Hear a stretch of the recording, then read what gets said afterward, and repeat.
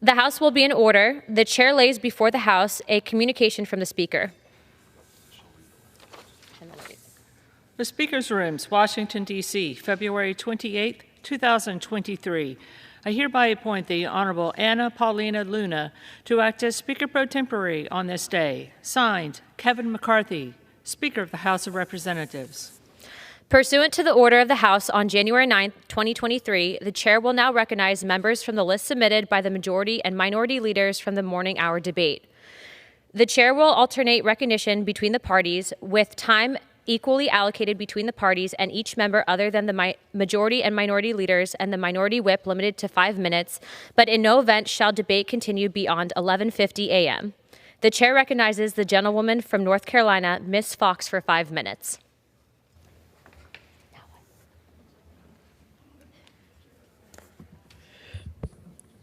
Thank you, Madam Speaker. I've had enough with the Biden Department of Education's utterly dishonest accounting tricks. ED's 2022 financial statement doesn't have a leg to stand on. KPMG, an independent auditor, stated that there were material weaknesses in the department's estimates regarding how much the Biden administration's student loan debt relief plan would cost. The Biden administration claims that its plan would cost $30 billion annually over 10 years. But this is assuming that the Department of Education has properly estimated the participation numbers. According to KPMG, the department has no evidence behind these numbers, and these numbers matter a lot. If these numbers are off by just 10%, the cost of Biden's program would rise to $400 billion, according to the Congressional Budget Office. Folks in the Biden Education Department need to go back and learn some math. At worst, the department is trying to hide the true cost to taxpayers of these debt bailout schemes. At best, the department is practicing shoddy accounting again. Either way, this is a completely irresponsible way to govern such a major program. It's obvious to anyone paying attention that the department hasn't learned anything from its past mistakes. It was assumptions like this that got our student loan systems into this mess in the first place. When Democrats passed the Income-Driven Repayment Program, IDR, they grossly underestimated the number of borrowers who would participate. This, in conjunction with the student loan moratorium, has led to a $311 budget deficit within the federal student loan program. In other words, the federal student loan program is already costing taxpayers a fortune, and the Biden administration's actions will make the problem far worse. To put salt in the wound, the Biden administration's proposed changes to IDR will cost far more than they are letting on. While the department claims its changes will cost taxpayers $138 billion over the next 10 years, a nonpartisan student loan expert has estimated that the true cost could be $1 trillion. Senator Everett Dirksen said, "A billion here, a billion there, and pretty soon you're talking about real money." This is real taxpayer money. Once again, the Biden administration is trying to pull the wool over our eyes. As chairwoman of the Education and Workforce Committee, I cannot let this pattern of deception and mismanagement continue. I'll spend the 118th Congress doing everything in my power to hold this administration accountable. Taxpayers deserve nothing less. I yield back. The chair recognizes the gentlewoman from Texas, Ms. Garcia, for 5 minutes.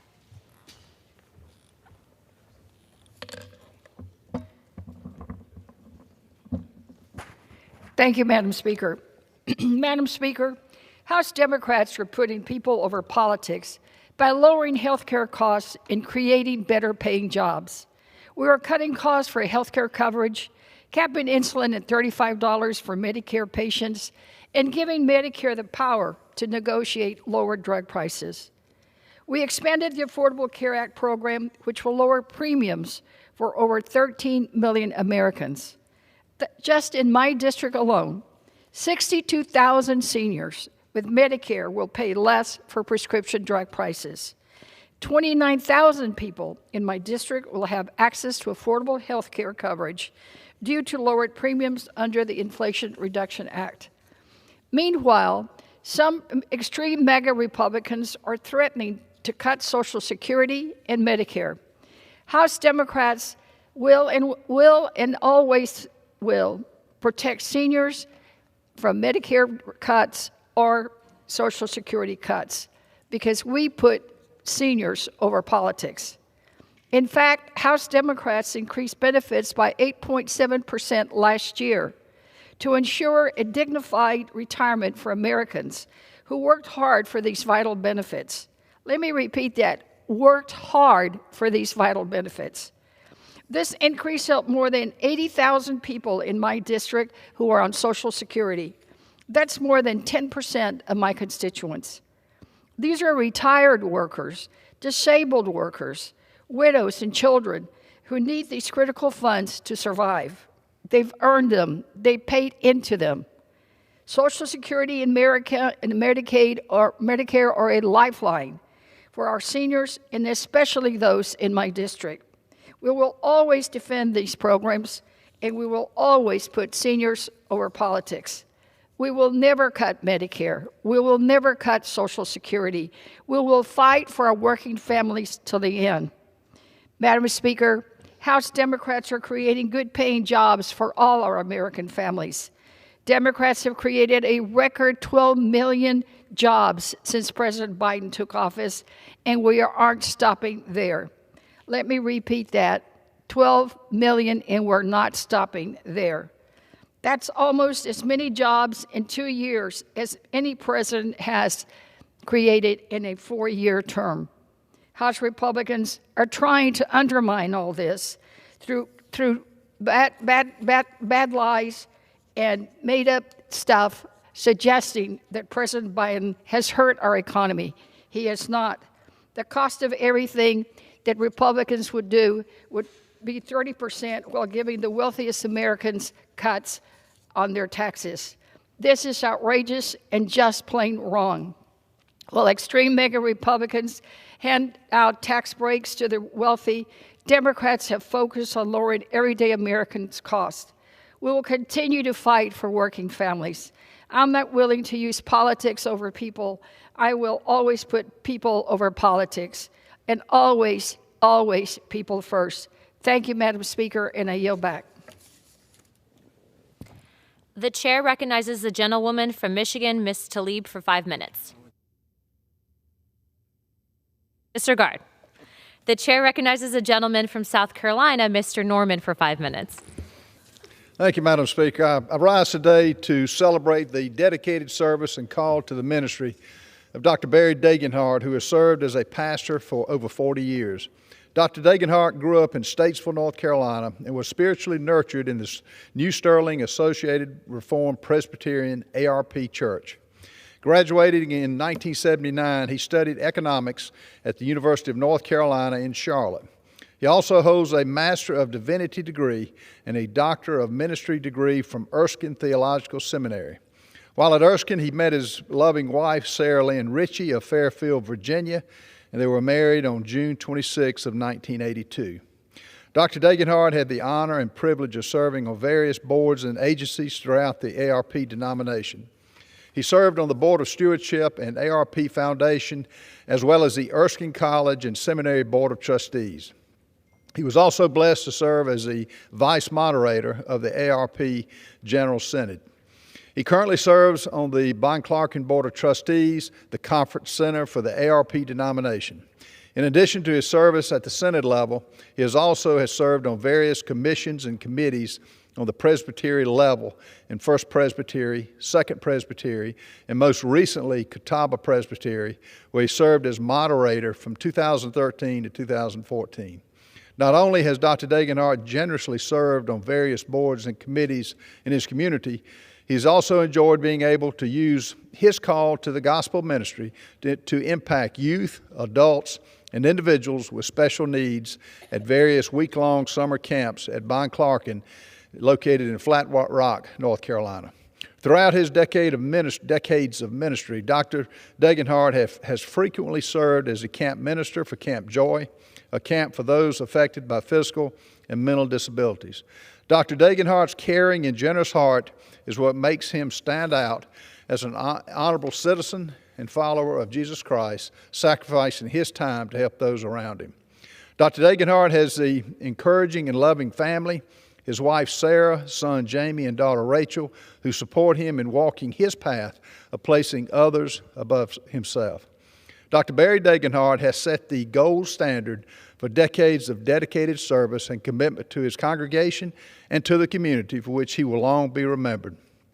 And for that, we all join in saying thank you and Godspeed in your well-deserved years of retirement. I yield back. The chair recognizes the gentlewoman from Michigan, Ms. Tlaib, for 5 minutes.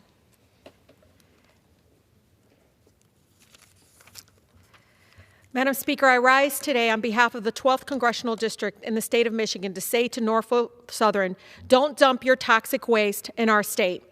Last Friday, we learned that shipments of solid liquid toxic waste from East Palestine train derailment in Ohio were being transported to Michigan for disposal. Norfolk Southern chose to dispose truckloads of hazardous materials at multiple sites, including one operated by U.S. Ecology, one of our region's most negligent and notorious corporate polluter. These companies treat our communities, poisoning our communities as the cost of doing business, and we're done with it. I'm so proud of our residents who spoke up that helped halt their further shipments into our state. I want to thank them from the bottom of my heart, every single one of them, for speaking the truth and demanding better from all of our officials from the state and the federal EPA. We will never give permission for corporate polluters to continue sacrificing the health and well-being of our communities and our families. Our environmental regulators, state and federal, must aggressively protect all of us from this threat and hold these polluters accountable.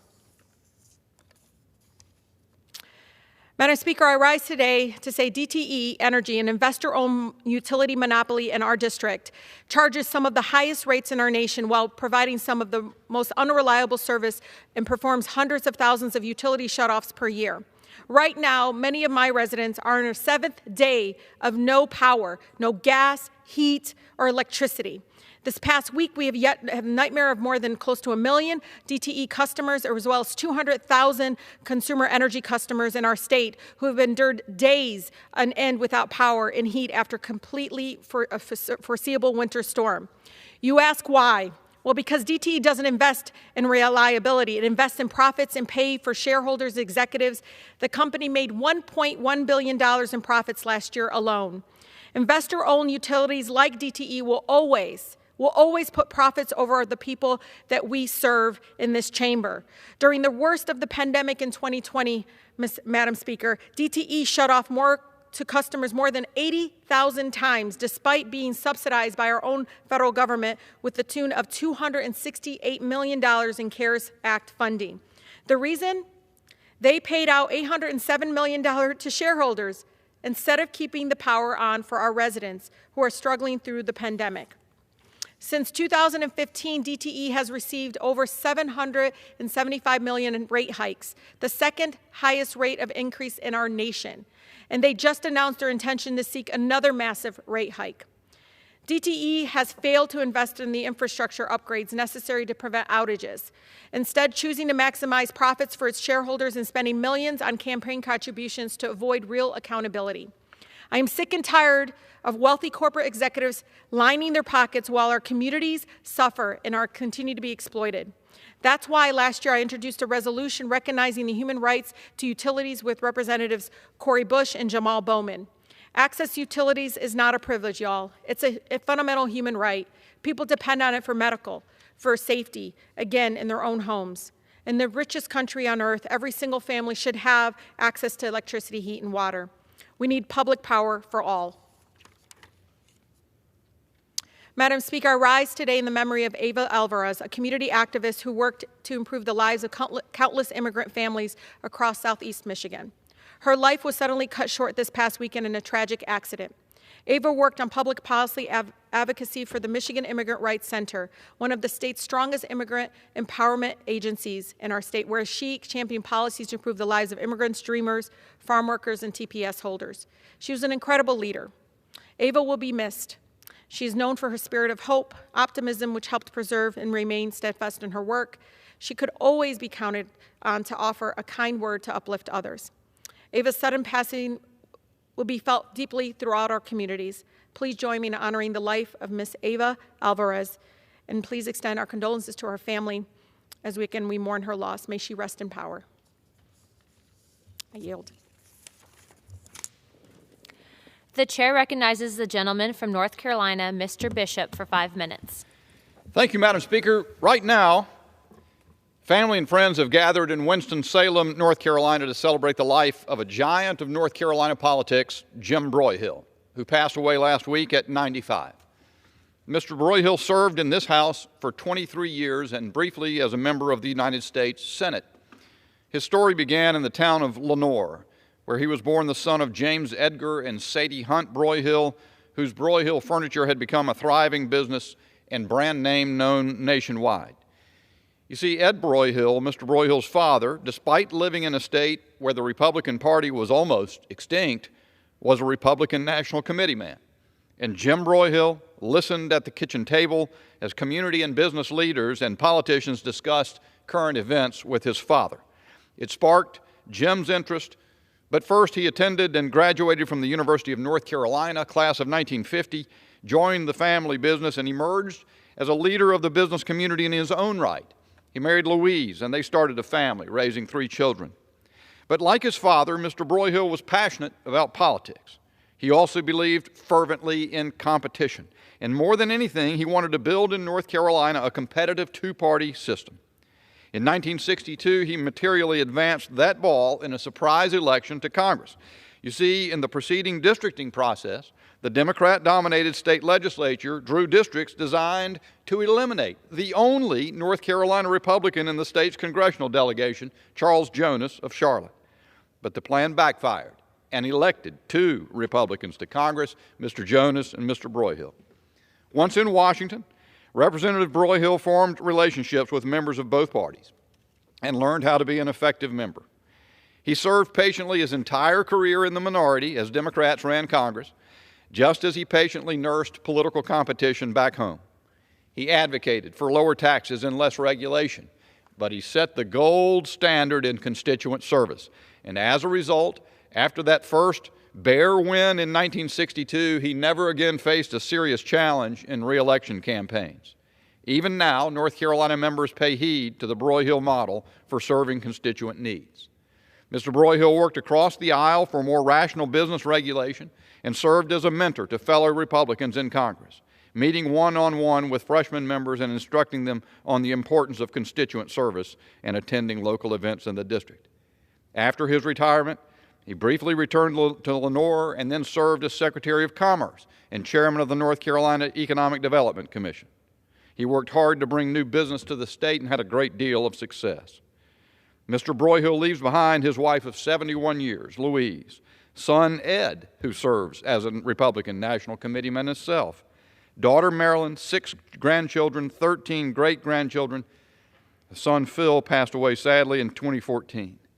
In addition, he leaves many, many friends and supporters, grateful constituents, loyal former staff, and members of Congress who followed him into this chamber.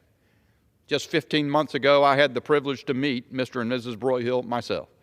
It cemented for me the larger-than-life figure of Jim Broyhill, who has long since entered the pantheon of foremost North Carolina leaders. But for all the care he furnished to the Republican Party as it broke one-party dominance in North Carolina, his first priority was Louise, Ed, and Marilyn, his extended family, whom he loved. Jim Broyhill was a distinguished gentleman, a humble public servant, a loyal husband, father, and friend. It's my honor to pay tribute to his memory today. Jim Broyhill, rest in peace. I yield back. The chair recognizes the gentlewoman from California, Ms. Porter, for 5 minutes.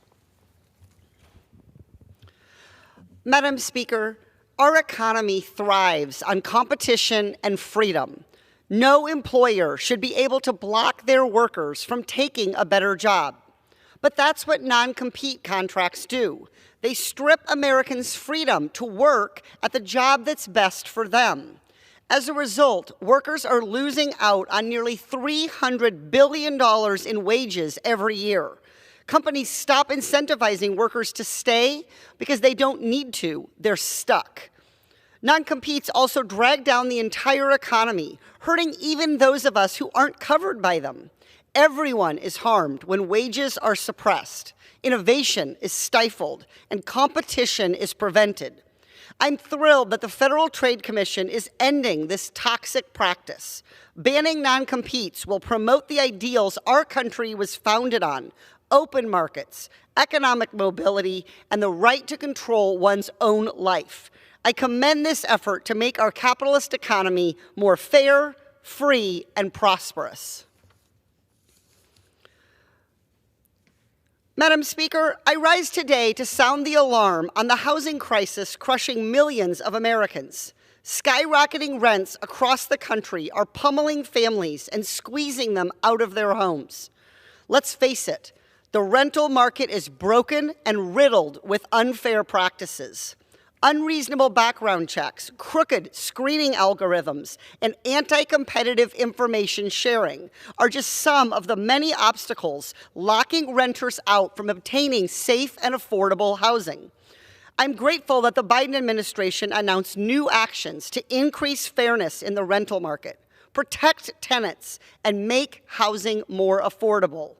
Rooting out predatory tactics and developing strong guardrails will help prevent future egregious increases in rent.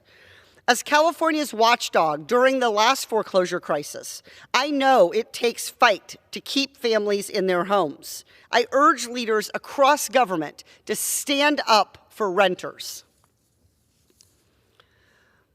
Madam Speaker, I rise to address how our government can address the issues facing our AAPI community. Supporting Asian and Pacific Island Americans requires recognizing the diversity within those communities.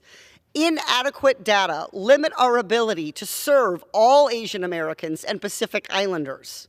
Federal data on AAPI people fail to capture differences across ethnic backgrounds. Grouping all AAPI people into one supercategory erases important distinctions in cultural traditions and lived experiences. Blunt data instruments cannot produce targeted policy solutions to the dangers AAPI communities face, like hate crimes. In California, anti-AAPI hate crimes are up 177%. But some communities experience these threats more acutely. For example, a recent survey found Vietnamese communities are 38% more likely to worry about hate crimes than other AAPI communities. I'm leading efforts to fund community-based solutions to anti-AAPI hate crimes. But making these tools even more effective requires data that identify at-risk groups. Official data must guide our efforts to keep our AAPI neighbors safe. I yield back. The chair recognizes the gentlewoman from Wyoming, Ms. Hagman, for 5 minutes. Madam Speaker, I rise today to talk about yet another instance of the insanity of wokeism that is permeating our society, ruining our culture, and destroying our ability to govern. This scourge has infiltrated academia, the media, and our corporate boardrooms, and it is now taking over our government functions, all on the backs of our taxpayers. Those very taxpayers who recognize this nonsense for what it is and who are being plucked clean by an elitist cabal of eco-warriors who are paid to destroy the very standard of living that allows them to focus on made-up crises rather than to do the job for which they were hired. Of what do I speak? The U.S. Fish and Wildlife Service has now begun offering eco-grief training for its employees. Yes, you heard me correctly. eco-grief, a made-up condition that provides an opportunity for our oh-so-delicate employees who are allegedly struggling with a sense of trauma as they witness what they claim is a changing environment. It is one thing for a private company to waste its own money, but it's not okay for the federal government to misappropriate our money to further a political agenda that is intended to increase the cost of putting food on your table, a roof over your head, and gas in your car. It is our money that is being used for environmental activism instead of paying down some of our nearly $32 trillion in debt. It is our money that is being used to convince people that the United States is evil, despite the fact that we have lifted more people out of poverty, provided a better standard of living, and provided more opportunities for more people than any other country in the history of mankind, while at the same time using and managing our natural resources in a way that protects our environment and our sovereignty. Eco-grief is admittedly a smaller budget item than many other woke programs. That, however, is no reason to ignore what it portends, as it is just the latest made-up malady and another part of a larger-scale assault on both common sense and American energy. Biden's administration has gone to war on our energy industries by blocking the extraction, development, transport, and use of our abundant and clean fossil fuels. In other words, those energy resources that actually work, such as coal, oil and gas, and uranium. They seek to make us energy paupers, thereby forcing the United States to beg other countries for the resources that we need to power this country and our economy. Permitting is now longer, more complicated, more expensive, and designed to limit new energy development and production throughout every step of the process. Oil and gas leases have declined by 97% compared to this point in Donald Trump's presidency. Despite Biden irresponsibly tapping into our strategic petroleum reserves, gas prices remain stubbornly high, and natural gas, a major source of home heating for half of America, is expected to increase by 25%. Coal provides a quarter of America's energy. It is critical to manufacturing and is vital to not only my state of Wyoming, but to anyone who wants to ensure access to clean and affordable energy. It is under constant attack by the ever-increasing and more restrictive rules issued from on high by the unelected bureaucrats in Washington, D.C.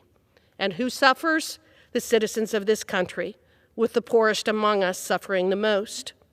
I believe that there truly is a special place in hell for people who adopt policies that are designed to create energy poverty, a situation where families must choose between buying food or heating their homes or putting gas in their cars. This will be one of Biden's lasting legacies, shared misery for everyone except the liberal elite. Quite simply, we cannot afford the woke energy agenda being pursued by President Biden, and we sure as heck can't indulge in the latest made-up condition of eco-grief. But while it may seem that we are in a hopeless situation with a nonstop cycle of bad policies coming out of D.C., we cannot give up. With the Republicans now in control of the House of Representatives, we must pass legislation to claw back power from the administrative state, and I am filing multiple bills to do just that. Ultimately, the solution is in producing our affordable and plentiful American energy, but we cannot wait for 2 more years. Our citizens need relief now. I hope that everyone in this chamber will join me in fighting against Biden's war on energy. We must call out the nonsense and remind these unelected bureaucrats who they actually work for, the American citizens who have no interest in paying for their counseling. And for our friends at the Fish and Wildlife Service who may be watching this speech, you may want to take that eco-grief seminar now before we legislate it out of existence. I yield back. The chair recognizes the gentlewoman from Ohio, Ms. Kaptur, for 5 minutes. And to revise and extend my remarks. The gentlewoman is recognized. Madam Speaker, today I rise to mark more than 1 year of Russia's expanded terrorist war against Ukraine after its initial unprovoked invasion in 2014. The words of Ukraine's poet laureate Taras Shevchenko ring especially true today, as when he penned them nearly 2 centuries ago. Rise ye up, break your chains, and water with the tyrant's blood the freedom they have won. Ukraine's moment to victory is now. The defining accomplishment of the 20th century was the victory of liberty over tyranny, vanquishing Nazi and imperialist tyranny and defeating the forces of communism. Soviet-imposed communism, a half-century later, ended the Cold War. New institutions for the common defense of liberty, including NATO, were founded. The U.S. Marshall Plan helped to secure and rebuild a war-torn but free Europe, and both America and liberty prospered. Through the bipartisan leadership of great Americans, including General George Marshall, Secretary of War Henry Stimson, and Presidents Harry Truman and Dwight Eisenhower, America rose, though somewhat reluctantly, to be liberty's standard bearer. And even in those European nations that had fallen behind the Iron Curtain, such as Ukraine, the impulse for freedom hastened. For America, helping liberty defeat tyranny has always been bipartisan. Recall the images of President John Kennedy in West Germany declaring, "Ich bin ein Berliner."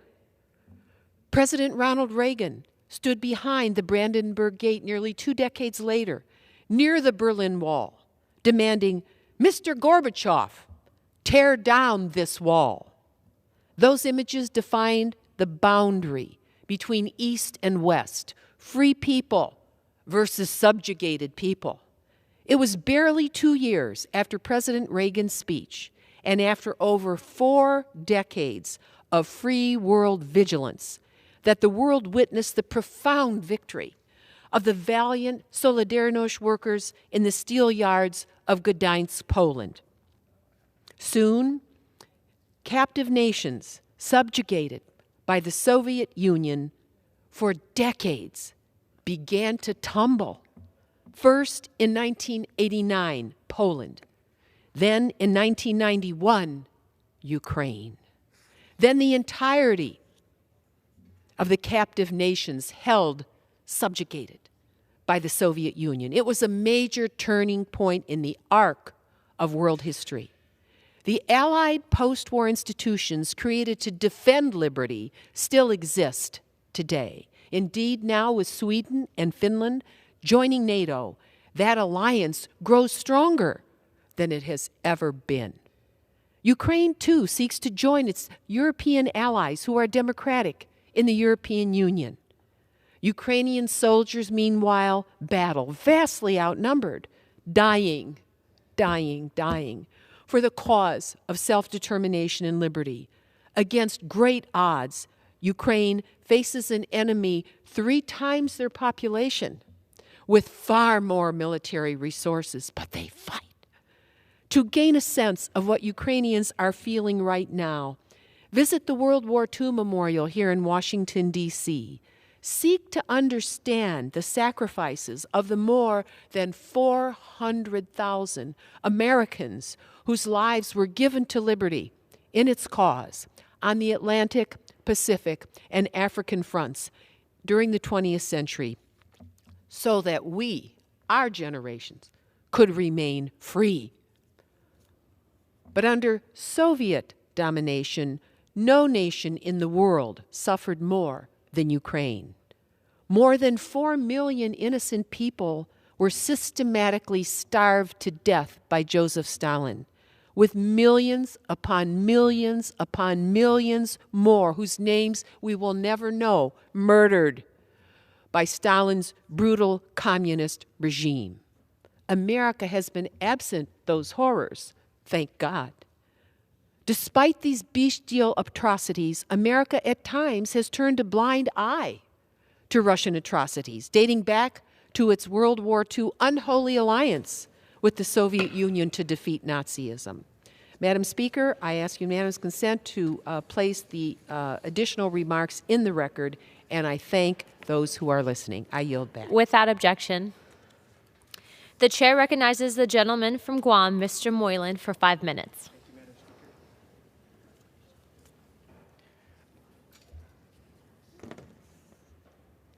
I would like to take this time to honor the late Jacob Cruz Barnes, who sadly left this world earlier this month.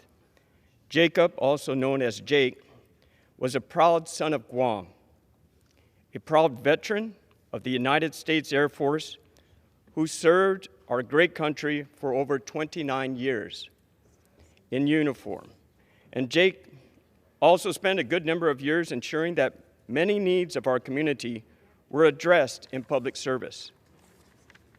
Unfortunately, the last couple of years were very challenging for Jake and his family, as he was unable to get needed care that he required as he fought several medical challenges, including the fight for survival.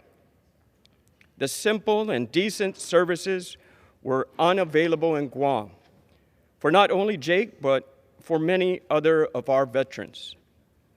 These are individuals who have put so much on the line to preserve freedom and democracy to our great nation and our beautiful island of Guam, that this country, that this government needs to invest more to ensure when it's their time to obtain reliable care, that it's made available for them at home where they can be with their family and loved ones.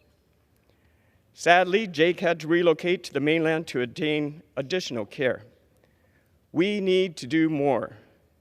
This government needs to take note that Guam has among the highest per capita enlistments in the nation, that we have proud patriots who call Guam their home, that we have American citizens who are treated as second-class citizens when it comes to care, whether it be for our veterans or even when it comes to SSI for our disabled residents. We can't say we're a land of opportunity when American citizens on U.S. territory are not provided equity. Jake leaves behind a legacy of leadership, courage, and commitment to his family, our island, and our nation. I had the honor of serving with his wife, longtime senator and former Speaker of Guam Legislature, Tina Muñoz Barnes, over the past 4 years. She, too, has always been a staunch advocate for equity when it comes to benefits for our community. I witnessed firsthand the challenges she and her family had to endure to ensure that care was made available for Jake. It wasn't easy. From the halls of this historical building, which represent democracy and freedom, I would like to honor a veteran, a son of Guam, the late Jacob Cruz Barnes. On behalf of the 118th Congress, I would like to take and express my deepest condolences to his wife, Speaker Tina, his 4 children, his grand and great-grandchildren, and his many other family members. Jake, thank you for your services, and may you rest in peace. Thank you, Madam Speaker. Pursuant to Clause 12A of Rule 1, the Chair declares the House in recess until noon today.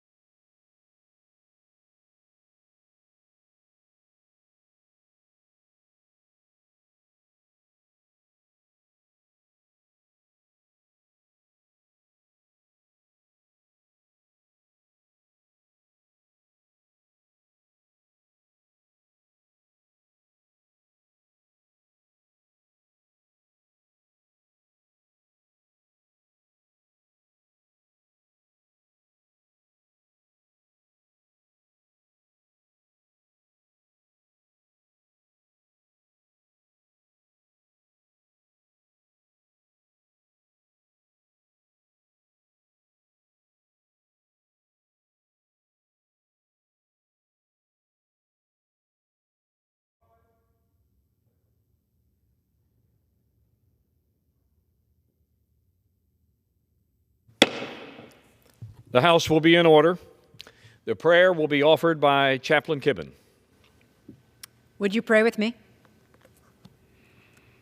God, our guardian and sure defender, cause us not to go forth into this day with such haste that we fail to wait on you to direct our steps. For you have promised time and again that you will go before us, and so we pray your guidance for this day. May we trust you to lead us where you would have us go. May we be sure that you have already prepared us to do the work that is set before us. May we anticipate the blessings you have provided for us. Remind us that we need only follow your lead. Then, O God, as you go before us, be also our rear guard. Surround us with your encouragement when we are hesitant to move forward. Protect us from those who come from behind to exploit our vulnerabilities. Uphold us as we strain under the weight of schedules and expectations. God, go before us to lead us, behind us to defend us, and be ever with us, that we may enjoy the embrace of your love. In your merciful name we pray. Amen. The chair has examined the journal of the last day's proceedings and announces to the House his approval thereof. Pursuant to Clause 1 of Rule 1, the journal stands approved. Pledge of Allegiance will be led by the gentleman from South Carolina, Mr. Wilson. Everyone, including our guests in the gallery, please join in. I pledge allegiance to the flag of the United States of America and to the republic for which it stands, one nation under God, indivisible, with liberty and justice for all. The chair will entertain up to 15 requests for 1-minute speeches on each side of the aisle. For what purpose does the gentleman from South Carolina seek recognition? Without objection, the gentleman from South Carolina is recognized for 1 minute. Thank you, Mr. Speaker. Since Biden has been in office, his irresponsible decisions, supported by the Democrat-led Congress, have left American families in financial stress. Inflation, at a 40-year high, has increased the cost of everyday items. We have destruction of jobs. These policies have cost the typical household $10,000. Additionally, year-to-year wage growth has been negative for 22 months. Bidenflation is a tax on all Americans. At an inflation rate of 6.4% in January, we have an outrageous situation with rising prices. Eggs are up an astronomical 70%, butter up 33%, fuel oil up 28%, flour up 20%, lettuce up 17%, bread up 15%, milk up 11%. The newly elected House Republican majority, led by Speaker Kevin McCarthy, is committed to fighting inflation and lowering the cost of living, creating jobs. In conclusion, God bless our troops who successfully protected America for 20 years as the global war on terrorism continues, moving from the Afghanistan safe haven to America. I yield back. For what purpose does the gentleman from Missouri seek recognition? To address the House for 1 minute, sir. Does the gentleman seek unanimous consent? I do. Thank you. Gentleman is recognized for 1 minute. Mr. Speaker, I rise today to recognize Adult and Teen Challenge of ATC, a faith-based organization serving on the front lines to combat our nation's spiking drug and alcohol addiction crisis. I'm really proud that ATC, headquartered in the great state of Missouri, is providing life-saving services to thousands of people afflicted by substance abuse disorders. Daily, more than a dozen people reach out to ATC looking for help for themselves or a loved one, and ATC is always answering the call. ATC has provided recovery care through Christ-centered solutions for more than 14,000 persons per month in the last year. And it's really time that we recognize the importance of faith in the addiction recovery and support process for those working to see addiction numbers decrease instead of increase. Thank you, Mr. Speaker, and I yield back.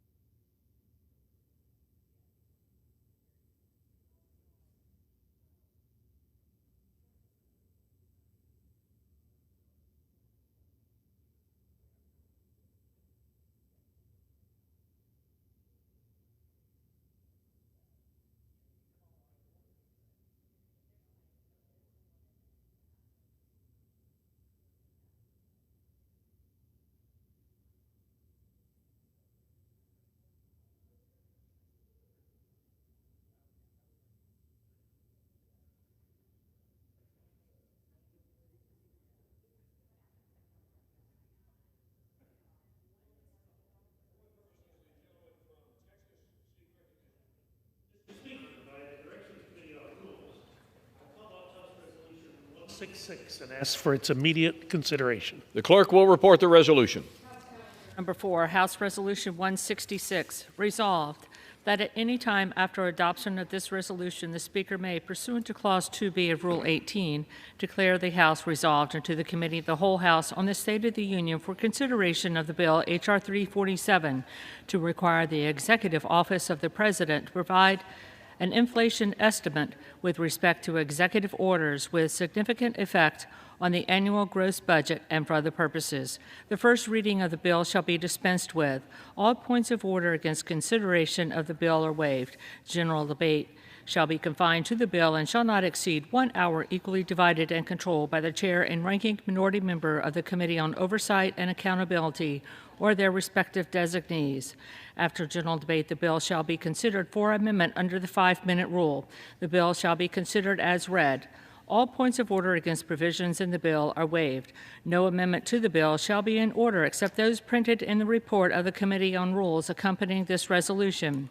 Each such amendment may be offered only in the order printed in the report, may be offered only by a member designated in the report, shall be considered as read, shall be debatable for the time specified in the report, equally divided and controlled by the proponent and an opponent, shall not be subject to amendment, and shall not be subject to a demand for division of the question in the House or in the Committee of the Whole.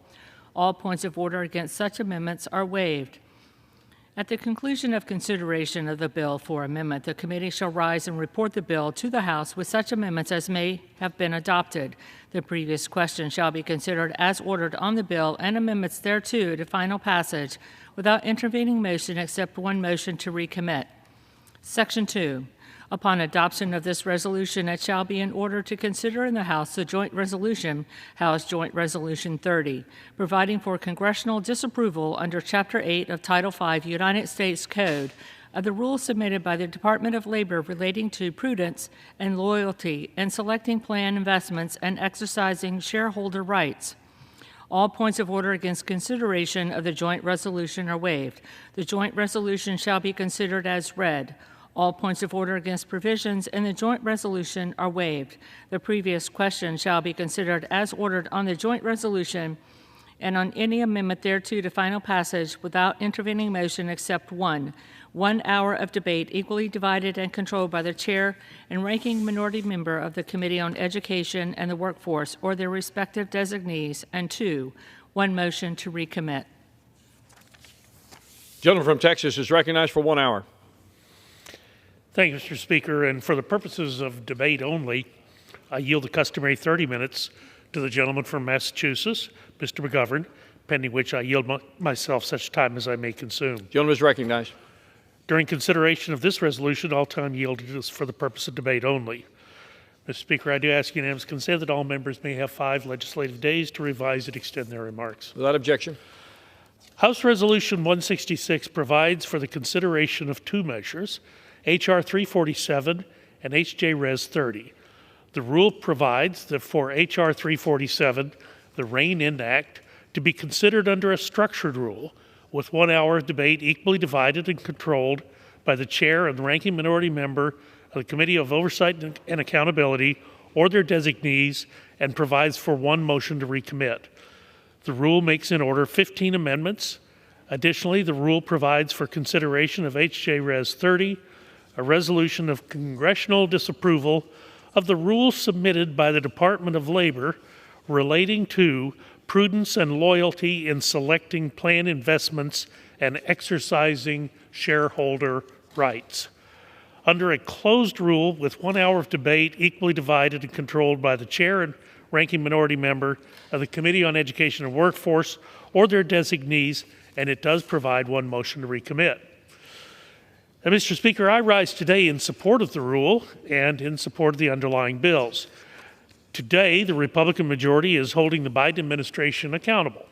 The American people sent the Republican majority to Washington to exercise a moderating influence on the executive branch and as a check against President Biden and the Democrats' worst policy impulses. Mr. Speaker, over the last 2 years, the American people have been at the mercy of President Biden and Democrats' reckless tax and spend agenda. Having survived those 2 long years, The American public could not stomach 2 more years of unified Democratic control in Washington, so this past November, American voters elected a Republican majority in the People's House to address the people's business. Instead of devoting all of their time and effort to service industries and projects favored by Democratic consultants, the Green lobby, and woke political activists, Republicans are working at breakneck pace to address the issues that the American people actually care about: protecting the retirement savings of hardworking Americans from Green New Deal radicals. The House GOP is the last line of defense between the American people and President Biden's inflationary agenda.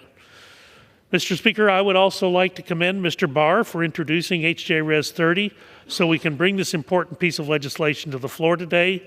Without his leadership on this issue, pensioners and retirees would be defenseless against the designs and machinations of a loud but vocal minority planning to conscript the retirement savings of retirees and American workers to pursue an investment agenda, and one that is not founded on fiduciary responsibility to maximize a return on investment. Democrats understand that their Green New Deal agenda is politically toxic as far as the American public is concerned. They know that their radical energy agenda has been exposed and laid bare to the American people. For that reason, they have orchestrated and overseen a coordinated campaign to capture the boardrooms and the pension funds seeking to implement the change that they simply could not achieve at the ballot box. What Democrats are trying to achieve would be more intellectually and morally defensible if they had the courage to bring these measures to the floor for a vote in the People's House. But in fact, the Democrats could not take that risk, Mr. Speaker.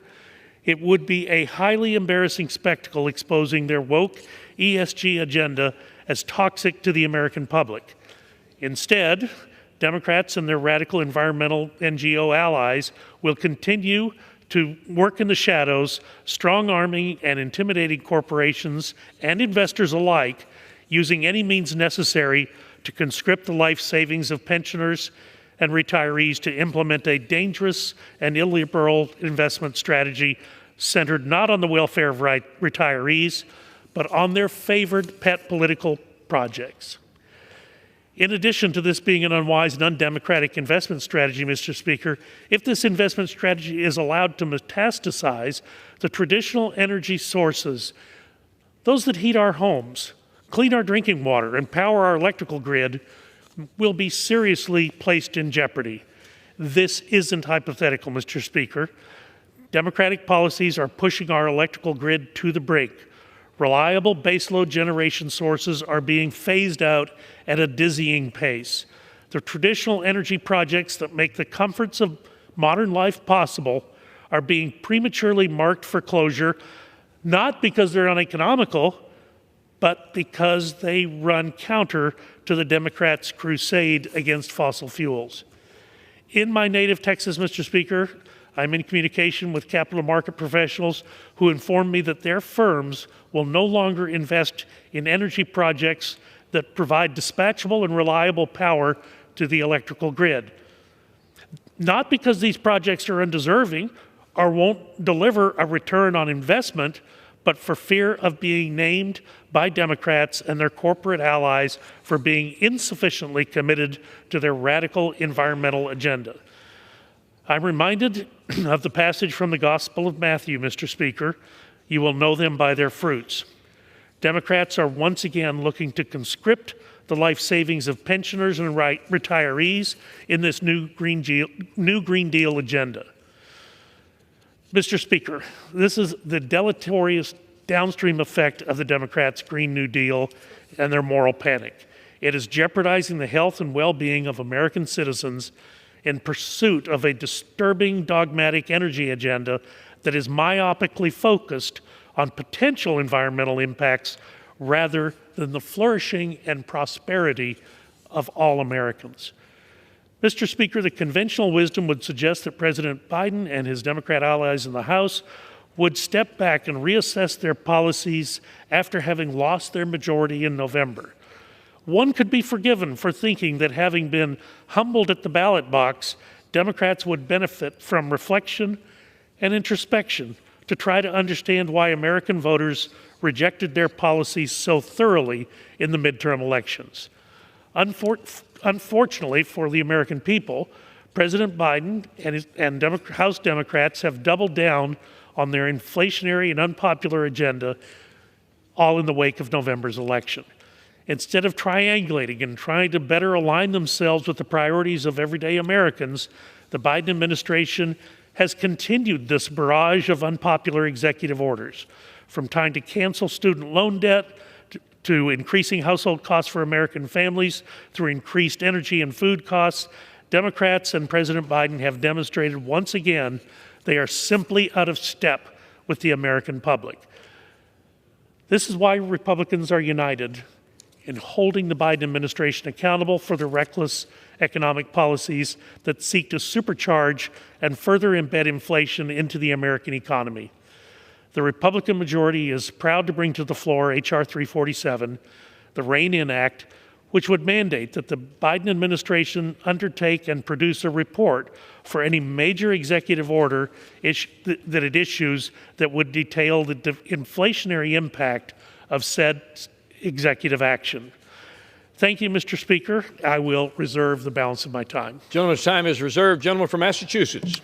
Mr. Speaker, I want to thank the gentleman from Texas for yielding me the customary 30 minutes, and I yield myself such time as I may consume. Gentleman is recognized. Mr. Speaker, I want to congratulate our Republican colleagues on finally releasing their big plan to end inflation. What a day.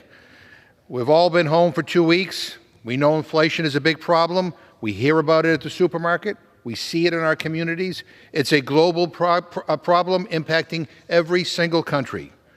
Now, over the last 2 years, Democrats here in the House, alongside President Biden, have taken aggressive action to fight inflation and lower prices.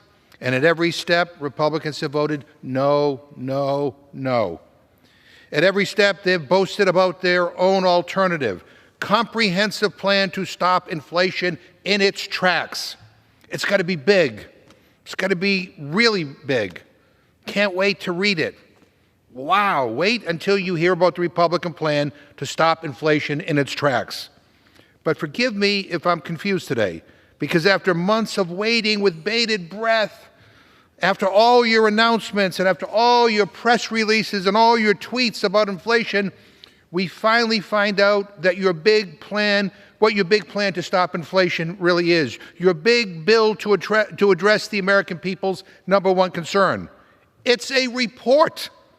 More government paperwork. Great. I mean, will people be able to print out the report and trade it in for cheaper gas or lower food prices? Because unless they can, and I'm not an economist here, but I don't think this is going to make a difference. The bill, and I hesitate to call it a bill because it might as well be a tweet or a press release, does nothing. Maybe it should be an amendment to an actual bill that fights inflation. Just a suggestion. But don't try to pass this off as a real plan. Don't pretend this actually does anything. I'm embarrassed. I'm embarrassed for my Republican colleagues, to be honest.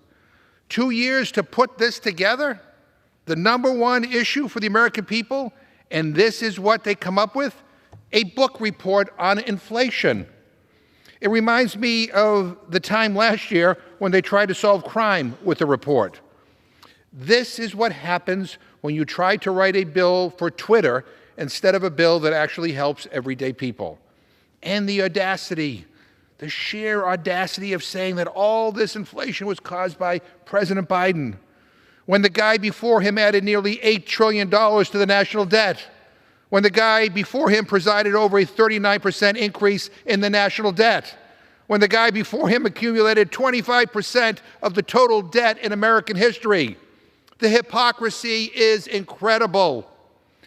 Now, just contrast that with what Democrats did to rein in inflation and lower costs for people.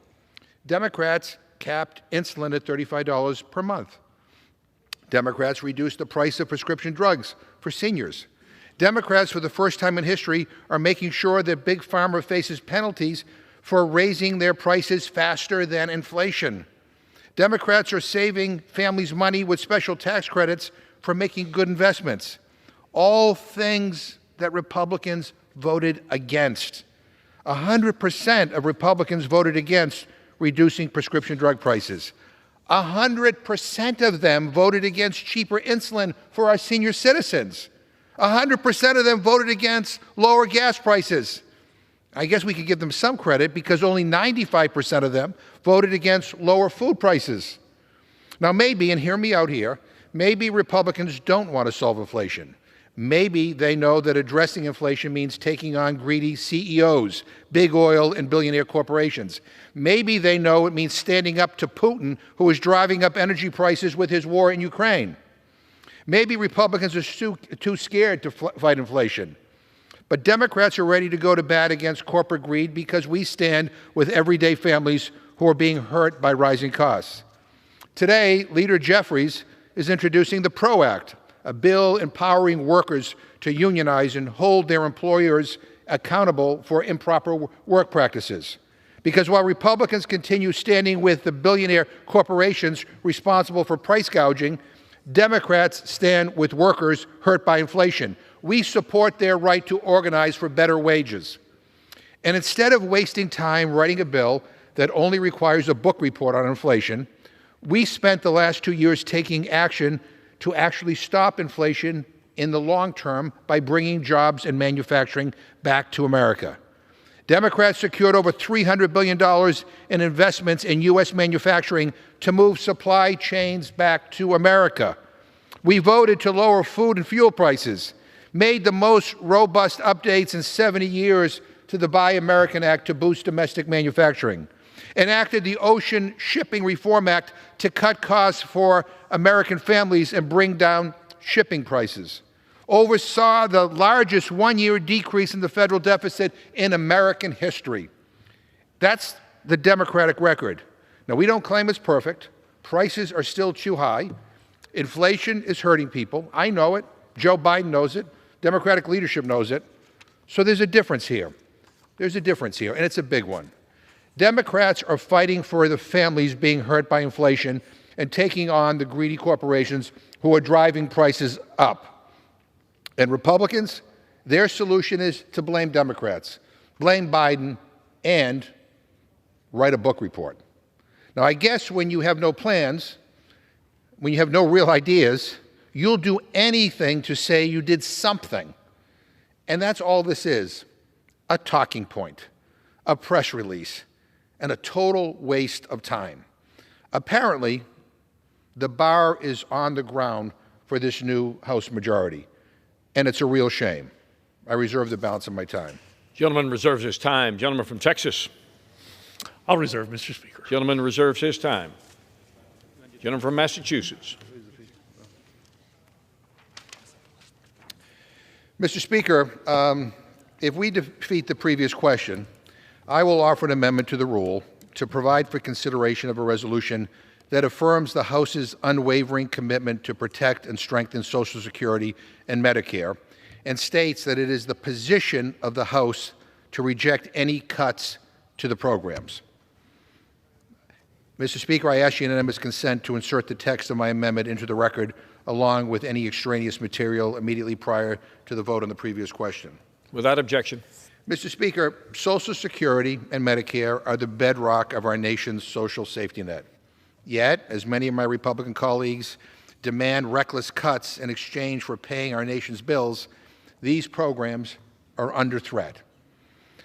Despite recent rhetoric to the contrary, Republicans claim that they won't cut Social Security and Medicare benefits. Well, Mr. Speaker, today, Democrats are giving Republicans a chance to back up that claim with action by providing them a chance to reassure the American people, not just with their words, but with their votes. Today, they can vote unequivocally that they won't cut these vital programs. Anything short is an empty promise. I reserve my time. Gentleman's time is reserved. Gentleman from Texas. Mr. Speaker, I have no further speakers and am prepared to close if the gentleman is. I'll reserve to close. Gentleman reserved. Gentleman from Massachusetts.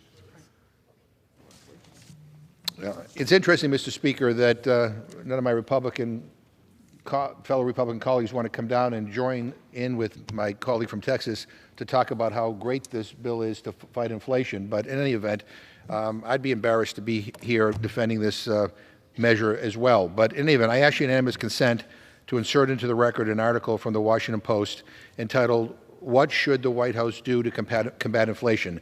Experts weighed in with 12 ideas. Mr. Speaker, maybe my friends on the other side of the aisle should take a look at this article. While I don't agree with all the ideas in here, at least this article has actual ideas to bring down inflation instead of the Republican plan to write a book report on inflation to Congress. Yeah, Mr. Speaker, all I can say is that the American people deserve better.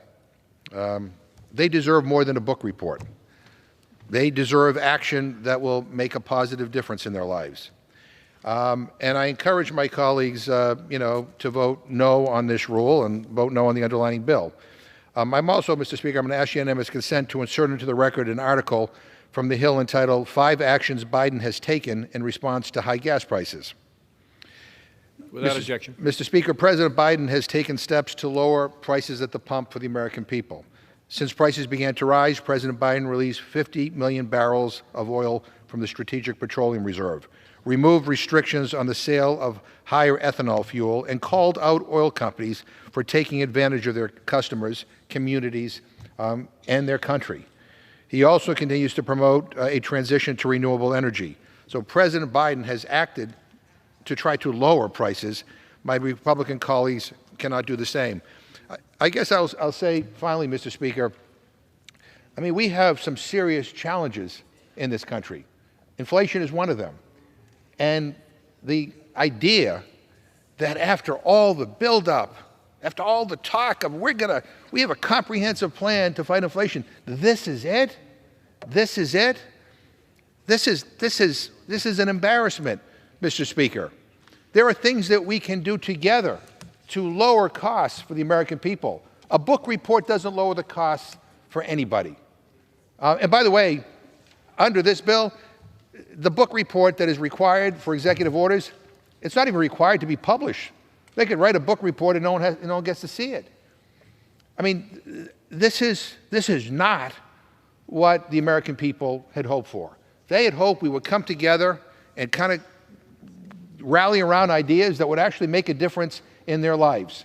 So yeah, you can pass this and say, we just passed this big plan to fight inflation, and then hope that nobody realizes that you did nothing. And I will say, Mr. Speaker, this is a missed opportunity. This was a time, quite frankly, where committees of jurisdiction should have come together, done hearings, heard ideas, Republican ideas and Democratic ideas, and taken the best of them and brought them to the floor. Ideas that would have made a difference in people's lives.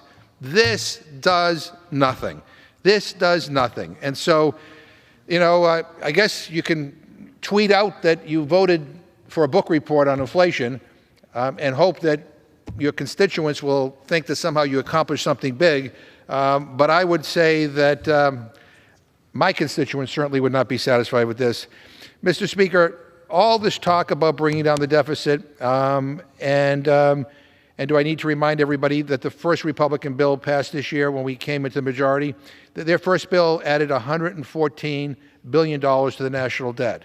I mean, come on.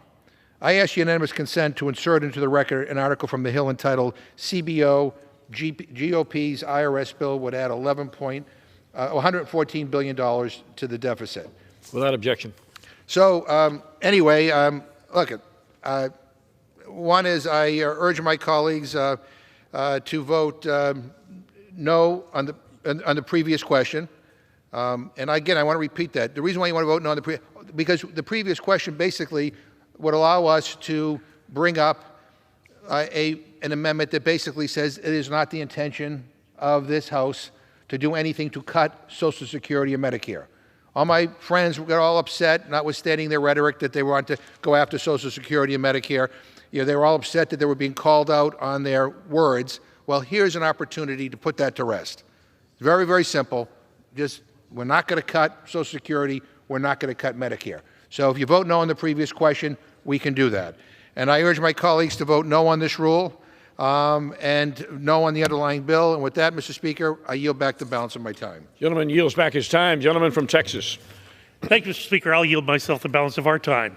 Without objection. You know, I'm driving to the airport early Monday morning on the way back up here for another week in Washington. Price of gas was $3 a gallon in Texas in February. Now, that's bad news because by the time you get to Memorial Day, the peak of the summer driving season, gasoline is always $1 more than it is in February. So look, the president was able to bring the price of gas down artificially by depleting our emergency reserve. And who does that? Who does that? Who spends all of their emergency funds and said, good on me, I brought the prices down, when you didn't do anything to increase the supply? Now, here's the good news. One of the reasons we aren't surrounded by a lot of our colleagues right now on the floor of the House debating this rule is because members, both Democrats and Republicans, are in committees, in the committees of jurisdiction, doing the actual work. I left a markup from the Energy and Commerce Committee, the subcommittee on energy, looking at ways to increase our supply of energy to do what? To bring down the cost of energy for consumers. And that seems like a logical thing to do. We see what the administration's response was. It was to sign an executive order to say, we're going to cut off a pipeline so you can't bring any more product into the United States. You can't ship that product from Canada down to Port Arthur, Texas, and refine it with Texas jobs. No, they cut that off. And as a consequence, it has to be made up somewhere else. The good news is we didn't run out. And there is additional supply. There is additional energy to be pumped, harvested, in the certainly in the Permian Basin and the Delaware Basins of Texas. And the good news is that producers, a lot of small and independent producers, are doing just that. So rather than having to go hat in hand to OPEC, or OPEC Plus, I guess now, because they added Russia to OPEC, rather than having to go to a dictator in Venezuela, you can buy your oil and gas from the United States of America. And who is doing that? Well, Germany is doing that. They hastened the development of several LNG offshoring plants so that they could bring in that Texas product to heat the homes of Germans who had been cut off by Vladimir Putin in an attempt to starve Europe for energy during the Ukraine war. You know, one of these bills that we're debating, the rule that we're debating, will allow a bill to come to the floor for debate on looking into the cost of executive orders. I already referenced one of those executive orders, one done on the very first day of the Biden administration, which was to negate the Keystone Pipeline. But there were others. The Committee for Responsible Budget actually has calculated a total of $1.1 trillion in executive orders in the last 2 years and 2 months since this president has taken office. Digging into the numbers, and of course it'll be a big story over at the Supreme Court later this week, but the president wants to cancel student loan debt. That's $750 billion. Shouldn't we have shouldn't that be a consequence that is argued in Congress and is not done just through an executive order? Look, we wisely rejected a monarchy. And we said we want government with the consent of the governed. That means that all of the decisions do not flow from 1600 Pennsylvania Avenue, but by virtue of the fact that we have a divided government, the People's House is supposed to weigh in on these decisions. They're not made unilaterally by the President of the United States, which by definition is what an executive order is. So we have $185 billion in increased SNAP benefits. Maybe good, maybe not. The gentleman from Massachusetts and I agree on programs that tackle hunger in this country, but shouldn't we, as members of the People's House, have the opportunity to debate that rather than the decision simply made by one individual down the other end of Pennsylvania Avenue? We already talked about Keystone Pipeline, canceling ANWR and the exploration and development of oil in that plain in Alaska, which has been, honest engine. If Clinton had not prevented that, President Clinton had not prevented that in 1997, that would be a producing field today that would reduce our trade deficit, to be sure, so we will be able to produce American energy, but also would have had a profound effect on the budget because, in fact, Mr. Speaker, you'll recall it was a budget bill that year where President Clinton then blocked the development in the ANWR. What about repealing President Trump's rules on the waters of the United States and the NEPA streamlining rules? All of these things have been done as executive orders since this president took office, and the consequence, the fiscal consequence, the downstream consequence has been profound. So, look, I want to encourage everyone in the House today to support these measures when they come to the floor. If you want to remake financial markets, you can't do that by congressional fiat. You have to have the courage to bring that measure to the floor for a vote. And I would encourage members additionally to support the REIN In Act, and this measure will act as an important check on the Biden administration, forcing President Biden to grapple with the harm that his executive orders are inflicting on the long-suffering American people.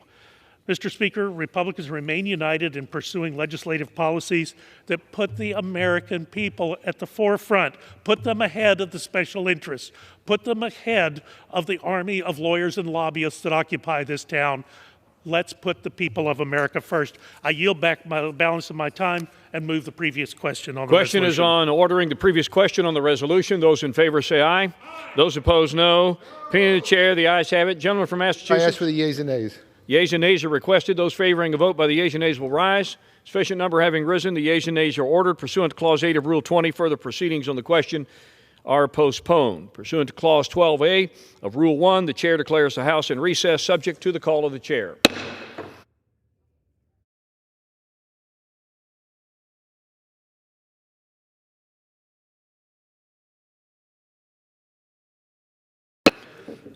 The House will be in order.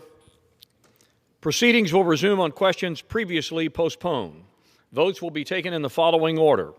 Ordering the previous question on House Resolution 166 and adoption of the rule or the adoption of the House Resolution 166 if ordered. The first electronic vote will be conducted as a 15-minute vote. Pursuant to Clause 9 of Rule 20, the remaining electronic vote will be conducted as a 5-minute vote. Pursuant to Clause 8 of Rule 20, the unfinished business is the question on ordering the previous question on House Resolution 166, on which the yeas and nays were ordered. The clerk will report the title of the resolution. House Calendar Number 4, House Resolution 166, resolution providing for consideration of the bill H.R. 347 to require the Executive Office of the President to provide an inflation estimate with respect to executive orders with a significant effect on the annual gross budget and for other purposes, and providing for consideration of the joint resolution, House Joint Resolution 30, providing for congressional disapproval under Chapter 8 of Title V United States Code of the rules submitted by the Department of Labor relating to prudent and loyalty in selecting plan investments and exercising shareholder rights. The question is on ordering the previous question. Members will record their votes by electronic device. This is a 15-minute vote.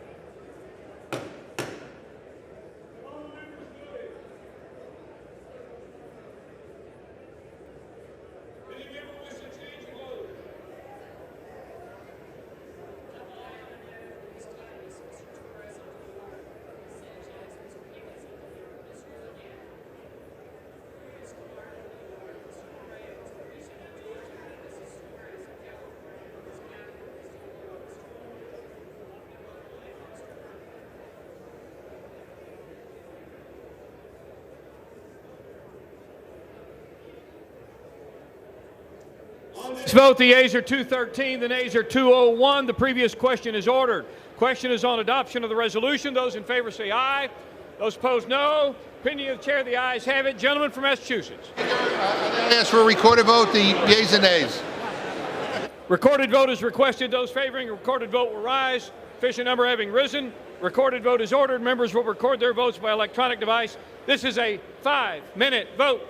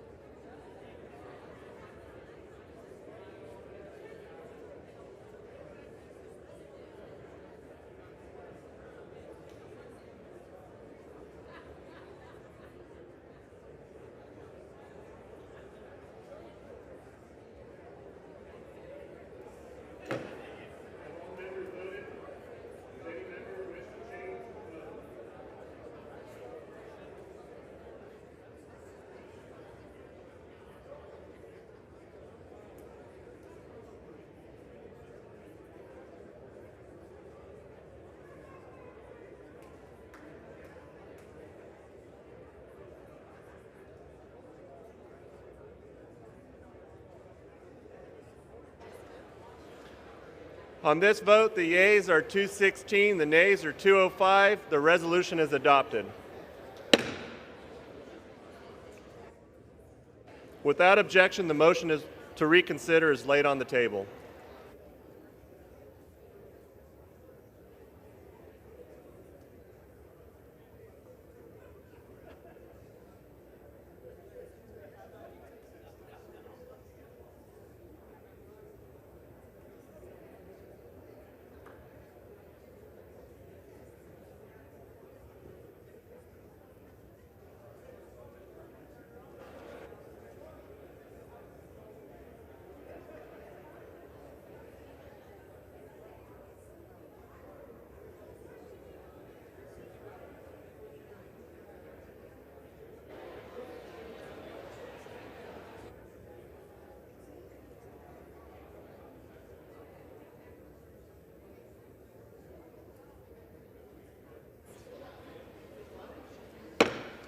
The House will be in order.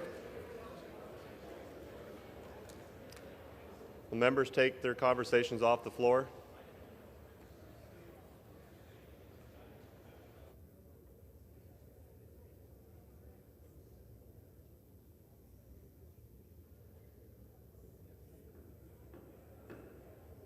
The House will be in order.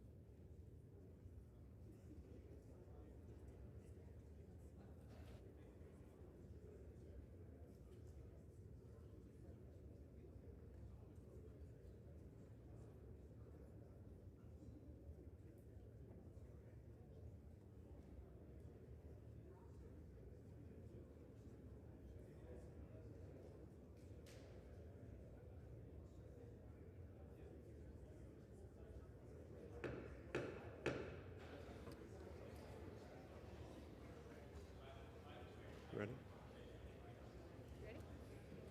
For what purpose does the gentlewoman from North Carolina seek recognition?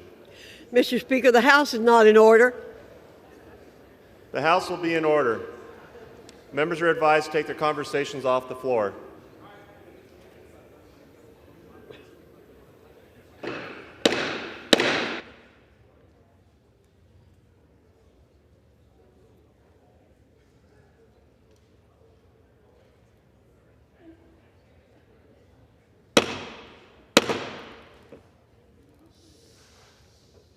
Thank you.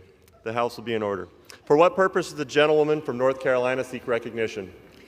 Thank you, Mr. Speaker. Pursuant to House Resolution 166, I call up the joint resolution H.J. Res. 30, providing congressional disapproval under Chapter 8 of Title 5, United States Code, of the rules submitted by the Department of Labor relating to prudence and loyalty in selecting planned investments and exercising shareholder rights, and ask for its immediate consideration in the House.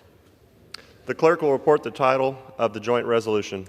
House Joint Resolution 30, joint resolution providing for congressional disapproval under Chapter 8 of Title 5 United States Code of the rules submitted by the Department of Labor relating to prudence and loyalty in selecting planned investments and exercising shareholder rights. Pursuant to House Resolution 166, the joint resolution is considered read. The joint resolution shall be debated for 1 hour, equally divided and controlled by the chair and ranking minority member of the Committee of Education and Workforce or their respective designees. The gentlewoman from North Carolina, Ms. Fox, and the gentleman from Virginia, Mr. Scott, each will control 30 minutes. The chair recognizes the gentlewoman from North Carolina, Ms. Fox. Thank you, Mr. Speaker. I ask unanimous consent that all members have 5 legislative days to revise and extend their remarks and submit extraneous material on the resolution under consideration. Without objection. Thank you, Mr. Speaker. I yield myself such time as I may consume. The gentlewoman is recognized. Mr. Speaker, I rise in support of H.J. Res. 30, a Congressional Review Act resolution nullifying the Biden administration's attempt to politicize the retirement savings of Americans. ESG investing puts the future of millions of Americans in jeopardy. Due to Biden's reckless economic policies, too many Americans are worried about rising cost of living. Diverting retirement savings to fund social justice causes will make this problem even worse. And for current retirees, the situation is especially salient. Last year, the Biden Department of Labor published a rule allowing retirement plan fiduciaries to consider environmental, social, and governance, ESG, factors when making investment decisions and exercising shareholder rights. The rule removed common sense protections for retirement savers established by the Trump administration, which ensured that retirement plan fiduciaries evaluate investments and exercise shareholder rights based only on the financial benefits to participants and beneficiaries. That is what retirement savers expect. Now, thanks to Democrats, workers can be placed into ESG investment vehicles by default. And if a fiduciary finds that two investments are equal, the fiduciary is allowed to use collateral ESG factors to break the tie without justifying or documenting that decision. And while my colleagues on the other side of the aisle have argued that the Biden rule is neutral, they have done a poor job of hiding the administration's true intentions. The department issued the rule in response to two executive orders on climate change, and the explanation of the rule is littered with Democrats' preferred political projects, such as labor relations, climate change, and workforce and corporate board diversity. Further, DOL officials have repeatedly stated that they will pursue additional actions concerning ESG in retirement plans. The left is using ESG investment criteria as a political tool to cudgel companies into accepting leftist policies. This is how the left always operates. This is just the first step.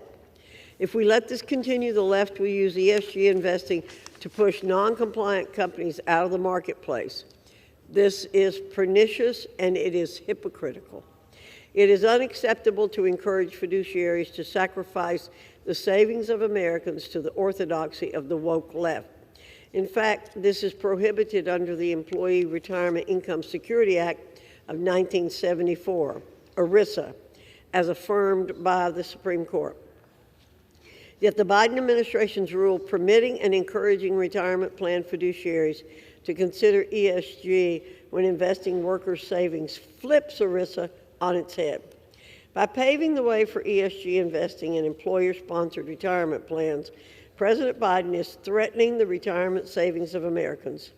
Such a fundamental change to ERISA should be debated and considered in Congress, not enacted through executive fiat illegally.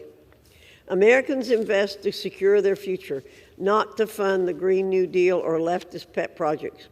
Fiduciaries governed by ERISA should not be allowed to make investments they know will not pay off. A fiduciary's most important responsibility is to make investments that are in the financial interest of workers and retirees. It's time to stop this madness. That is why I support the resolution to nullify the Biden administration's destructive retirement plan rule. I urge my colleagues to put workers and retirees above politics and vote for this resolution. I reserve the balance of my time. The gentlewoman reserves. For what purpose the gentleman from Virginia is recognized. Mr. Speaker, I yield myself such time as I may consume. Gentleman is recognized. Speaker, I rise in opposition to H.J. Res. 30, a Congressional Review Act resolution of disapproval to nullify a popular and sensible rule issued by the Biden-Harris administration last year.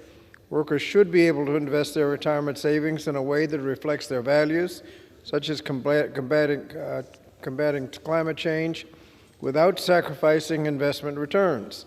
That's why the Biden-Harris administration issued a rule to clarify that retirement plan beneficiaries may consider the economic effects of climate change and other environmental, social, and governance factors, or ESG factors, when they make investment decisions for participants in retirement plans.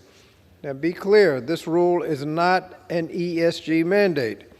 Additionally, the rule does not change the fiduciary standard to which professionals who make investment decisions for retirement plans are bound.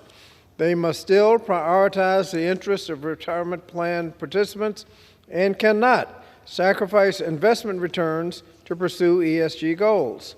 So let's be clear. Consideration of ESG factors is not at odds with making a profit. In fact, workers' profit is still central, but if a company has negative externalities, such as carbon-intensive business practices, vulnerability to sea level rise, high liability risks, or record of mistreating workers who may go on strike, its stock could suffer in the long term. Workers often contribute to their retirement for decades before drawing down on their savings, so it makes sense that retirement plan beneficiaries must consider the long-term time horizon when making investment decisions. Finally, there's widespread support for the Biden-Harris administration's rule. Of comment letters submitted on the proposed rule, 83% of the letters submitted by institutions like corporations, financial firms, and labor organizations supported the rule. And over 97% of letters submitted by individuals supported the rule. Simply put, the Biden-Harris rule reflects the best interests of the American people and our economy. We should not get rid of this popular and reasonable rule by this resolution. The rule just simply allows retirement plan beneficiaries to appropriately consider ESG factors. Retirement fiduciaries, not House Republicans, are best positioned and bound by law to make prudent investment decisions on behalf of retirement savers. Mr. Chairman, Mr. Speaker, I reserve the balance of my time. The gentleman reserves. The gentlelady from North Carolina is recognized. Thank you, Mr. Speaker. I now yield 5 minutes to the gentleman from Kentucky, Mr. Barr, the originator of this CRA. The gentleman from Kentucky is recognized for 5 minutes. Thank you, Mr. Speaker, and I thank the gentlelady, the chairwoman of the committee, for her leadership in fighting the politicization of capital allocation and the politicization of retirement savings. Mr. Speaker, today, House Republicans stand on the side of retail investors. We stand up for millions of Americans around the country who are increasingly asking themselves this simple question: when will I be able to retire? This Congressional Review Act measure that I am offering is a bipartisan, bicameral joint resolution disapproving of a Department of Labor rulemaking that will politicize Americans' retirement accounts and jeopardize their retirement security. This measure simply states that retirement plan sponsors be required to prioritize maximum financial returns for investors ahead of non-pecuniary factors like environmental, social, and governance standards, a political agenda. We do so in a moment where 1 in 5 Americans have saved nothing for their retirement, including 1 in 3 baby boomers, the generation closest to retirement. We do so in a moment when 78% of Americans are either extremely or somewhat concerned about affording a comfortable retirement. And we do so in a moment where the gap between the amount of money that Americans have saved for retirement and the amount that they will need for retirement is $3.8 trillion.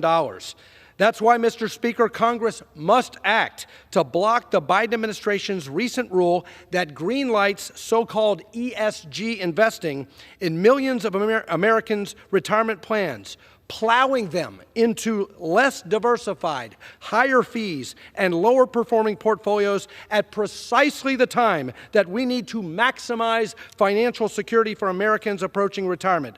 So let's consider the facts. According to a recent Wall Street Journal report, ESG funds carry 43% higher fees than non-ESG funds. That's what they want. They want Americans to be forced into higher fee funds.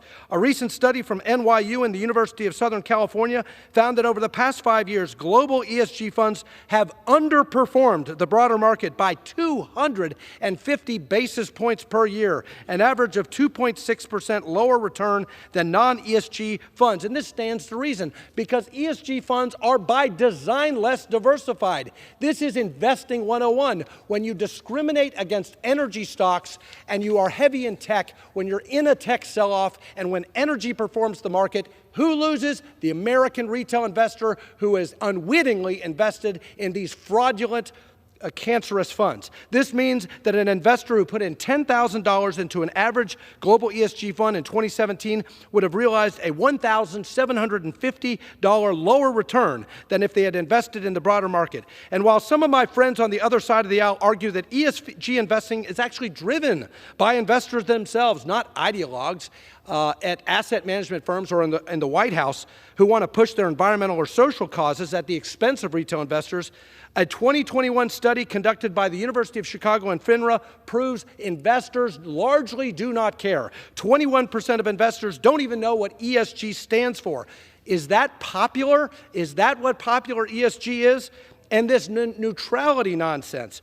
Look, nobody's saying you can't invest based on your values, but this bill would steer people unwittingly into these funds, and the status quo does not deny people to invest based on their values. It just says that the default has to be to maximize returns. So, Mr. Speaker, this debate today is not about investor protection. It's about the ability of investors to maximize returns. It's also about energy security. Even if you don't have a retirement account, this radical ESG movement is hitting your wallet. Since President Biden took office, his administration has waged a war on American energy production, not just holding up leases or blocking infrastructure, but through financial regulation, the weaponization of financial regulation to divert resources and capital and financing away from the American energy sector. A 25% decline in investment in natural gas and oil investment since 2021, and the result, gas prices are up 40% and diesel prices are almost double. Household energy costs hit a 10-year high this winter, costing average American families $1,200, according to a report from the National Energy Assistance Directors Association.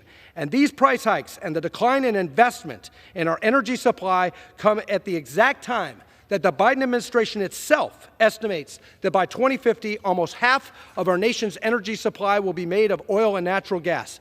Mr. Speaker, we need more, not less, capital investment and financing of American energy. So I implore the administration, it's time for you to end your assault on energy production that is fueling 40-year high inflation. We as members of Congress cannot allow this administration to continue to perpetrate this war on American energy at the expense of investors. And with that, Mr. Speaker, I yield. Gentleman reserves. The gentleman from Virginia is recognized. Speaker, I yield 2 minutes to the gentleman from Illinois, who is the co-chair of the Congressional Sustainable Investment Caucus, Mr. Caston. The gentleman from Illinois is recognized for 2 minutes. Thank you, Mr. Chairman. So 15 years ago, more than half of U.S. electricity came from coal. Today, it's less than 20%. We now generate more energy from renewables than from coal. This isn't anti-energy. It's about cheap energy.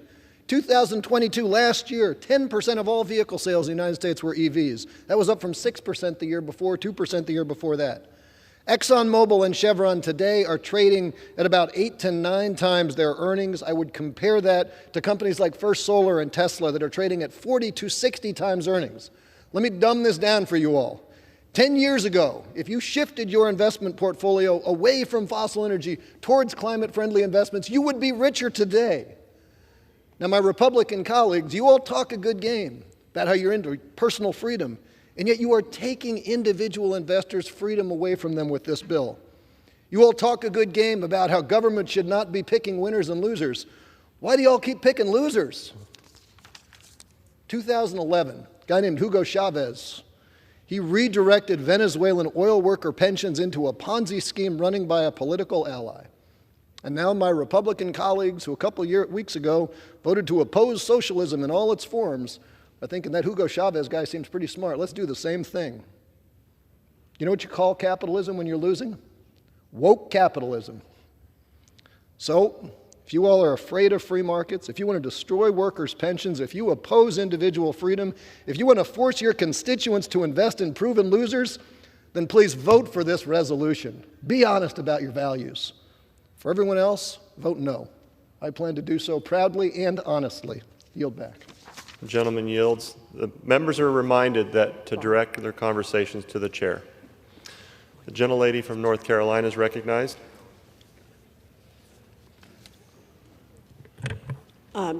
Thank you, Mr. Speaker. I now yield 1 minute to the gentleman from Georgia, Mr. Allen. The gentleman from Georgia is recognized for 1 minute. I thank the gentlelady. Mr. Speaker, over the past 2 years, one thing has become clear. This administration cares more about advancing its radical Green New Deal agenda than about the financial well-being of the American people.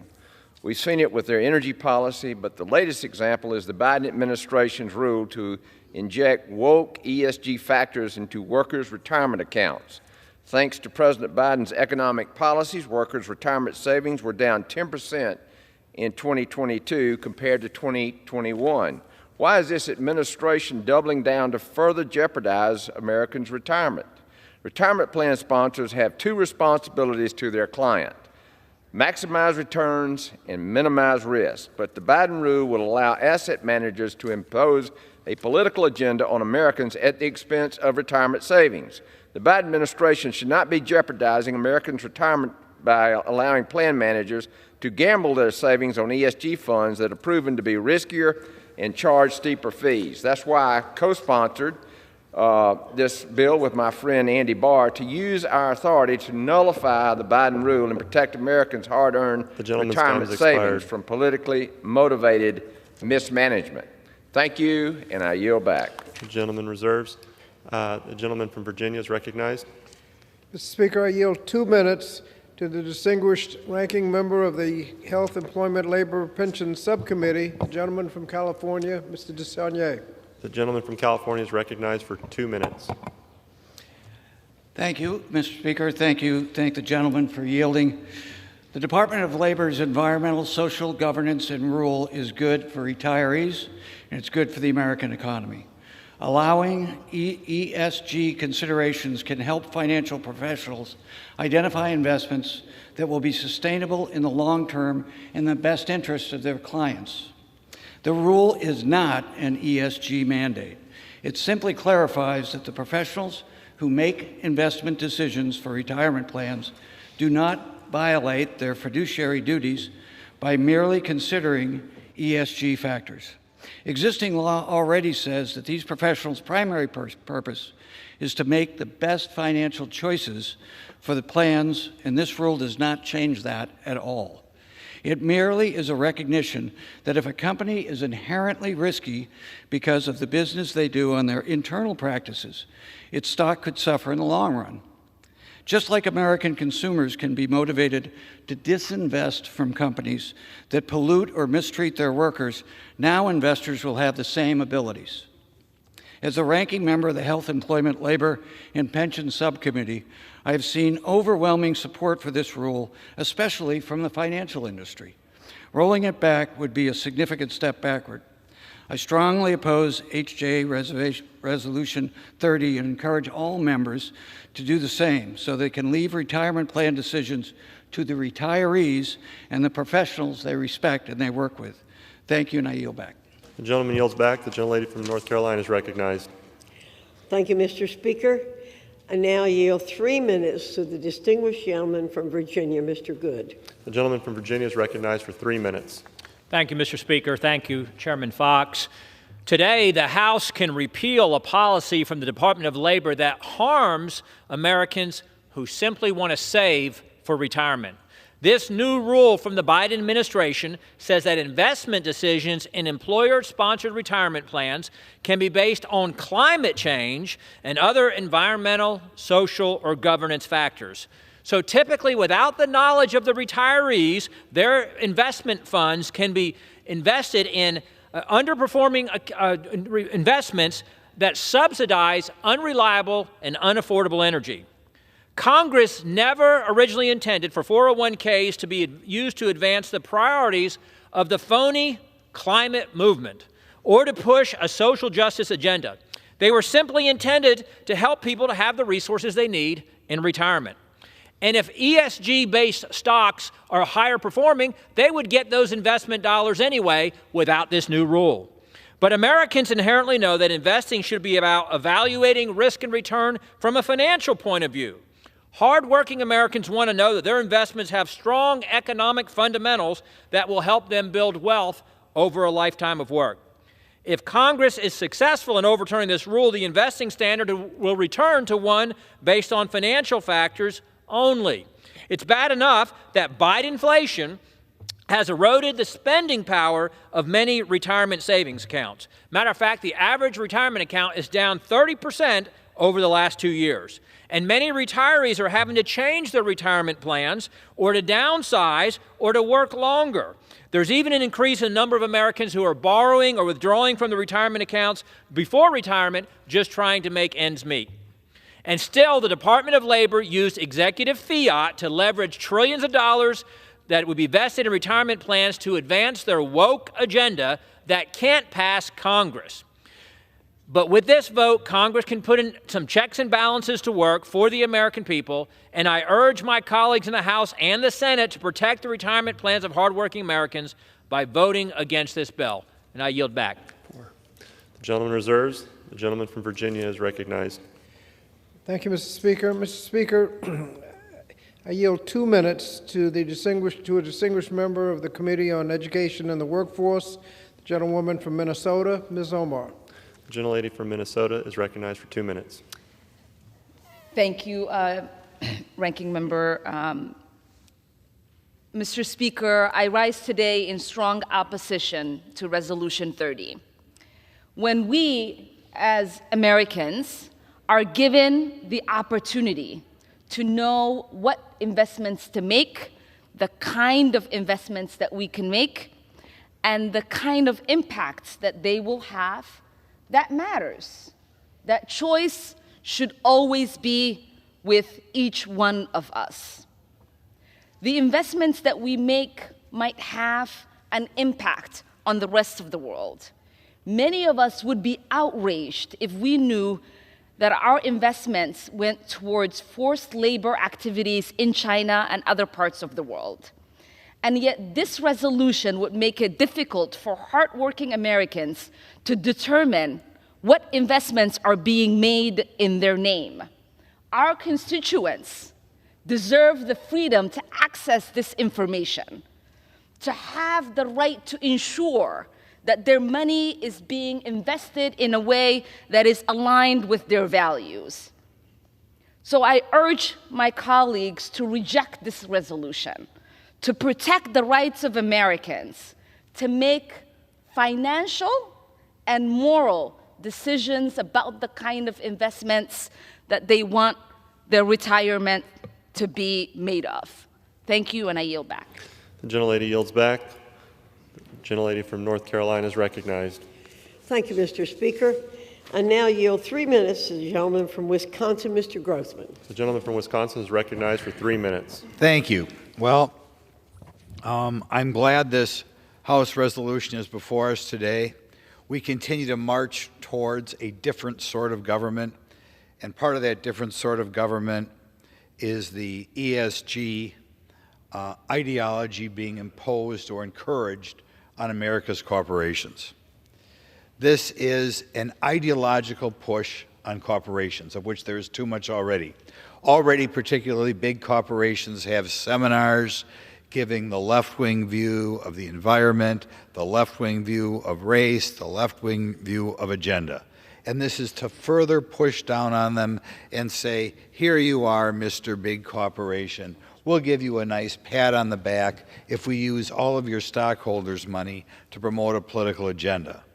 Obviously, that should be offensive to any freedom-loving person in America.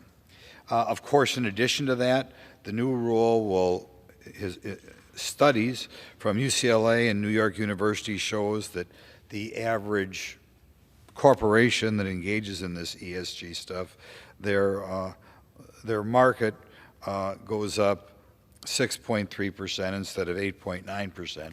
So the shareholders have to pay a price. But to me, secondarily to the shareholders paying a price, it's this pound that we already get from the universities, we already get from the popular culture in Hollywood. Now we've got to get it from big business. The traditional freedom-loving moral values of America are something to be stepped aside, and we, big corporate America, are going to ingratiate ourselves to the left-wing bureaucrats in Washington by following the ESG standards. I am very grateful that my good friend from North Carolina has let me give this speech, and I sincerely hope everybody stands up for freedom. The other side of the aisle would not like it if the people who decide what ESG was written by Jim Jordan. Okay, and maybe someday that'll happen. I don't know. I liked it better when the big corporations stay out of this thing, but you want to put the sword over their throat and say, this is the view of the world, you must adapt, you must have seminars and shove it down the throats of your employees. It's a bad day for America if this thing doesn't pass. Thank you. Gentleman yields back. Gentleman from Virginia is recognized. Mr. Speaker, I yield 2 minutes to a co-chair of the Congressional Sustainable Investment Caucus, the gentleman from California, Mr. Vargas. The gentleman from California is recognized for 2 minutes. Thank you very much, Mr. Speaker, and thank you very much, Mr. Ranking Member.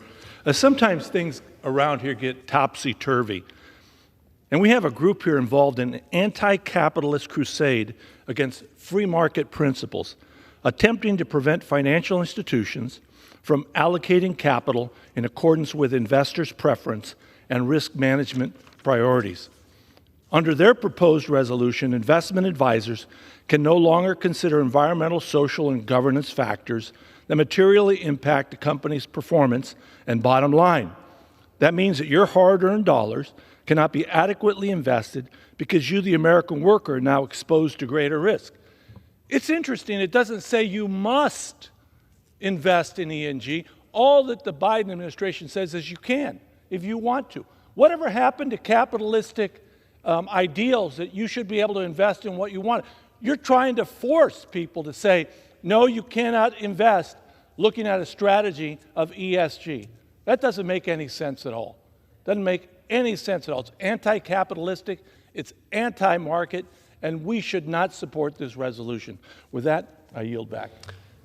The gentleman yields back. The gentlelady from North Carolina is recognized. Thank you, Mr. Speaker. I yield 2 minutes to the gentleman from Florida, Mr. Bean. The gentleman from Florida is recognized for 2 minutes. Thank you, Madam Chair, and thank you, Mr. Speaker. He's at it again. President Biden's war on America's energy continues. It started day one with the cancellation of the Keystone XL pipeline, and 2 years later, this administration is pushing environmental, social, and governance, or ESG, to clog America's oil and gas production. The Department of Labor is seeking to weaponize American retirement funds as part of President Biden's anti-fossil fuel agenda, all at the expense of your retirement savings. ESG requirements not only exacerbate high energy costs, but also to contribute to inflationary woes and weaken our national security. To be clear, ESG is more government control. ESG is less freedom for Americans. ESG simply is a woke capitalist scam posing as responsible corporate governments, which robs Americans of their hard-earned retirement investments. It's time to stand against the progressive mob who only want an inch but seem to take a mile. So today we're going to say no. We're going to draw the line and say it ends now. It's time to stand against the progressive mob and safeguard our nation's energy independence from the outstretched claws of ESG. A correct vote on the bill today is yes. As a yes vote today says no to ESG. I yield back. The gentleman yields back. The gentleman from Virginia is recognized. Mr. Speaker, I yield 2 minutes to the gentleman from Rhode Island, Mr. Magazino. The gentleman from Rhode Island is recognized for 2 minutes. Thank you, Mr. Speaker. I rise to oppose this misguided resolution, which will tie the hands of investors from doing their jobs and will hurt the retirement savings of millions of hardworking Americans. The evidence is clear.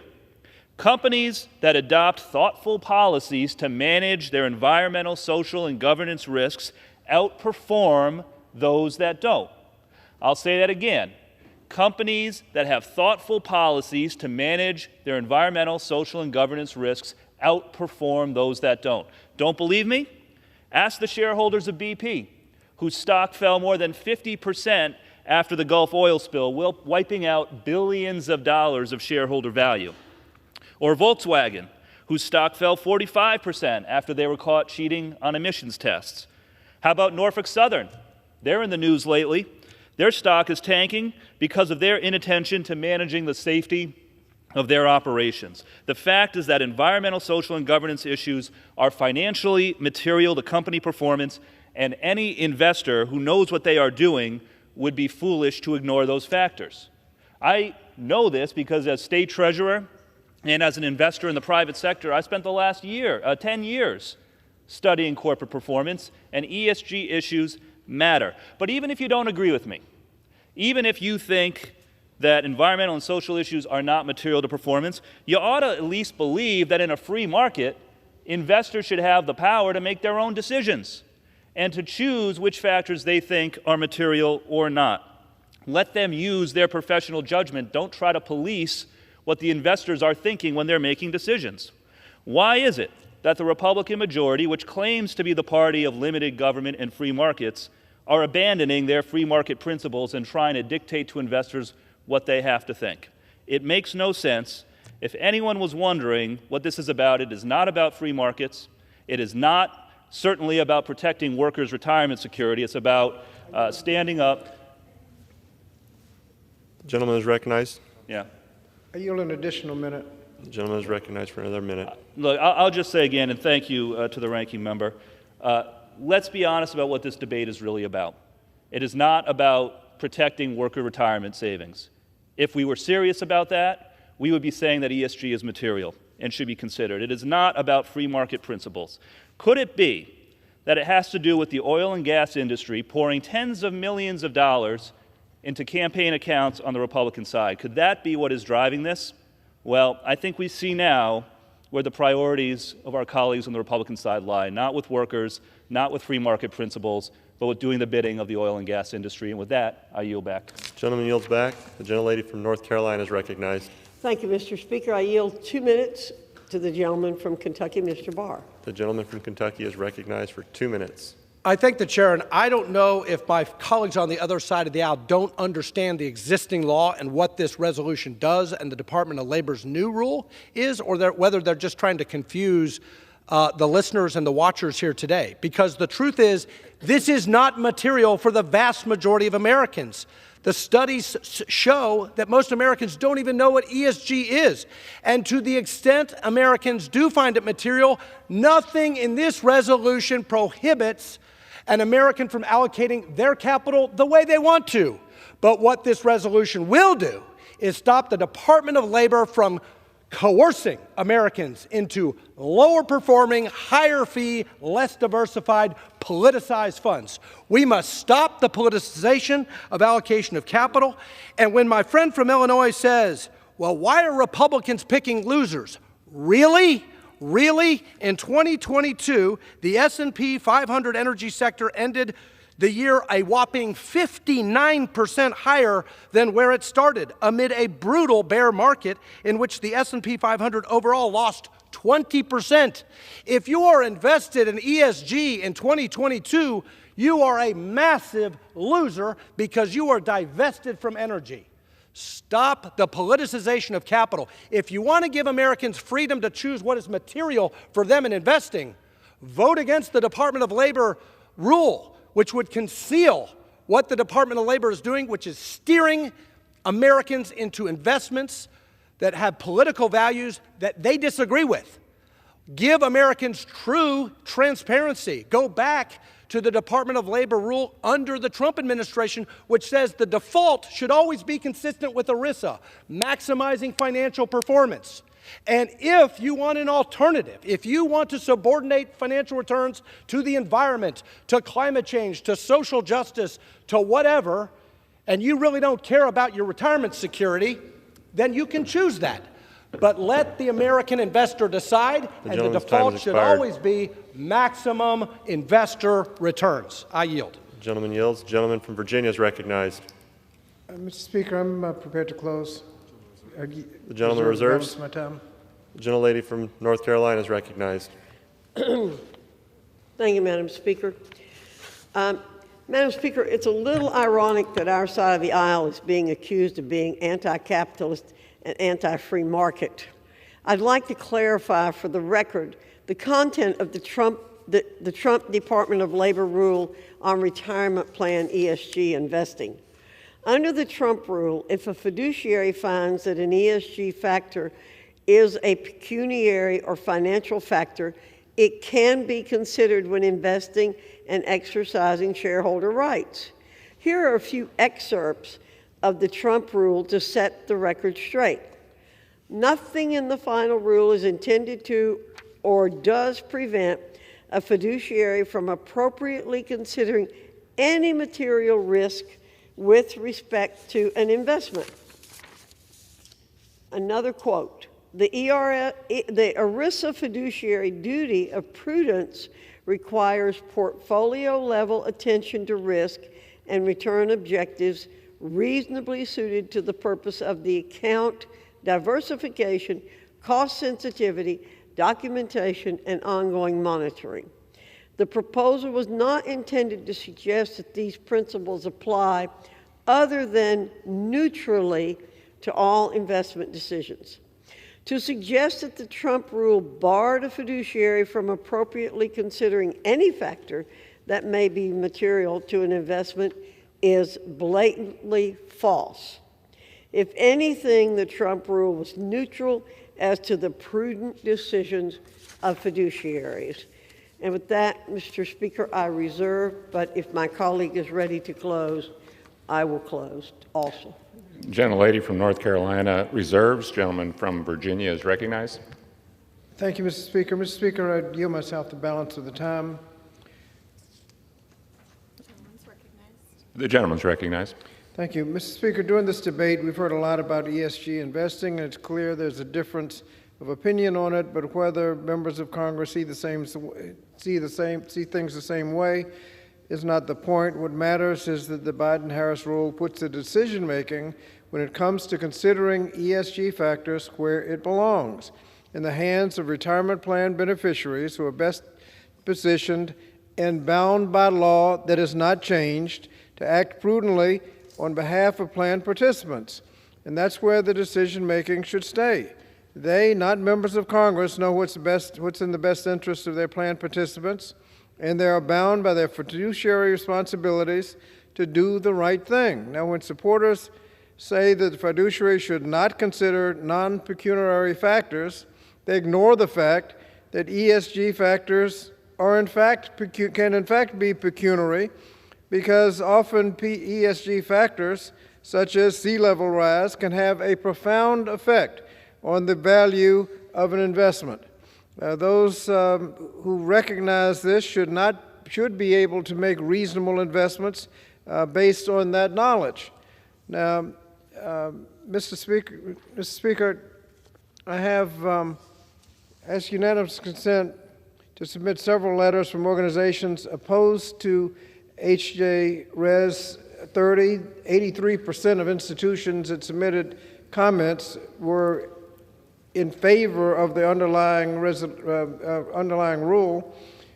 These letters who are opposed to H.J. Res. 30, these organizations include the AFL-CIO, the Americans for Financial Reform, Public Citizen, SEIU, Environmental Defense Fund, the League of Conservation Voters, Sierra Club, Natural Resources Defense Council, Union of Concerned Scientists, and others. These organizations have diverse missions, but they all agree that H.J. Res. 30 should be rejected. And Mr. Speaker, I ask unanimous consent that 3 letters from financial services firms who submitted supportive comments on the underlying rule be admitted to the record. These firms include BNY Mellon Investment Management, Lazard Asset Management, and Putnam Investment, who have trillions of dollars in assets under management. This is just a small sample of the financial industry's support for the underlying rule. We should not overturn the rule with this resolution. For these reasons, I oppose H.J. Res. 30 and encourage all members to do the same, and I yield back the balance of my time. Okay. Without objection, the letters will be entered into the record. The gentleman yields back. The gentlelady from North Carolina is recognized. Thank you, Mr. Speaker. Mr. Speaker, I urge my colleagues to support H.J. Res. 30 to stop the Biden administration from decimating the retirement savings of millions of Americans. ESG funds will not give retirees the secure future they need. According to a former BlackRock senior executive, ESG funds underperformed the broader market compared to non-ESG funds over the last 5 years. And retirees are worried already about the rising costs of goods and services, not whether a company is using plastic straws in its cafeteria. Americans deserve to have a secure retirement. This means retirement plans need to focus solely on workers' financial interests. That's why I urge my colleagues to support this resolution, and I yield back, Mr. Speaker. Gentlelady yields back. All time for debate has expired. Pursuant to the House Resolution 166, the previous question is ordered. The question is on engrossment and third reading of the joint resolution. Those in favor say aye. Those opposed, no. The ayes have it. Third reading. Joint resolution providing for congressional disapproval under Chapter 8 of Title V United States Code of the rules submitted by the Department of Labor relating to prudence and loyalty in selecting plan investments and exercising shareholder rights. The question is on passage of the joint resolution. Those in favor say aye. Those opposed, no. The ayes have it. The joint resolution is passed. For what purpose does the gentleman from Virginia rise? Mr. Speaker, I ask for a recorded vote. Does the gentleman request the yeas and nays? Yes, Mr. Speaker. The yeas and nays are requested. Those favoring a vote by the yeas and nays will rise. A sufficient number having risen, the yeas and nays are ordered. Pursuant to Clause 8 of Rule 20, further proceedings on this question will be postponed.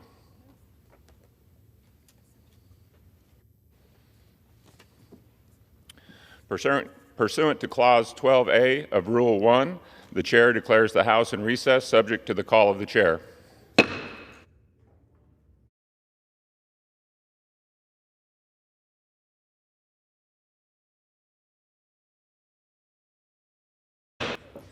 The House will be in order. Pursuant to Clause 8 of Rule 20, the unfinished business is the vote on the passage of HJ Resolution 30, on which the yeas and nays are ordered. The clerk will report the title of the joint resolution. House Joint Resolution 30, joint resolution providing for congressional disapproval under Chapter 8 of Title V United States Code of the rules submitted by the Department of Labor relating to prudence and loyalty in selecting plan investments and exercising shareholder rights. The question is on passage of the joint resolution. Members will record their votes by electronic device. This is a 15-minute vote.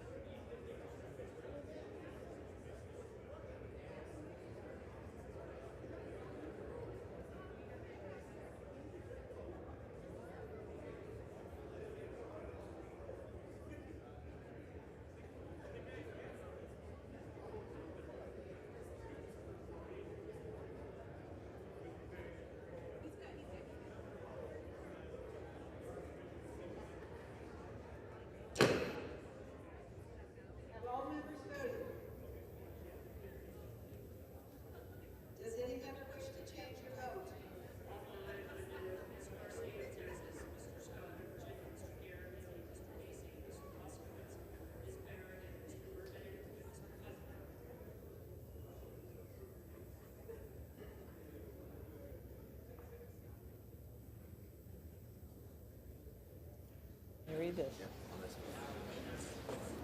On this vote, the yeas are 216 and the nays are 204. The joint resolution is passed. Without objection, the motion to reconsider is laid on the table. Right now, 2 gavels.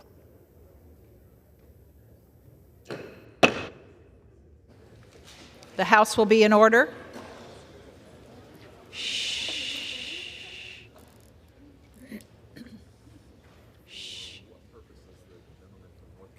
You want me to say that now? For what purpose does the gentleman from North Carolina seek recognition? To speak out of order for 1 minute. Without objection.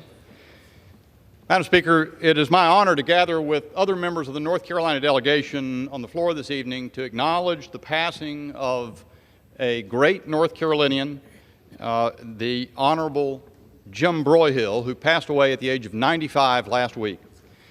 Today was a gathering in Winston-Salem, North Carolina, in celebration of his life, and the members, my fellow members and I, have come to the floor this evening to ask the House to stand in a moment of silence in recognition of the service of this North Carolinian who served 23 years in this House, served briefly in the United States Senate, and was substantially responsible for recreating political competition and a revitalized Republican Party in the state of North Carolina.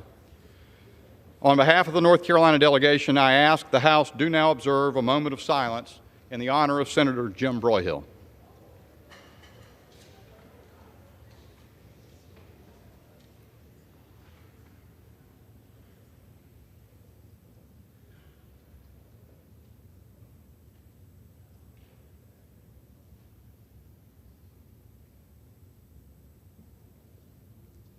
Thank you, Madam Speaker.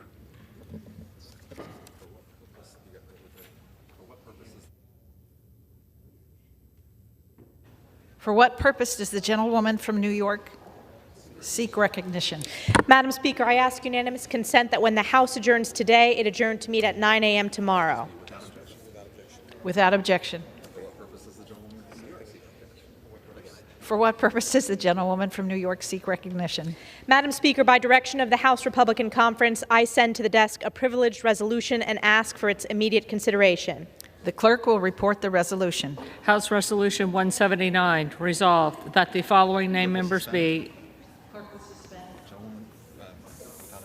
Without objection, the resolution is agreed to, and the motion to reconsider is laid on the table.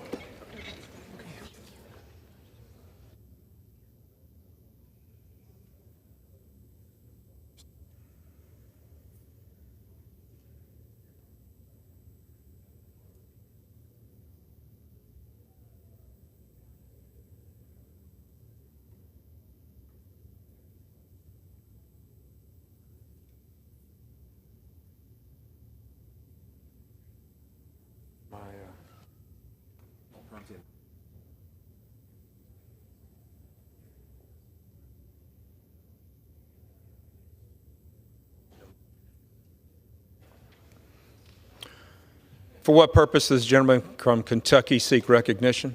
Mr. Speaker, pursuant to House Resolution 166, Gentleman will suspend.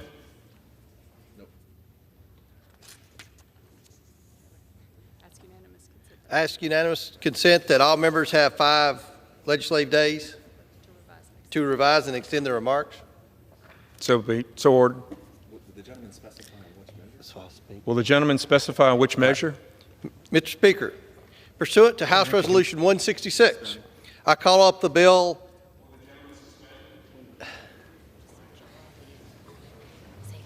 What's killing me here?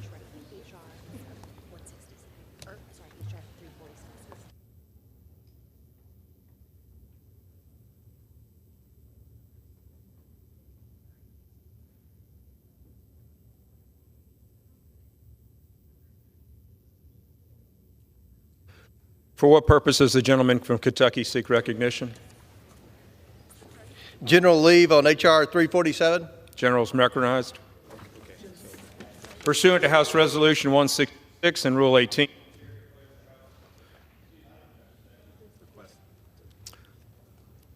Without objection, the gentleman's request is granted.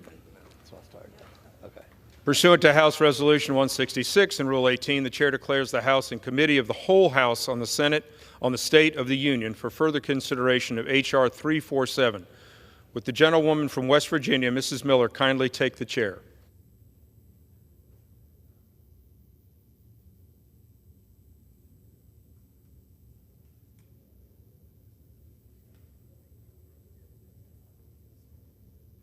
Read it right now. The House is in the Committee of the whole House on the State of the Union for the consideration of H.R. 347, which the clerk will report by title. H.R. 347, a bill to require the Executive Office of the President to provide an inflation estimate with respect to executive orders with a significant effect on the annual gross budget and for other purposes. Pursuant to the rule, the bill is considered read the first time. General debate shall be confined to the bill and shall not exceed 1 hour, equally divided and controlled by the chair and ranking minority member of the Committee on Oversight and Accountability or their respective designees. The gentleman from Kentucky, Mr. Comer, and the gentlewoman from Missouri, Ms. Bush, each will control 30 minutes. The chair recognizes the gentleman from Kentucky, Mr. Comer. I yield myself such time as I may consume. The gentleman is recognized. Thank you, Madam Speaker. I rise in support of H.R. 347, the Reduce Exasperated Inflation Negatively Impacting the Nation Act, or REIN-In Act. This legislation is timely and clearly needed. Sky-high inflation started sweeping across the nation soon after the Biden administration came into power. Pushing one big spending policy after another, President Biden has continued to throw fuel on the inflationary fire. That fire is rapidly consuming the wages of our constituents. They've had to pay higher and higher prices for everything from eggs to electricity, all while inflation pushes their real wages farther and farther behind. But President Biden just does not seem to get it or admit it. At first, he and his administration ignored warnings his policies would spark inflation. Then, they tried to spin the tale that inflation was only temporary. Then, when it became obvious to everyone that it was not the case, they attempted to claim that a monthly decrease in the rate of how fast inflation was rising meant inflation was actually falling. But anyone could see that made no sense. It's long past time the president learned and admitted more about his actions have led to this harmful inflation. That is why we need this bill. The REIN-In Act ensures that costly actions the president decides to take solely under his own authority through executive orders will not go into effect until he's informed of and considers the potential inflationary effects. How does the bill require that? Simple. It requires the president to receive and consider inflation estimates from the Office of Management and Budget and the Council of Economic Advisors for each executive order that is projected to cause an annual gross budgetary effect of at least $1 billion. The hope is the president, once he's informed of and understands the potential for inflationary harm from his own policy initiatives, will think twice about inflicting such harm. Here's hoping he does. In addition, the bill requires regular reports to Congress on these new inflation estimates that are prepared for and considered by the president. That way, if the president ignores the dangers and marches ahead with an inflation-inducing policy, Congress will be better equipped to take timely action to rein in an irresponsible use of presidential power. That is our constitutional role in the legislative branch, which the REIN-In Act recognizes. This powerful legislative medicine will, I hope, lead the president to stop his inflationary onslaught on our economy. I urge all my colleagues to support this vital legislation and reserve the balance of my time. Okay. The gentleman reserves. The gentlewoman from Missouri. I yield myself such time as I may consume. The gentlewoman is recognized. St. Louis House Democrats and I rise today to strongly oppose H.R. 347, the Reduce Exacerbated Inflation Negatively Impacting the Nation Act. While Democrats passed numerous laws last Congress that are successfully reducing inflation every month, House Republicans have come up with nothing more than a study in response. This is unbelievable. The substance and process of this bill amount to nothing more than political theater to distract from and undermine the immense successes of congressional Democrats and the Biden administration. If Republicans were serious about fighting inflation and cutting costs for regular, everyday people, they would have joined with Democrats to pass critical legislation like the Inflation Reduction Act to rebuild American manufacturing and lower the cost of prescription drugs, health care, energy, and other goods and services for the people of our country, rather than pushing an extreme MAGA messaging bill that accomplishes nothing. Nothing, not a thing. The global spike in inflation has been caused by food and fuel disruptions resulting from the illegal and unprovoked Russian invasion of Ukraine, as well as auto part supply shortages connected to the COVID-19 pandemic. There is no evidence that government spending or executive orders by President Biden have increased inflation. The president and congressional Democrats have taken steps to enact policies, not studies, not reports, but actual tangible policies and dollars delivered to our communities to lower costs for regular everyday people. Yet, we understand still much more work remains. For over 20 years, while I was a single mother of two, I experienced countless times what it was like to see costs rise faster than my wages. I know what it's like to have to choose between paying the electric bill or paying rent. I remember thinking to myself, who is it that is fighting for me and for other people in my situation? Lawmakers in Congress can help alleviate that pain. Lawmakers in Congress can prioritize enacting policies to raise wages and lower costs. And that is what congressional Democrats have done.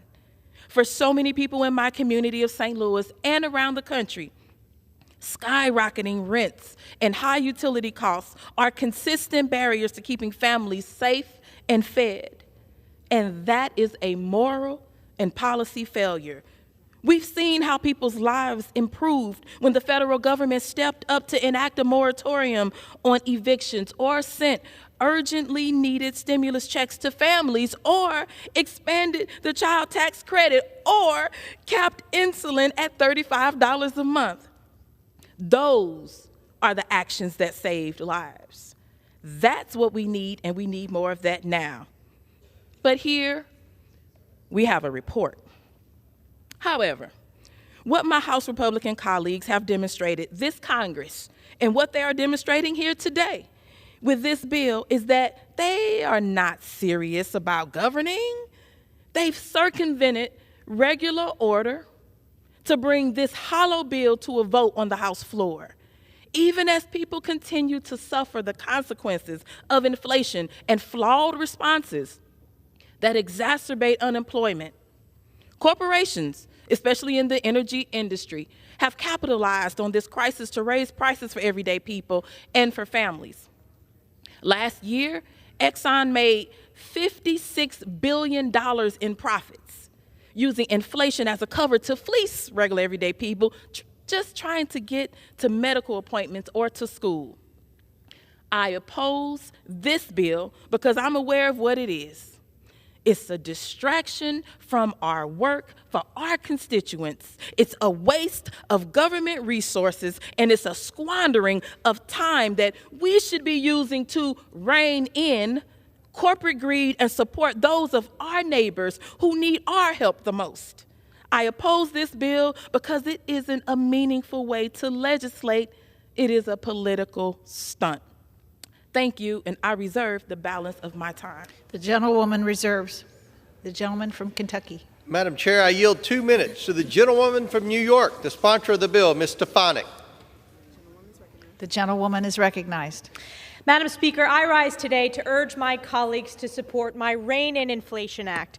During the past 2 years of one-party, far-left, radical socialist Democrat rule in Washington, led by President Joe Biden, inflation has skyrocketed to the highest level in my lifetime. You talk to any family, any small business, any farmer, any manufacturer, they will say that the inflation that they are suffering from is crippling their businesses, crippling their family budgets. It is a painful tax on every American, and Bidenflation continues to be the #1 concern I hear today across my district in upstate New York and the North Country. In House Republicans' commitment to America, our new House majority, the people's House majority, promised to deliver and support policies to ensure our economy is strong. In fact, one of the main reasons we have this Republican is because the American people are smart.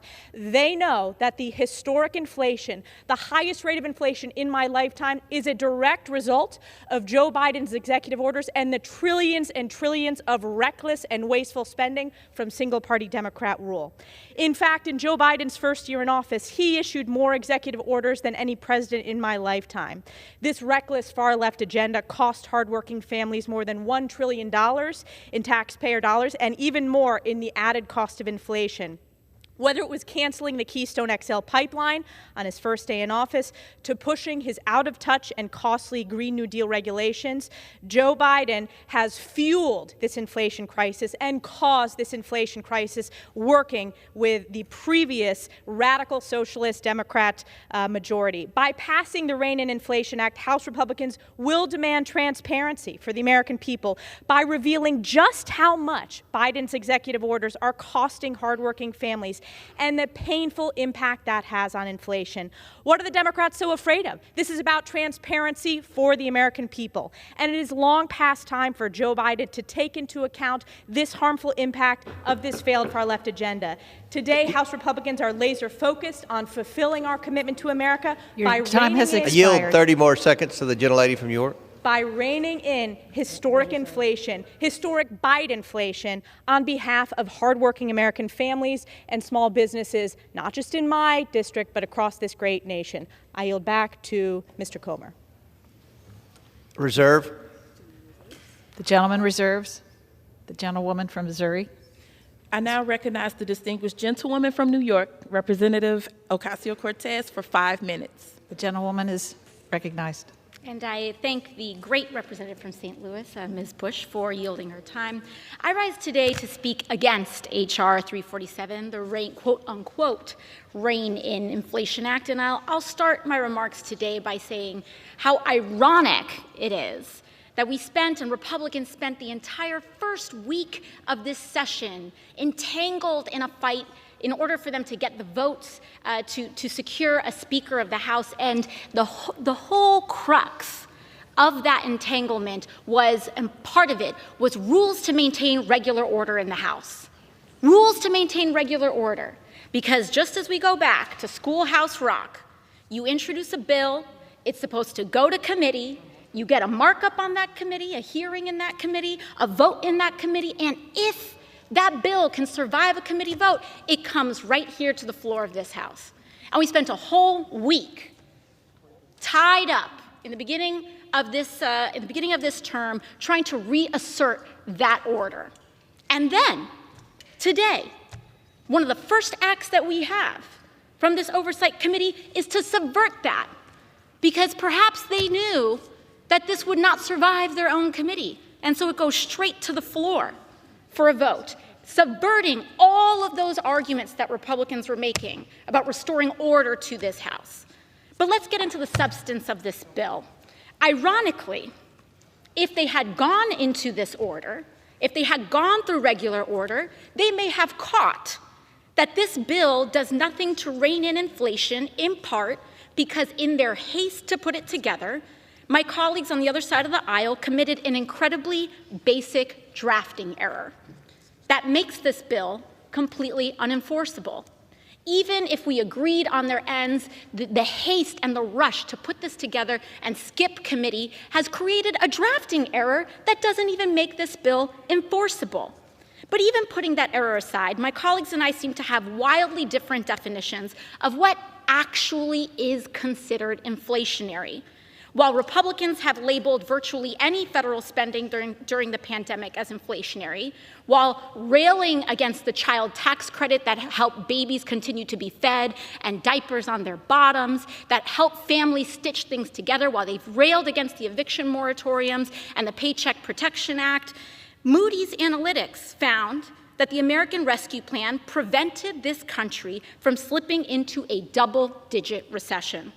Because of the American Rescue Plan and the actual Inflation Reduction Act that Democrats passed last year, our country's inflation rate is now lower than in the UK, Canada, and 20 other European Union member states. Yet Republicans have introduced legislation to repeal the Inflation Reduction Act, which would immediately raise the price of insulin along with other critical prescription drugs. Tell me how that is fighting inflation when they're proposing to raise the costs of prescriptions. Not only did Republicans vote to raise prices on prescription drugs, but they also voted against measures to drive down the price of gasoline last year. Last year, Democrats presented a bill to penalize companies who were price gouging during the middle of Putin's war on Ukraine. My colleagues on the other side of the aisle voted against that too. So which one is it? Republicans have controlled this body for almost 2 months and have not passed a single bill that would actually address inflation or cut costs from working families. But you know what Democrats did? In January, we capped the price of insulin at $35 so that everyday working families can actually get a little bit more ahead. And we have a lot more to go.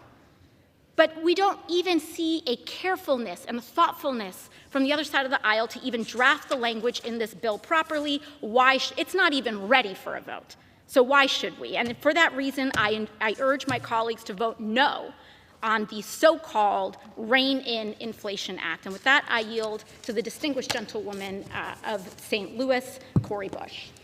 I reserve. The gentlewoman reserves.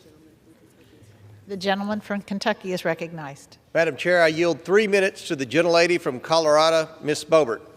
The gentlelady is recognized. Thank you, Madam Chair. I rise in favor of H.R. 347, the Rein-In Act.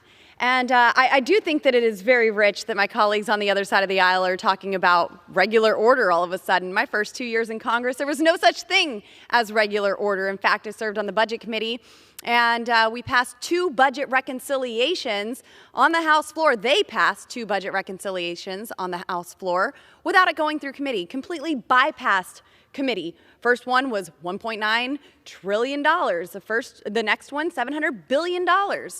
And, really all it was the Green New Deal. Just real quick, hurry up, get it to the floor. We got to spend trillions and trillions of dollars and hurt as many Americans as possible in the 2 years that we have left in power.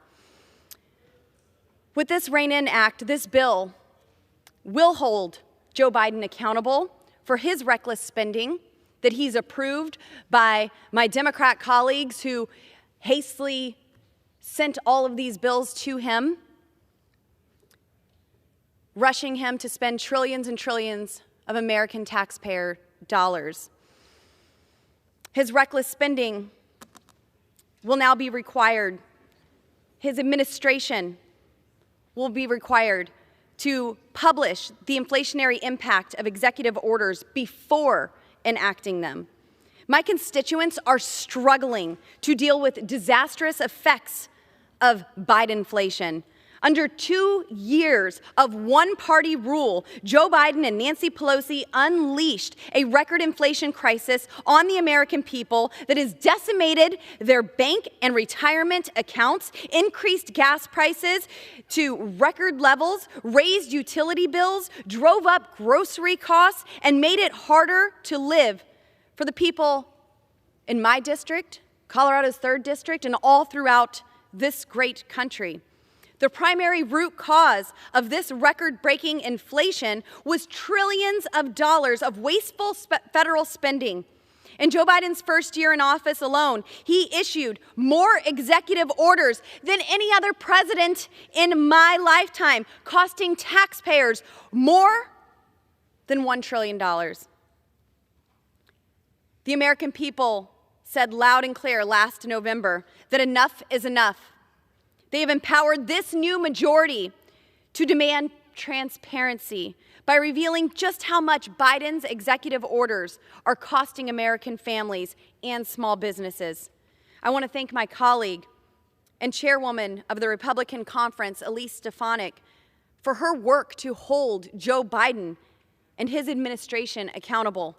I'm proud to be a co-sponsor of this legislation, and I urge my colleagues to vote in favor for the underlying bill. And with that, I yield back.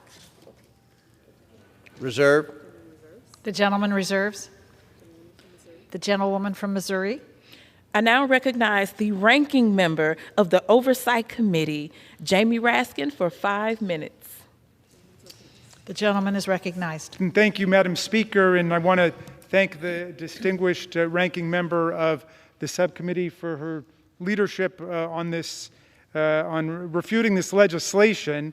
You know, after 2 years of rooting for economic failure and blaming President Biden for everything, for post-COVID global inflation, for the instability caused by supply chain breakdowns and the phenomenal failure of Donald Trump's mismanagement of the coronavirus pandemic. After all that, after all the whining and crying about inflation, Republicans finally have the chance to take center stage right now with their proposed solution to the problem of inflation. And the world's been waiting with bated breath. Would it be what Richard Nixon did? Wage and price controls? Would it be what Herbert Hoover, that Republican, did? Total laissez-faire? Whatever happens, happens. Well, the long wait is over.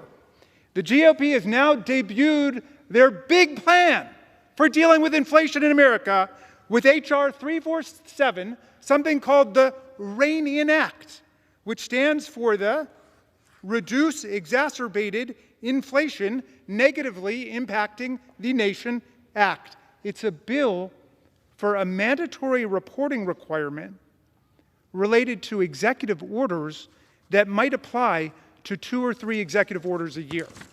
You got that right. A reporting requirement related to a handful of executive orders every year is the GOP's response to inflation after barnstorming the entire country, claiming that they had some kind of solution. Now, you might think it's the most brilliant thing since the invention of Social Security, which they opposed, or Medicare, which they opposed, or you might think it's the dumbest thing since Donald Trump's last $1 trillion corporate tax giveaway. But either way, it will have zero effect on inflation or deflation in the United States of America. Nothing. It's not going to have any effect at all.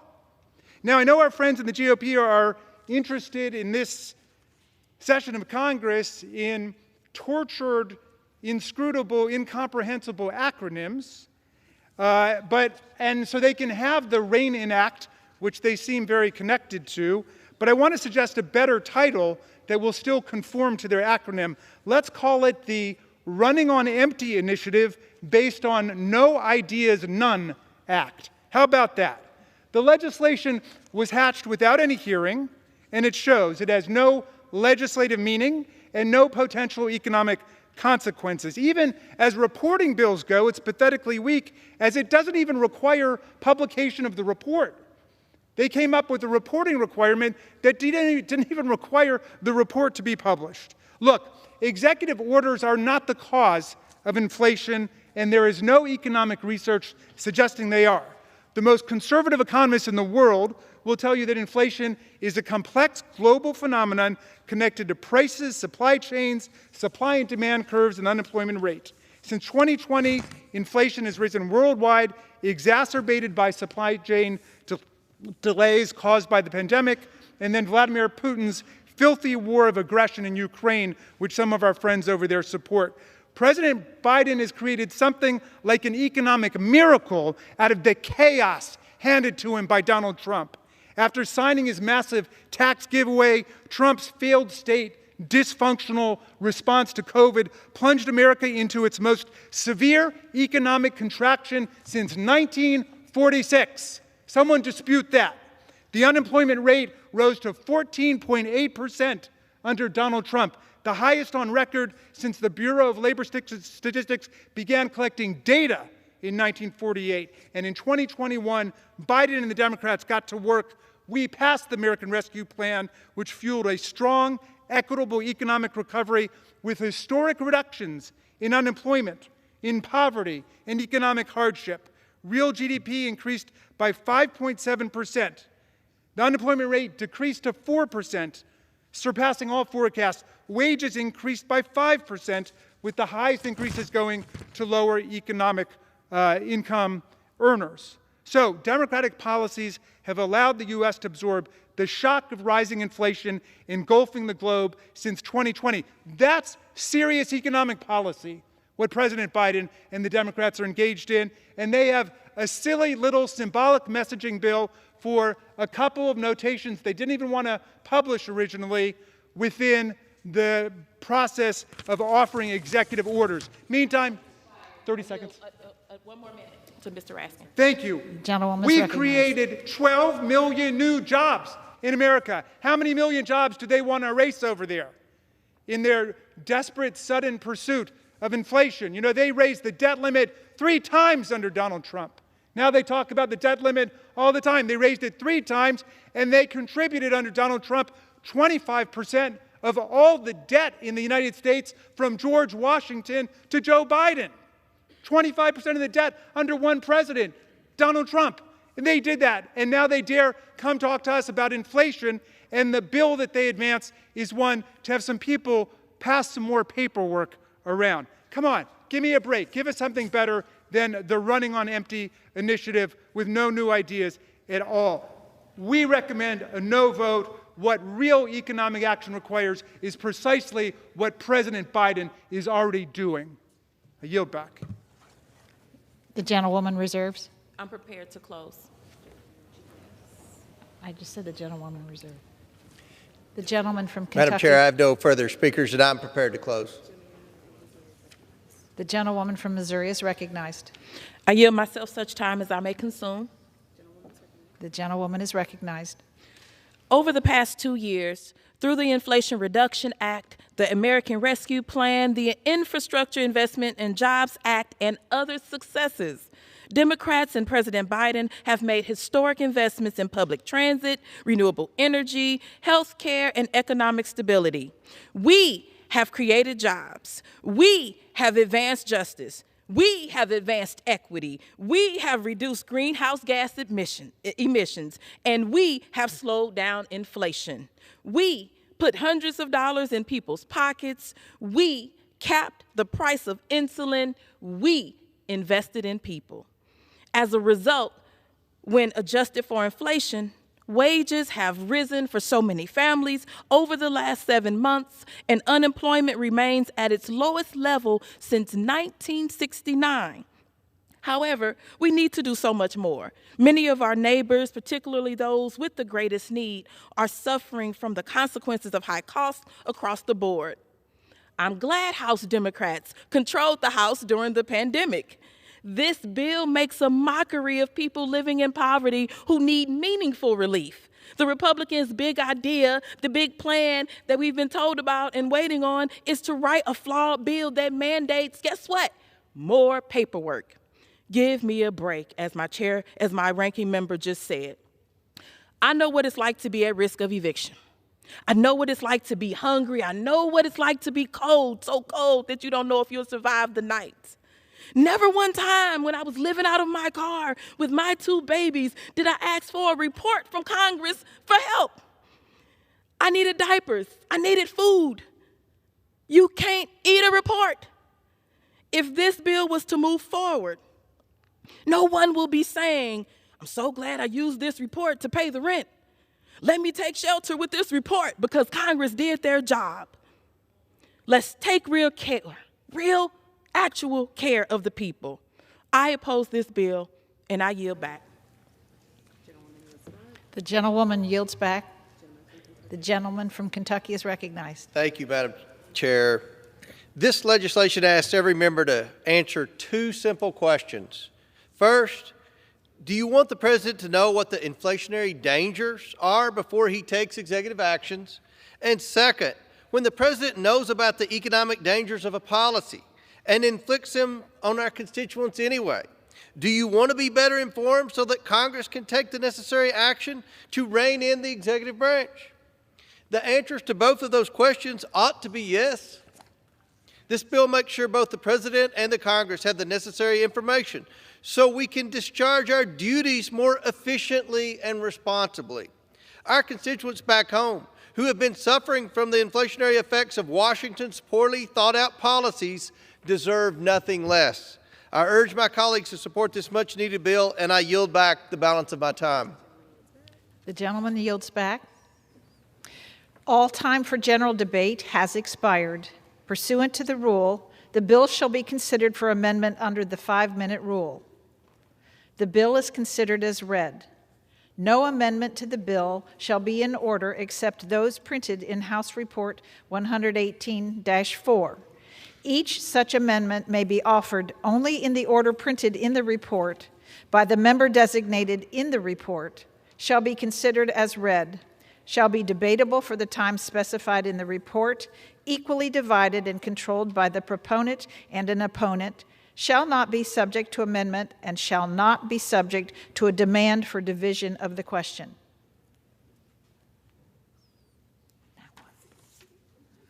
It is now in order to consider amendment number 1, printed in House Report 118-4. For what purpose does the gentleman from Illinois seek recognition? Madam Chair, I have an amendment at the desk. The clerk will designate the amendment. Amendment number 1, printed in House Report number 118-4, offered by Mr. Bost of Illinois. Pursuant to House Resolution 166, the gentleman from Illinois, Mr. Bost, and a member opposed each will control 5 minutes. The chair recognizes the gentleman from Illinois. Thank you, Madam Chair. I recognize myself for as much time as I may consume.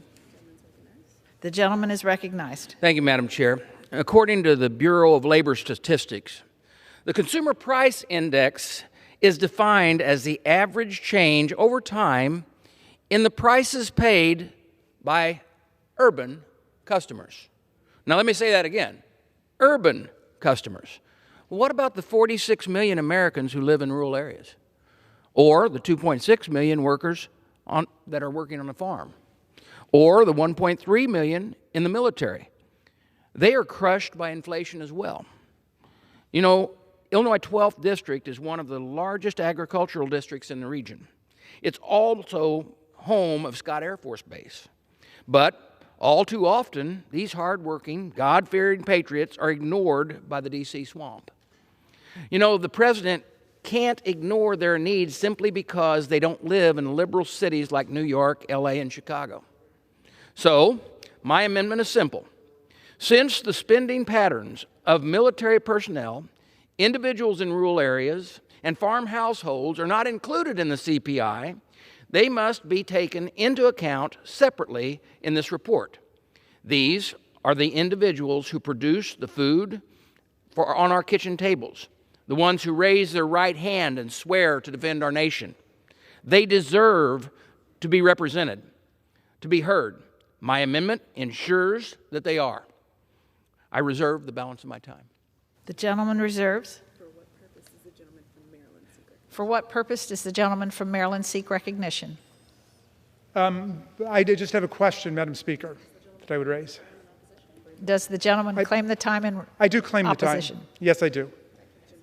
The gentleman is recognized. Actually, I have a question because this strikes me as a very sincerely and decently motivated amendment to a flawed bill. But is there reason to think that any of the current economic analyses of inflation and the current indicators that we use don't take into account the various factors that you specify? Well, yes, just, Madam Speaker, I'm happy to yield. I know I can address my remarks. I'm happy to yield. Yeah. Okay. The gentleman from Maryland. I'm happy to yield. To yield for an answer to my question. I thank the gentleman for yielding. Yes, because the definition itself describes that it's only urban, and therefore, not considering the issues, because I can guarantee you that the price and the situation that occurs in people's lives and the cost of living is completely different from one area to the other. We're just saying that this should be taken into consideration as well. Yeah, reclaiming my time. yield back. That makes great sense to me, and I'm tempted to support your amendment. I guess my question is, if you're correct, that points to a larger problem. Are you telling us that the inflation rate today that's published by our government does not incorporate spending patterns in rural areas, for example? From what I understand, the gentleman yields. Thank you.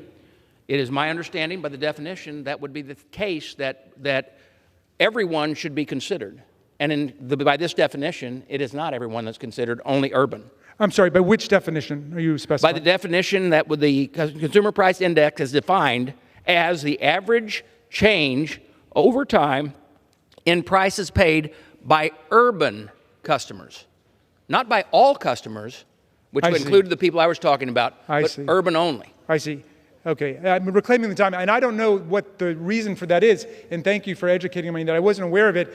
I assume they're saying that the inflation rate is higher in urban areas than it is in rural areas, which is presumably why they peg it to that. So that might bring the inflation rate down. But would you just give me a sense of how taking it into account might affect what is today the general inflation rate? Let's assume it's inflated because it's focused on the urban areas where the cost of living is higher. Would it reduce the overall inflation rate? Gentleman yield. Happy to yield. All right. Let me explain it this way. The answer is I don't know. Nor do you, nor does anyone, because we only use the urban. So therefore, the best thing we could do is include all. Reclaiming my time. Well, thank you. This very constructive colloquy, I think, underscores the importance of actually having hearings in Congress. And this is legislation that sprung out of someone's head somewhere and then appeared on the House floor without actually having hearing where we could examine it. The gentleman raises a profound point that might lead us to question inflation statistics generally. But I just don't know. At this point, we're all guessing because we haven't had a hearing and we don't know the facts of it. So unfortunately, we're going to be sending people, including me, to the floor to vote on this amendment without really having any information about the background. But obviously, we want to make sure that military personnel, farm households, and residents of rural areas are included forcefully if they're excluded now, even if that means bringing the inflation rate down, something I imagine President Biden would quite enjoy. With that, I'm happy to yield back. The gentleman yields his time. Thank you, Madam Speaker. The gentleman is recognized. Thank you, Madam Chair. I yield 1 minute to the gentleman from Kentucky, Mr. Comer.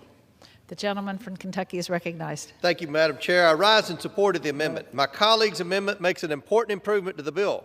The sky-high inflation America is experiencing under the Biden administration hits hard military families, rural areas, and farm households. Too often, these vital groups of our constituents get short shrift in Washington's policy considerations. My friend's amendment makes sure that will not happen when it comes to the inflation impact assessments this bill requires. I urge my colleagues to vote yes on this amendment, and I yield back the balance of my time. Reserve. The gentleman from Illinois is recognized. Reserve. The only time left.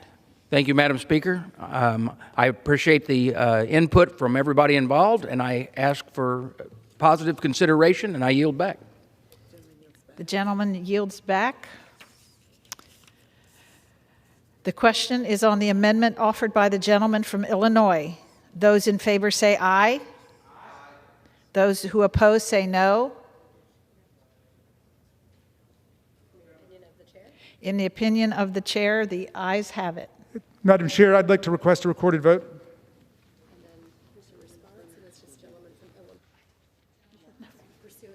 Pursuant to Clause 6 of Rule 18, further proceedings on the amendment offered by the gentleman from Illinois will be postponed. Now, in order to consider amendment number 2, printed in House Report 118-4. For what purpose does the gentleman from Kentucky seek recognition?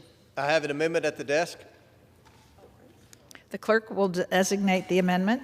Amendment number 2, printed in House Report number 118-4, offered by Mr. Comer of Kentucky. Pursuant to House Resolution 166, the gentleman from Kentucky, Mr. Comer, and a member opposed each will control 5 minutes. The chair recognizes the gentleman from Kentucky. Thank you, Madam Chair. I yield myself such time as I may consume. The gentleman is recognized. My amendment is a manager's amendment to enhance in 2 ways this already very good bill. First, my amendment expands the bill's coverage. Instead of just covering executive orders with more than $1 billion in annual effect on the federal budget, it would also cover executive orders with overall economic impact on our nation's economy of $1 billion or more. We should have inflation impact assessments for executive orders with such significant economic effects.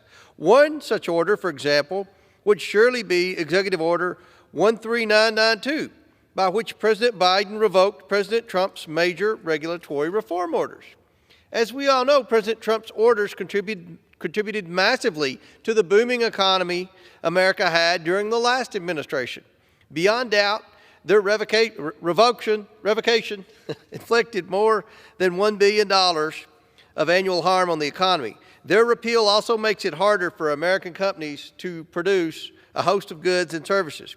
That will raise inflation by making those goods and services scarcer and more costly. Other good examples of executive orders, 13990 and 14008. These are whole-of-government executive orders by President Biden on climate policy. These orders canceled the Keystone Pipeline and launched a host of high-cost regulatory actions, particularly affecting energy. Those executive orders surely contributed to the sky-high energy inflation Americans have experienced under President Biden. The second way by amendment improves the bills is by requiring the House's inflation-impacted assessments to be reported not just to the House and Senate Budget Committees, but also to the House Oversight and Accountability Committee and the Senate Homeland Security and Government Affairs Committee. These committees of cross-cutting jurisdiction should receive these annual reports. I urge all my colleagues to support my amendment, and I reserve the balance of my time. The gentleman reserves. For what purpose does the gentleman from Maryland I rise to claim time in opposition, Madam Chair. The gentleman is recognized. Thank you. The first thing I want to note about this amendment is that it now expands the definition of a major executive order to include those projected to cause an annual gross budgetary or economic effect of at least $1 billion, which includes those orders that would have a positive economic effect of $1 billion or more, thereby just adding a lot more paperwork, a lot more unnecessary bureaucratic entanglement. The distinguished chair of the Oversight Committee, I think, mentioned in passing the Biden administration's attempt to roll back some of the radical deregulatory program of the Trump administration, which undermined regulations favoring automobile safety, train safety, water safety, land safety. So again, we have what appears to be another clever talking point by the GOP, and the whole country is now up in arms over what took place in East Palestine, Ohio. We see precisely what the human effects and consequences are of their radical pro-corporate deregulatory agenda, dismantling the rules and regulations that protect public safety and public welfare. And that's really what's going on over there. It's not about having a couple of little analyses stuck onto executive order every 4 or 5 or 6 months. We know exactly what the real economic program is. And so this bill is a camouflage, just like this amendment is, and I would urge the body to oppose it, and I'm happy to yield back. Gentleman from Maryland reserves. The gentleman yields back. The gentleman from Kentucky is recognized. I have no further speakers. The gentleman is recognized. Yield back to balance. The gentleman yields back. The question is on the amendment offered by the gentleman from Kentucky. Those in favor say aye. Aye. Those who oppose say no. In the opinion of the chair, the ayes have it. The amendment is agreed to.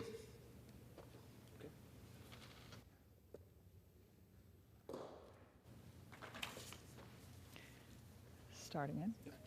It is now in order to consider Amendment Number 3, printed in House Report 118-4. For what purpose does the gentleman from Colorado seek recognition? Madam Chair, I have an amendment at the desk. The clerk will designate the amendment. Amendment Number 3, printed in House Report Number 118-4, offered by Mrs. Boebert of Colorado. Pursuant to the House Resolution 166, the gentlewoman from Colorado, Ms. Boebert, and a member opposed each will control 5 minutes. The chair recognizes the gentlewoman from Colorado. Thank you, Madam Chair. I rise in favor of Amendment Number 3, which will require inflation impact assessments to be published on the Office of Management and Budget's website, not just reported to Congress. This simple, straightforward amendment will ensure that the American people who bear the brunt of inflation's impacts will be better informed of the President's inflation-inducing actions. Without my amendment, the real-life consequences of Joe Biden's spending spree in the White House will not be seen by those impacted most. This will provide transparency for the administration to answer to the American people. Thanks to Joe Biden's reckless spending agenda, America will spend $10 trillion more over the next 10 years than we were estimated to spend. While the federal government continues to spend trillions of dollars it doesn't have, inflation has hit a 40-year high and our nation is now mired in a recession. Instead of addressing these major economic concerns head on, the Democrat solution to inflation is to keep on spending. The GOP majority has been empowered to hold the Biden administration accountable and demand transparency by revealing just how much Biden's executive orders are costing American families and small businesses. This excessive spending has real consequences.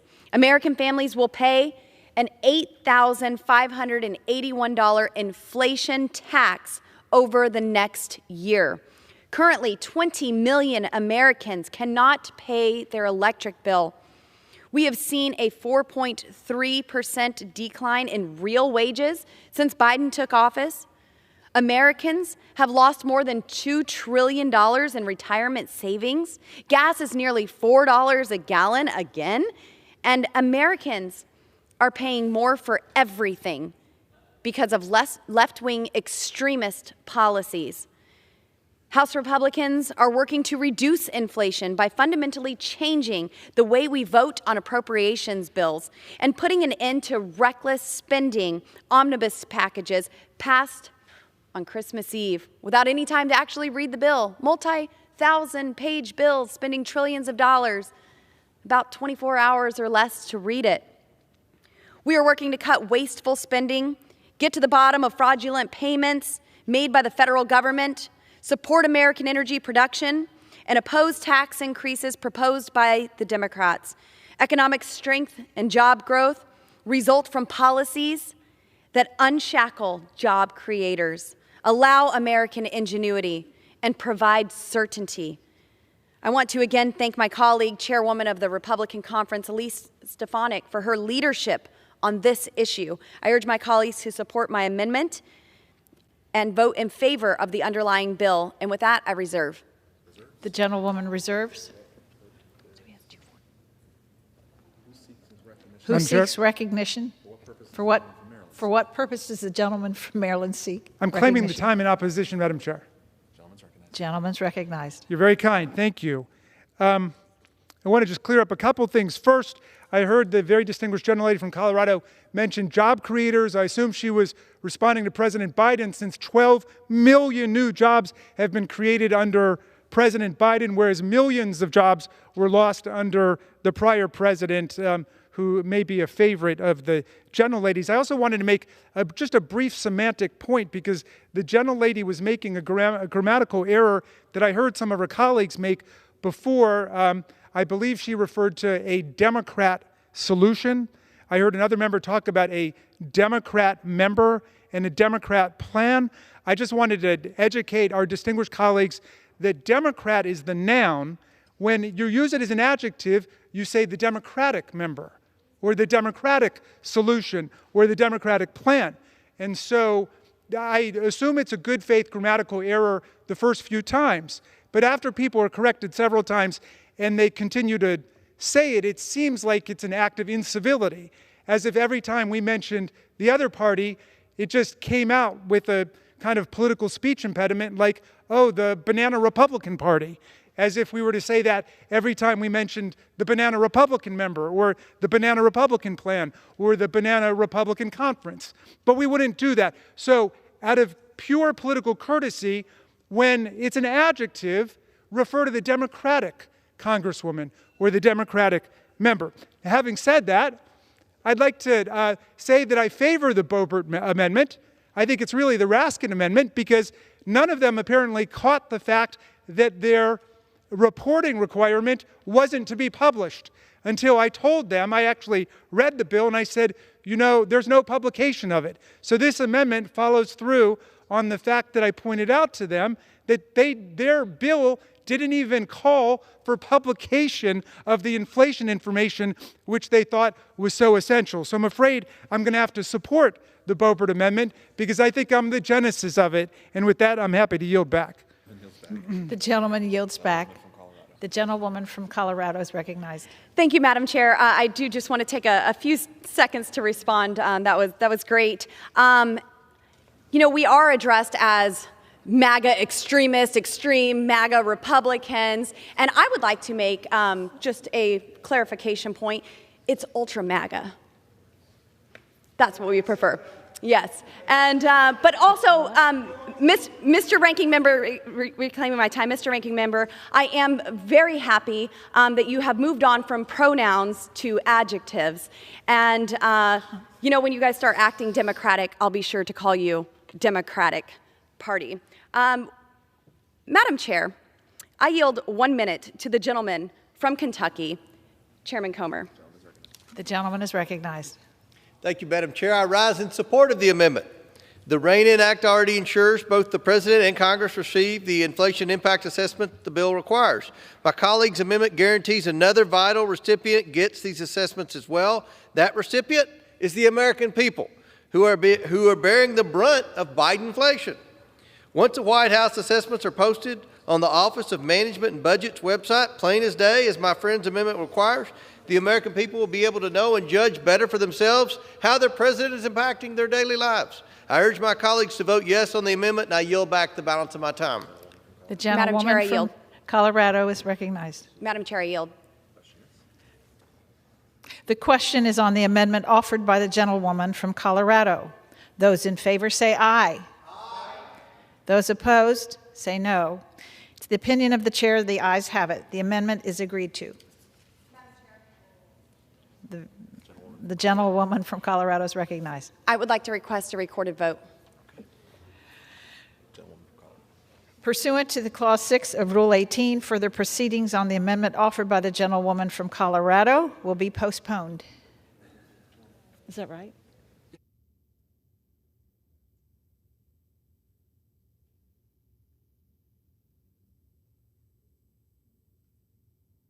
Now in order to consider amendment number 4 printed in the House Report 118-4. For what purpose does the gentleman from Texas seek recognition? Madam Chair, I have an amendment at the desk. The clerk will designate the amendment. Amendment number 4 printed in House Report number 118-4 offered by Mr. Cloud of Texas. Pursuant to House Resolution 166, the gentleman from Texas, Mr. Cloud, and a member opposed, each will control 5 minutes. The chair recognizes the gentleman from Texas. Thank you, Madam Chair.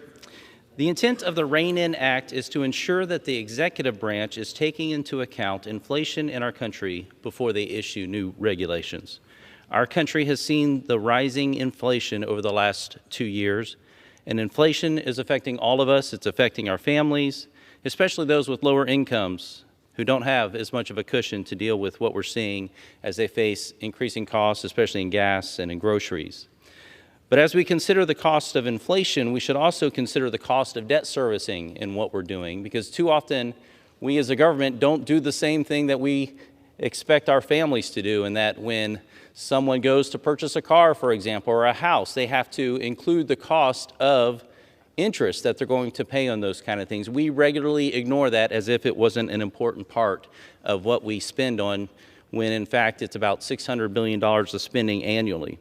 This is why I offered my amendment to the Rein-In Act. My amendment would amend the bill to direct the Office of Management and Budget and the Council of Economic Advisors to incorporate inflationary impact of debt servicing costs into the reports that they create. Rising interest rates have the same effect on costs of spending on the national result as well. We see rising interest rates have the same meaning for our countries as the families that we encounter. But in order to accurately account for what we're spending, we cannot ignore the cost of debt servicing or the real cost that will be accrued with new spending. The Committee for Responsible Federal Budget released a report today that estimated net interest will total $10.5 trillion over the next decade. As lawmakers, we have a duty to be honest about the effects of our actions, and this amendment will keep us honest about the true effects of our spending. I encourage support of my amendment and the underlying legislation as well, and I reserve the balance of my time. The gentleman reserves time.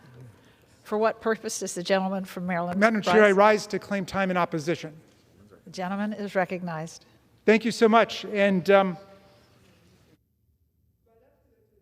ask if the gentleman would be willing to yield for a couple of questions, because again, there was no hearing in committee, so I'm not sure I understand this. This might be a great idea, but I want to try to figure it out. It requires that any inflationary estimates prepared incorporate the inflationary impact of debt servicing costs, which seems perfectly logical to me. But is there a reason to think that the current inflation rate as defined by the U.S. government does not incorporate the inflationary impact of debt servicing costs? Yes, it's been regular practice with CBO. I've been working to get this done for the CBO as well since I've got here in Congress.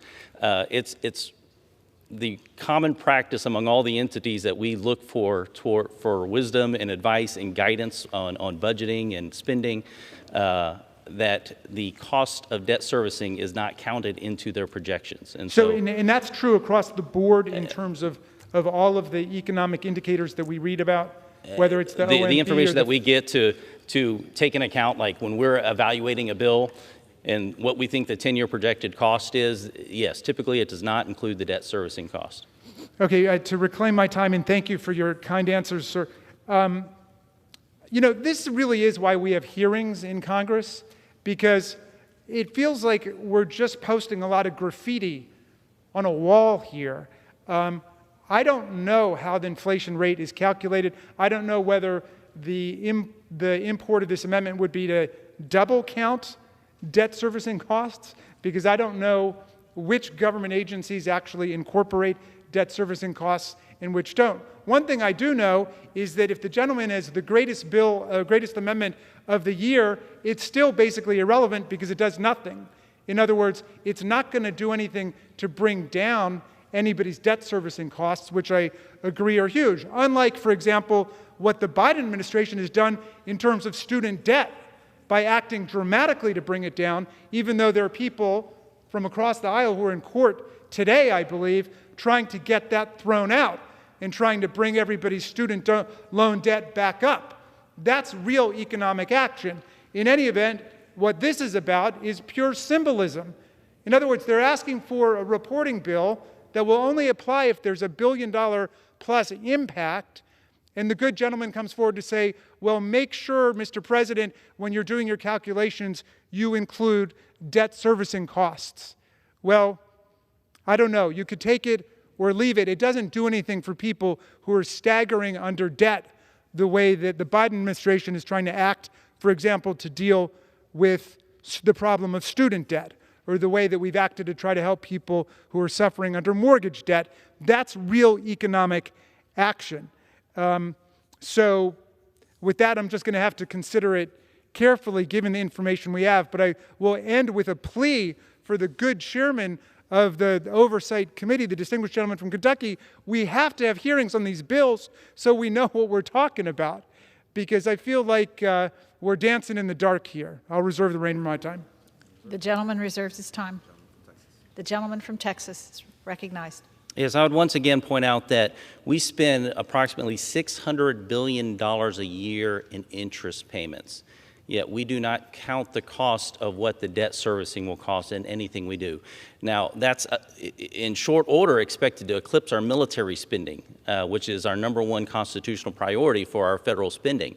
So whatever we want to do up here, if we do not begin to count the real cost of what we're doing, we will be off. And right now we are having to deal with a debt ceiling issue because the previous Congress decided to spend without considering the cost of what it was going to take and to push us toward the limit. And so we are cognizant of the fact that we are spending.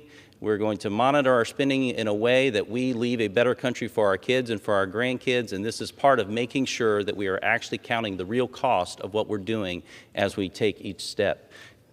And I would like to yield a minute to the distinguished chair of the Oversight Committee, my good friend Comer from Kentucky. The gentleman from Kentucky is recognized. Thank you, Madam Chair. I rise in support of the amendment. Often when inflation is considered, people fail to consider one of its important effects. That effect is on how much more it costs taxpayers to pay interest on our federal debt. Those interest payments are high, and they spike higher when interest rates rise. The Congressional Budget Office estimated that the federal government would pay $400 billion in interest on the federal debt during fiscal year 2022. And the Committee for a Responsible Federal Budget projected at the time that for every 1% increase in interest rates, those annual payments would rise by $38 billion. Remember, that's for fiscal year 2022, when the federal debt and interest rates were lower than they are now. My colleague amendment makes sure the impact on the federal debt service costs will not be overlooked in the inflation impact assessments the bill requires. I urge my colleagues to vote yes on this amendment, and I yield back the balance of my time. The gentleman from Texas reserves. The gentleman from Maryland is recognized. Madam Speaker, I just repeat my puzzlement from before. Perhaps if Mr. Cloud would yield for another question, what is the inflationary impact of debt servicing costs? Have there been any economic studies on that? What we're trying to do is to make sure that the debt servicing cost is included into these studies we're getting. You know, eventually I have a bill, for example, to do it with the Congressional Budget Office, so we'd like to see that as well. This would make sure that we're getting this done in the REINS Act with the OMB and the Council on Economic Advisors. And so it's common sense. To me, this should be bipartisan. We should really be counting the cost of what we're actually spending. This isn't really meant to be a controversial bill, except for those who don't want to really know what we're actually spending. Reclaiming my time, I would just say, I think you raise a very interesting point. I would love to know the answer to whether or not it's actually incorporated today and what the inflationary or deflationary effects are of debt servicing costs. And obviously this bill and this amendment would not have any impact on what those debt servicing costs are, but I don't see much of a problem of adding this language to the hortatory nature of the legislation. Happy to reserve. The gentleman reserves from Texas. Yeah, and if I would just add, it may not change what we're doing, but it would change the knowledge of what we're doing here in Congress. And the fact that we continue to spend money without even knowing how much money we're spending, I think is a problem, and certainly not the due diligence that we should have as members of Congress, being diligent with the public trust that we've been given. And so us having the real cost estimates before us is going to be very valuable as we go forward to understand exactly what we're doing as we begin to evaluate legislation, and for the administration when they're dealing with regulations they're proposing. Does the gentleman yield back? Yes, I yield. The gentleman from Maryland. Madam Chair, I'll just close on this one with this thought.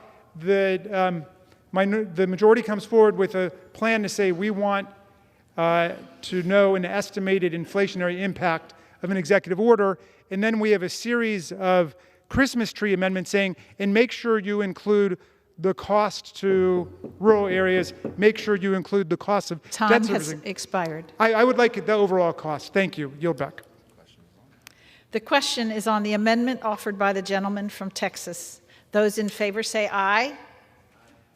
Those who oppose say no. In the opinion of the chair, the ayes have it. The amendment is agreed to.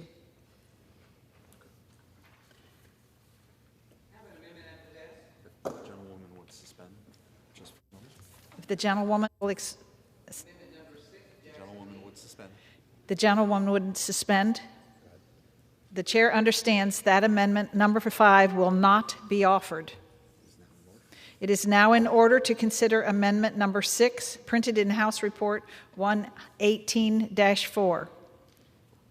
For what purpose does the gentlewoman from Texas seek recognition? I have an amendment at the desk. The clerk will designate the amendment. Amendment number 6, printed in House Report number 118-4, offered by Ms. Jackson Lee of Texas. Pursuant to House Resolution 166, the gentlewoman from Texas, Ms. Jackson Lee, and a member opposed each will control 5 minutes. The chair recognizes the gentlewoman from Texas. Madam Speaker, thank you so very much. For those of us who've had the privilege of serving in the United States Congress for a period of time, going through any number of speakers and majorities, what we're doing this evening in the midst of the needs of the American people is deja vu. Let me briefly just say that the Congressional Review Act process, which we debated just a few hours ago, would have added a 60-day review period on crucial life-saving executive orders that would have been necessary or have been necessary to save lives and to improve the quality of life of the American people, in this instance, rulemaking. So it's an obstructionist. It was passed. The Congressional Review Act, obstruction, some 60-day review period, adding a Senate vote, House vote, a veto, coming back again when American lives are in jeopardy, for health care, for the environment, for labor laws, any number of things, for criminal justice reform, any number of rules that would create a better pathway for Americans. Now we come, of course, with the RAIN Act. And I was positive that we did the RAIN Act some years ago. Sounds very familiar. And this one deals with allegedly providing some pathway for dealing effectively with inflation. I would hope my colleagues will be as interested in raising the debt ceiling, which will stop the bleeding of the American people and busting their wallets open because we have refused to pay our bills. This seems to ignore the work that President Biden has done, taken to cut everyday costs for working families, bring global supply chains back in, alleviating debt for students and veterans, and fighting climate change. This part of their larger plan to cut Medicare, Social Security, and other crucial programs are in this bill. My amendment and the language would eliminate, by eliminating the language that we did in my amendment, further helps to ensure that improper and ambiguous congressional interference in executive orders as sought through this legislation is appropriately curtailed. And so that the executive orders that are well vetted by the President of the United States, that have helped populations who have been in trouble, that have brought about a reckoning of police reform, that these executive orders would not be interfered with under the pretense of trying to suggest an inflationary impact. Why not applaud the work that President Biden has done, as I said, with alleviating the debt of students and veterans, of which there are those now fighting this in the Supreme Court, the work he's done on climate change, and the work we have all done, Democrats and the President, to preserve Medicare, Social Security, and other critical programs. I ask my colleagues to support the Jackson Lee Amendment number 6 to stop the interference that has no benefit and impact on any inflationary uptick. What we need to do is to work together to provide a budget, to be able to overview the budget, and to be able to come together to raise the debt ceiling to pay America's bills. I ask my colleagues to support Amendment number 6. With that, I reserve. The gentlewoman reserves. For what purpose does the gentleman from New York seek recognition? Madam Speaker, I rise in opposition to this amendment. The gentleman is recognized. The amendment strikes the bill's requirement for an inflation impact assessment, when an executive order will have a significant impact on inflation, but the impact cannot yet be precisely quantified.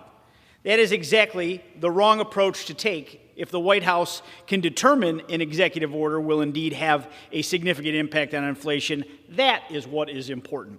The president should know about that before he acts. It would be unwise and dangerous to happily let the president proceed in the dark about an order's inflationary impacts just because they cannot yet be calculated with perfect precision. I urge my colleagues to vote no on this amendment, and I reserve the balance of my time. The gentleman reserves. The gentlewoman from Texas.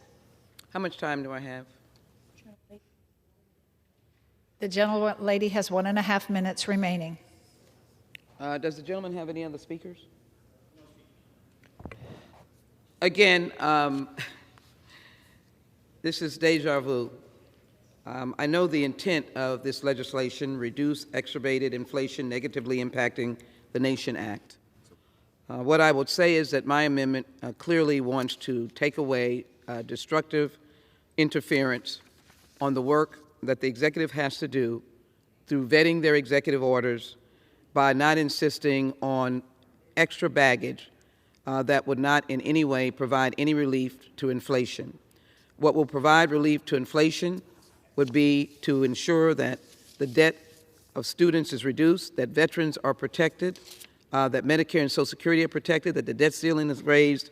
And so my amendment eliminates, by eliminating the language, further helps to ensure that improper and ambiguous congressional interference with executive orders as sought through this legislation is appropriately curtailed, because the more you delay constructive executive orders to help the American people, then the more you undermine the relief of the American people and help to bring down the inflation. With that, I yield back and ask support for the Jackson-Lee amendment. The gentlelady yields back. The gentleman from New York.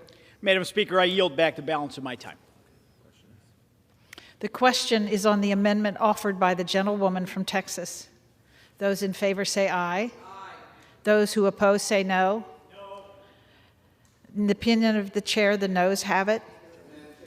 The gentlewoman from Texas. With that, I request the yeas and nays. Pursuant to... Does the gentlewoman request a recorded vote? Does the gentlewoman request a recorded vote? I request a recorded vote. Pursuant to Clause 6 of Rule 18, further proceedings on the amendment offered by the gentlewoman from Texas will be postponed. It is now in order to consider Amendment Number 7, printed in House Report 118-4. For what purpose does the gentlewoman from Texas seek recognition? I have an amendment at the desk. The clerk will designate the amendment. Amendment Number 7, printed in House Report Number 118-4, offered by Ms. Jackson-Lee of Texas. Pursuant to House Resolution 166, the gentlewoman from Texas, Ms. Jackson-Lee, and a member opposed each will control 5 minutes. The chair recognizes gentlewoman from Texas. Madam Chair, we cannot run the government by ambiguity, confusion, lack of clarity, and just throwing language down on the floor and expecting all of the pieces of government to work together. I question whether this legislation and the legislation dealing with the Congressional Review Act is ever going to be passed in the United States Senate. I question that. It would have been nice to have hearings and to work together. But this amendment tries to bring clarity. My amendment tries to define the term significant impact. And it adds the term significant impact on inflation means an executive order was estimated to increase or decrease consumer price index inflation by at least 1 percentage point over the course of a year. This amendment thus clarifies that the meaning of significant impact on inflation is quantifiable in any effort to make such a determination. The lack of specificity of applicability for when this unnecessary legislative restriction would take place and mandate will be imposed on all executive orders as provided for in the bill is unnecessary, time-consuming, and a waste of resources. In fact, I don't even know how any president would get through it. I'm not saying that executive orders should not have their necessary oversight, and they can. The Oversight Committee and other jurisdictional committees can have oversight. But if this is to reduce inflation, all this bill will do is to raise the costs of any act or action that is asked for in the executive order. Including the Jackson-Lee Amendment 26 would help to ensure that any attempt to restrict the powers and authority of executive orders is curtailed in a manner that would limit such mandate to apply only in such scenario whereby economically accepted standards are considered and applied. Example, whereby significant impact on inflation is limited to instances where there has been an increase or decrease in the Consumer Price Index, CPI, inflation by at least 1% over the course of a year. With that in mind, we would have clarity. We would have an understanding. We would be able to know whether this is irrelevant, burdensome, and overly excessive in doing the work on behalf of the American people. I ask my colleagues to support the Jackson-Lee Amendment, number 7, and I reserve. The gentlelady reserves. For what purpose does the gentleman from New York? Madam Speaker, I rise in opposition to the amendment. This amendment defines a significant impact on inflation as only an impact that would increase or decrease the Consumer Price Index by at least 1 percentage point. Now, with all due respect, that's magical thinking. If a single executive order were to produce a full 1 percentage point increase in inflation, that would be not just a significant effect, it would be a massive effect. The Bureau of Labor Statistics inflation data from January 23, 2023 showed that the Consumer Price Index rose 6.4% over the prior year. A 1 percent point rise would constitute 16% of that yearly rise. That is a huge portion of yearly inflation. Few individual executive orders, even ones that stoke inflation significantly, would on their own raise inflation by 1 full percentage point or more. And so we see what the amendment really is trying to do is gut the bill. And I urge my colleagues to vote no on this amendment, and I reserve the balance of my time. The gentleman reserves. The gentlewoman from Texas is recognized.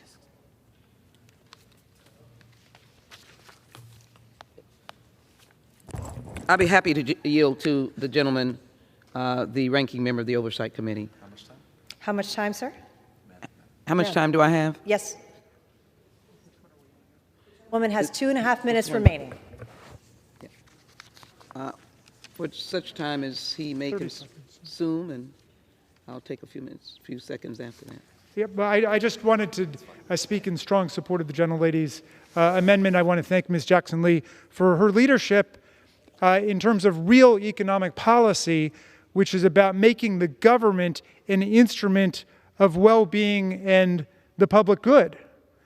And we know we have serious philosophical differences with our friends across the aisle. Many of them wanted to dismantle Social Security and Medicare. I think when President Biden arrived the other day, a lot of them retreated very quickly from it. I'd be delighted if someone wants to challenge me on that, because we have all the quotations from all the Republican senators and representatives who said it was time to get rid of Social Security, phase it out, adopt means testing, increase the age, and so on and so forth. I mean, that's a real policy difference.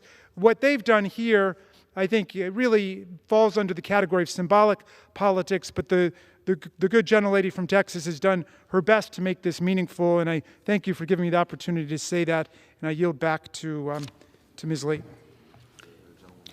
The gentlewoman from Texas reserves her time. The gentleman from New York is recognized. I yield back the balance of my time. The gentleman yields back. Very Gentlewoman from Texas. Very quickly, I thank the gentleman from Maryland for further clarifying our intent. Usually inflation by the economists is somewhere around 2%. So to have this amendment that indicates 1%, it gives some clarity of a significant impact. And I would say this, I believe in oversight, but I don't believe in obstruction and intrusion and stopping work that impacts the American people. My amendment provides clarity so that the work for the American people can go forward, and it is evident that President Biden has had a significant impact on bringing down inflation and building a better quality of life. I ask my colleagues to support the Jackson-Lee Amendment number 7. The gentlelady yields back. The question is on the amendment offered by the gentlewoman from Texas. Those in favor say aye. Aye. Those opposed say nay. Nay. In the opinion of the chair, the nays have it. Yes, Gentlewoman from Texas. Chair, I ask for a recorded vote. Pursuant to Clause 6 of Rule 18, further proceedings on the amendment offered by the gentlewoman from Texas will be postponed. It is now in order to consider Amendment Number 8, printed in House Report 118-4.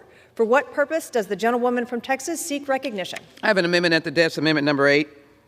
The clerk will designate the amendment. Amendment number 8, printed in House Report number 118-4, offered by Ms. Jackson Lee of Texas. Pursuant to House Resolution 166, the gentlewoman from Texas, Ms. Jackson Lee, and a member opposed, each will control 5 minutes. The chair recognizes the gentlewoman from Texas. Madam Chair, all of us have seen the great work of the Oversight Committee in the two initiatives that we have had today. And clearly, we're all sort of stretching to try to understand the impact of the Reduce Exacerbated Inflation Negatively Impacting the Nation Act, and we're trying to find the substance.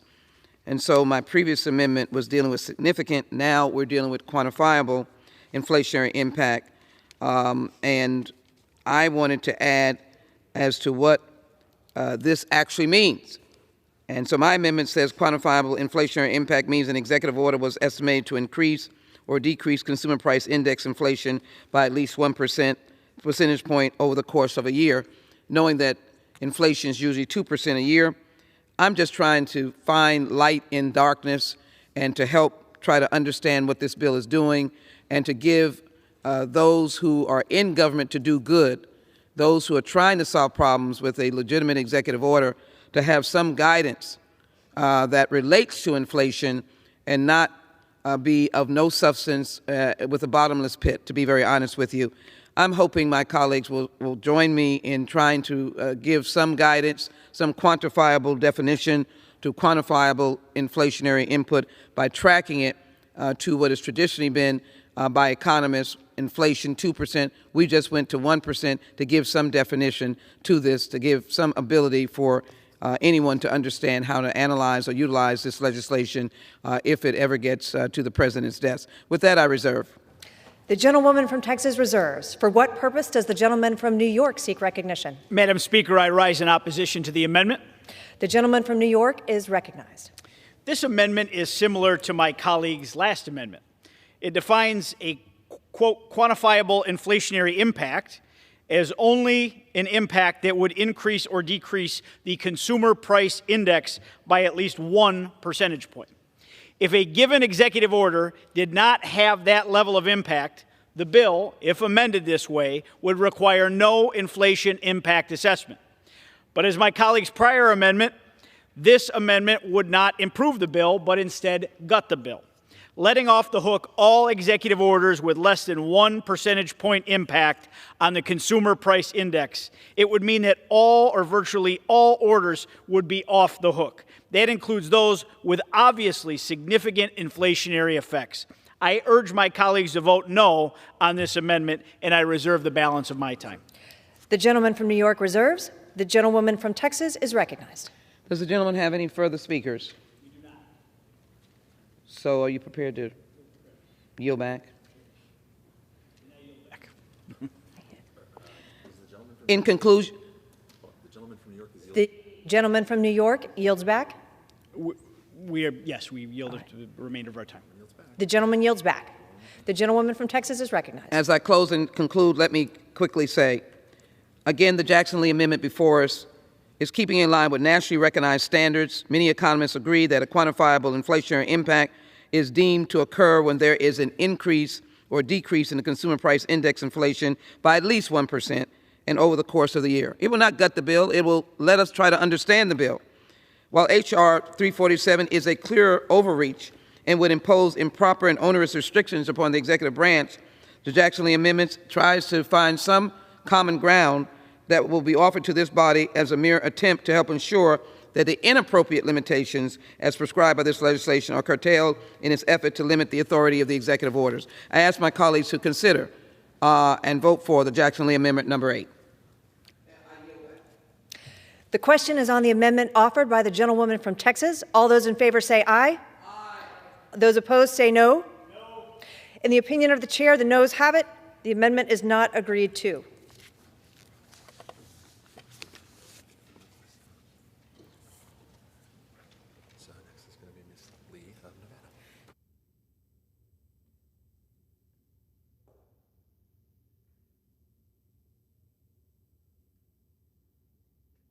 Now, in order to consider amendment number 9, printed in House Report 118-4. For what purpose does the gentlewoman from Nevada seek recognition? Madam Speaker, I have an amendment at the desk. The clerk will designate the amendment. Amendment number 9, printed in House Report number 118-4, offered by Mrs. Lee of Nevada. Pursuant to House Resolution 166, the gentlewoman from Nevada, Ms. Lee, and a member opposed will each control 5 minutes. The chair recognizes the gentlewoman from Nevada.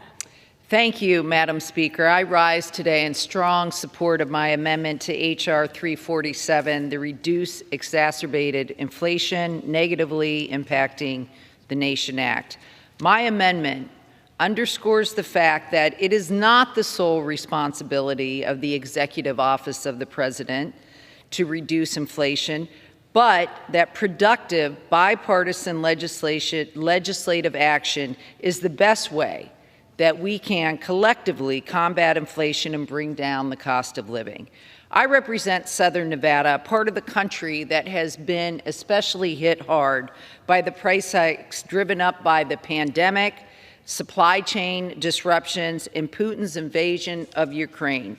Nevada families have been hurting, and they have been forced to make difficult decisions about how to make ends meet, how to provide for their loved ones for far too long. And they are tired of finger pointing. They're done with partisan pot shots and bickering that achieve nothing to help them make ends meet. Although the pace of inflation has slowed since hitting a peak last summer, the cost of living continues to remain far too high. And that's why they and the rest of America are calling on Congress for us to do our job, to take real action and provide relief. And that's what we owe them. We made progress in this direction during the last Congress with the CHIPS and Science Act, the bipartisan infrastructure package, and other landmark bills that continue to help strengthen our supply chains and relieve price pressures. This Congress, we need to continue that legacy and set aside political posturing and instead advance more thoughtful legislation that will actually bring down costs and meet the needs of our constituents. I've said it before and I'll say it again. Congress is at our best when we put policy first and politics last. I implore all of my colleagues to support this amendment because finding bipartisan compromise and real progress on our nation's most pressing issue is not only right, it is what we were sent here to do. And with that, I will recognize Mr. Raskin. Thank you very much. I want to rise in favor of Ms. Lee's excellent amendment here, which makes both a powerful economic point and a powerful constitutional point. The economic point is that Congress must act in order to bring down inflation. Congress must act in order to promote employment, and we have acted in partnership with President Biden to do just that in the Inflation Reduction Act, in the Infrastructure Act, in a whole series of bills that we have used to bring inflation down, to dramatically lower unemployment in the country. But she's making also, I believe, a very powerful constitutional point, because part of what gets lost in the symbolism of this legislation, a mere messaging bill about having executive orders over $1 billion, which describes a handful in a year, attached in inflation description. What gets lost is that the Constitution in Article 1 sets it up so that Congress is the major definer of economic policy in the country. It's Congress that is supposed to be laying and collecting taxes and imposts and dealing with the debt of the country. It's Congress that regulates commerce among the states and with foreign countries. So the failure to come forward with real productive legislation on inflation is also a surrender to the executive branch. And we don't need to do that. So we should be working with the executive branch, as we have done in the Inflation Reduction Act, with the infrastructure bill, in lowering prescription drug costs, in lowering the cost for diabetics to get their insulin shots to $35 a month. That is the real pathway, not just a bunch of reporting bills. Thank you for yielding, and I'm happy to yield back to Ms. Lee. Thank you. I reserve the balance of my time.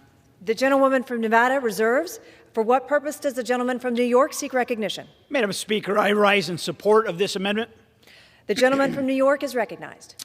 My colleague's amendment states an obvious fact. It is the responsibility of both the President and the House of Representatives to combat inflation. And I have no quarrel with that. In fact, in advancing this bill, the House is taking one step towards fulfilling its responsibility to combat inflation. It's doing so by using this legislative authority to help ensure that the President focuses on combating inflation, not issuing executive orders that make inflation worse. I urge my colleagues to vote yes on this amendment, and I reserve the balance of my time. The gentleman from New York reserves. The gentlewoman from Nevada is recognized. Madam Speaker, I'm ready to close. The gentlewoman is recognized. The question is on. Nope. Okay. Is the gentlewoman yielding back? Oh, I yield back, yes. Okay. The gentlewoman yields back. Gentleman from New York? We yield back as well. The question is on the amendment offered by the gentlewoman from Nevada. Those in favor say aye. Those opposed say no. In the opinion of the chair, the ayes have it. The amendment is agreed to. Could I ask for a recorded vote, please? Pursuant to Clause 6 of Rule 18, further proceedings on the amendment offered by the gentlewoman from Nevada will be postponed.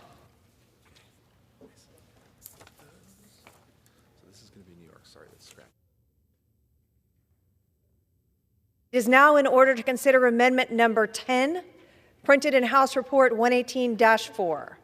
For what purpose does the gentleman from New York seek recognition? Madam Speaker, as the designee of Mr. Andy Ogles, I have an amendment at the desk.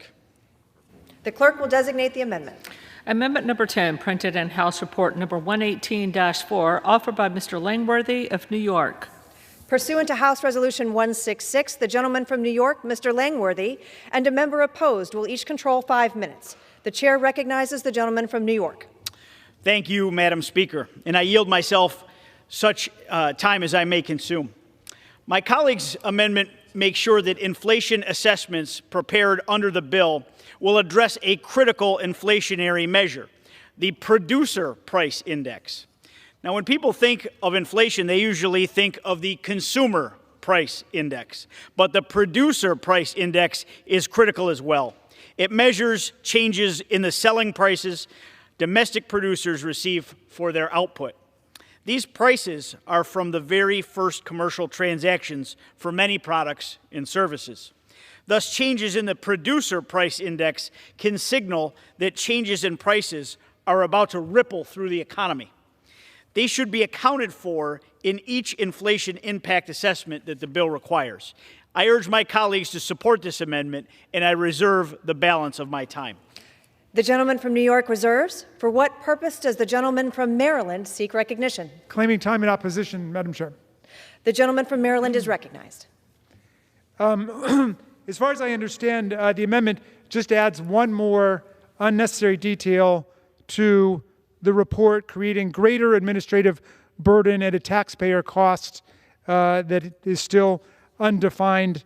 It's unclear why it's necessary. If it is necessary, it should be adopted across the board. But of course, we had no hearing, so we can't really understand what the merits of the proposal are. But right now, it just seems like a lot more bureaucratic paperwork. I reserve. The gentleman reserves. The gentleman from New York is recognized. Madam Speaker, we have no more speakers at this time, and I yield back the remainder of our time. Gentleman yields back. Gentleman from Maryland. And I'm happy also to yield back. The question is on the amendment offered by the gentleman from New York. Those in favor say aye. Aye. Those opposed say no.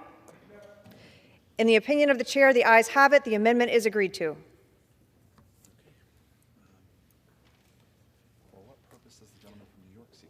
For what purpose does the gentleman from New York seek recognition? I move that the committee do now rise. The question is on the motion that the committee rise. All those in favor say aye. All those opposed say no. The ayes have it. The motion is adopted. Accordingly, the committee rises.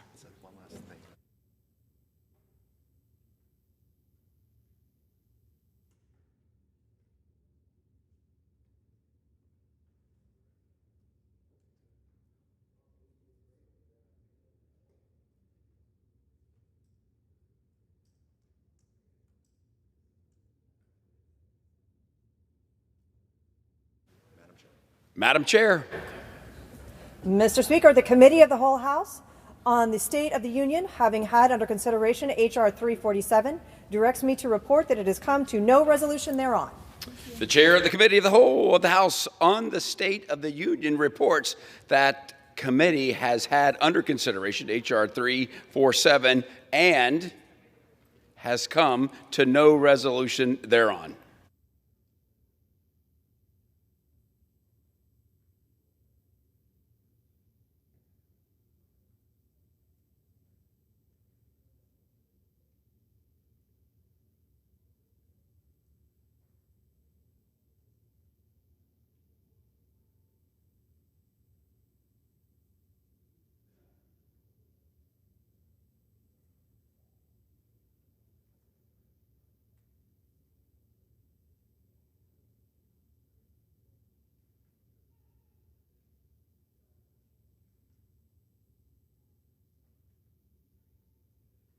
Is the microphone on?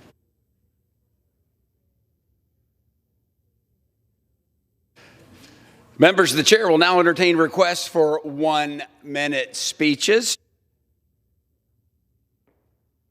For what purpose does the gentleman from Pennsylvania seek recognition?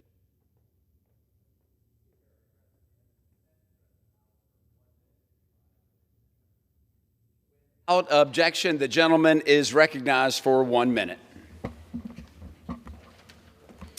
Thank you, Mr. Speaker. I rise today to bring attention to the fact that when Norfolk Southern's train derailed next to my district, leaking chemicals, evacuating constituents, distressing thousands, the people of Western PA were mad, and so was I.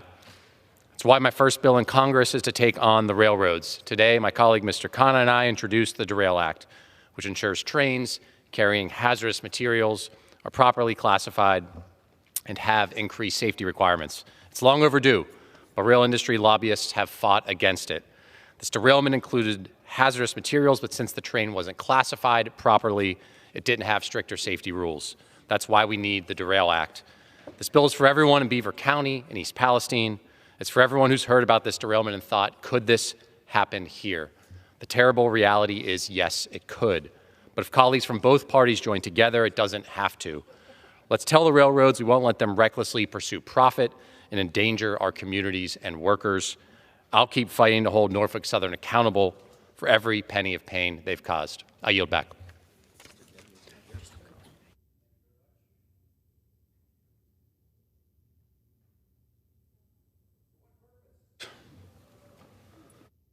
Does the gentle lady from California seek recognition?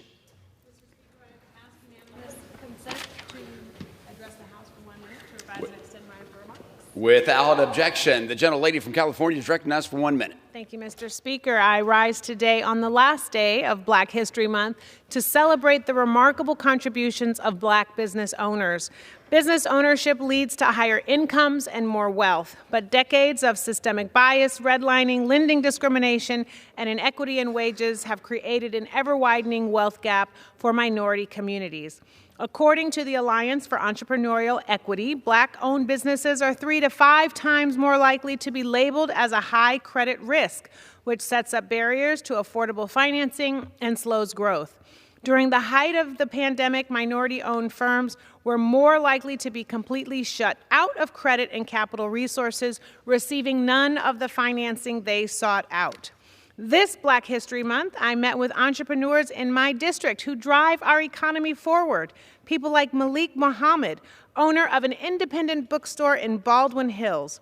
Malik is passionate about investing in the community and does so by hosting book fairs at local schools, because he knows that in order for his neighborhood to thrive, more people of color need to start businesses in the community. I urge my colleagues in Congress to recognize the great strength that is Black entrepreneurship and work with me to build a more equitable economy for all. Thank you, Mr. Speaker, and I yield back. Thank you very much. For what purpose does the gentle lady from Pennsylvania rise? Mr. Speaker, I ask unanimous consent to address the House for 1 minute and to revise and extend my remarks. Without objection, the gentle lady is recognized for 1 minute. Thank you.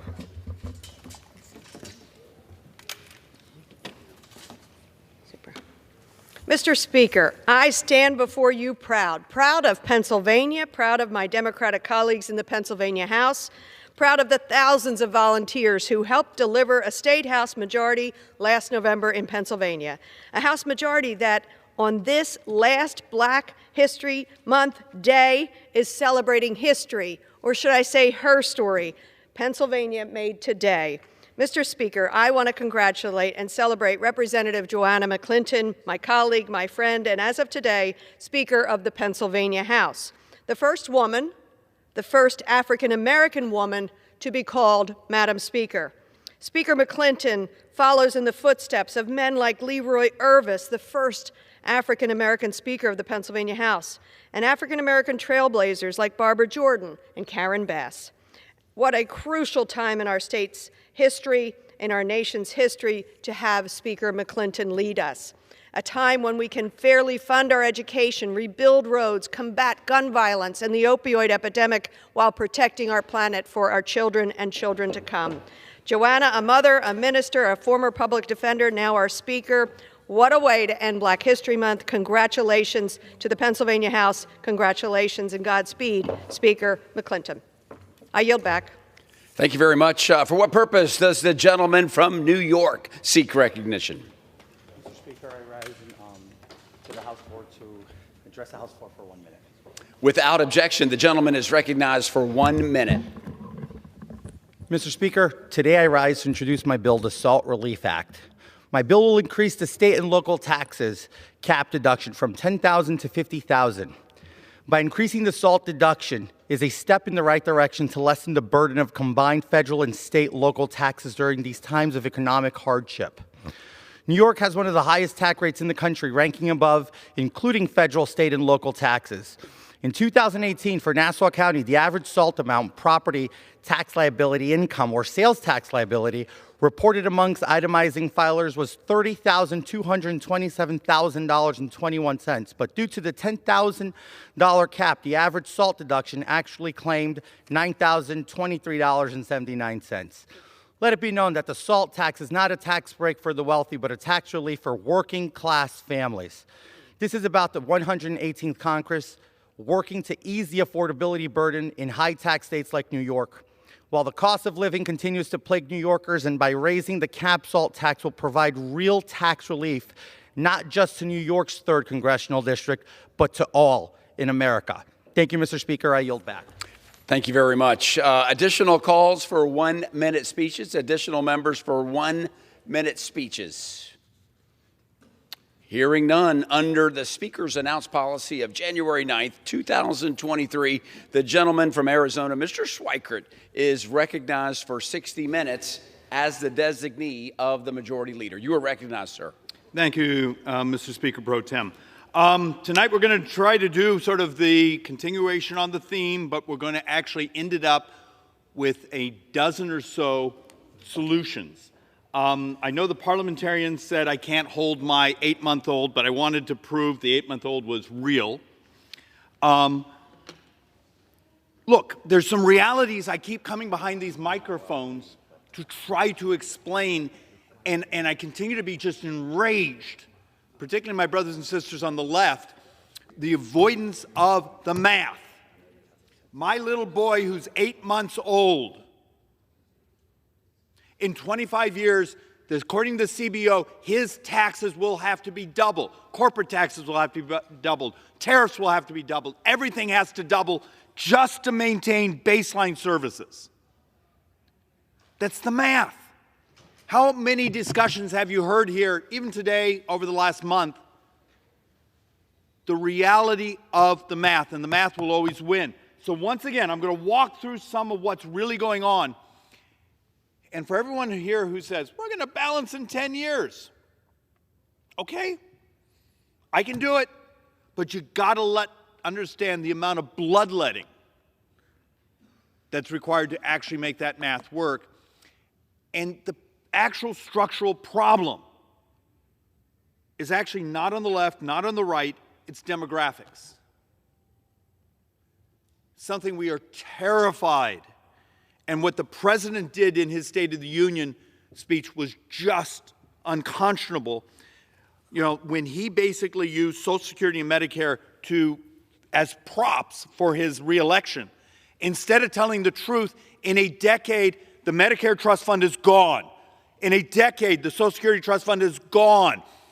Does the left plan to help us fix it? Because if they don't, they get to be responsible for doubling senior poverty in this country. It's the math.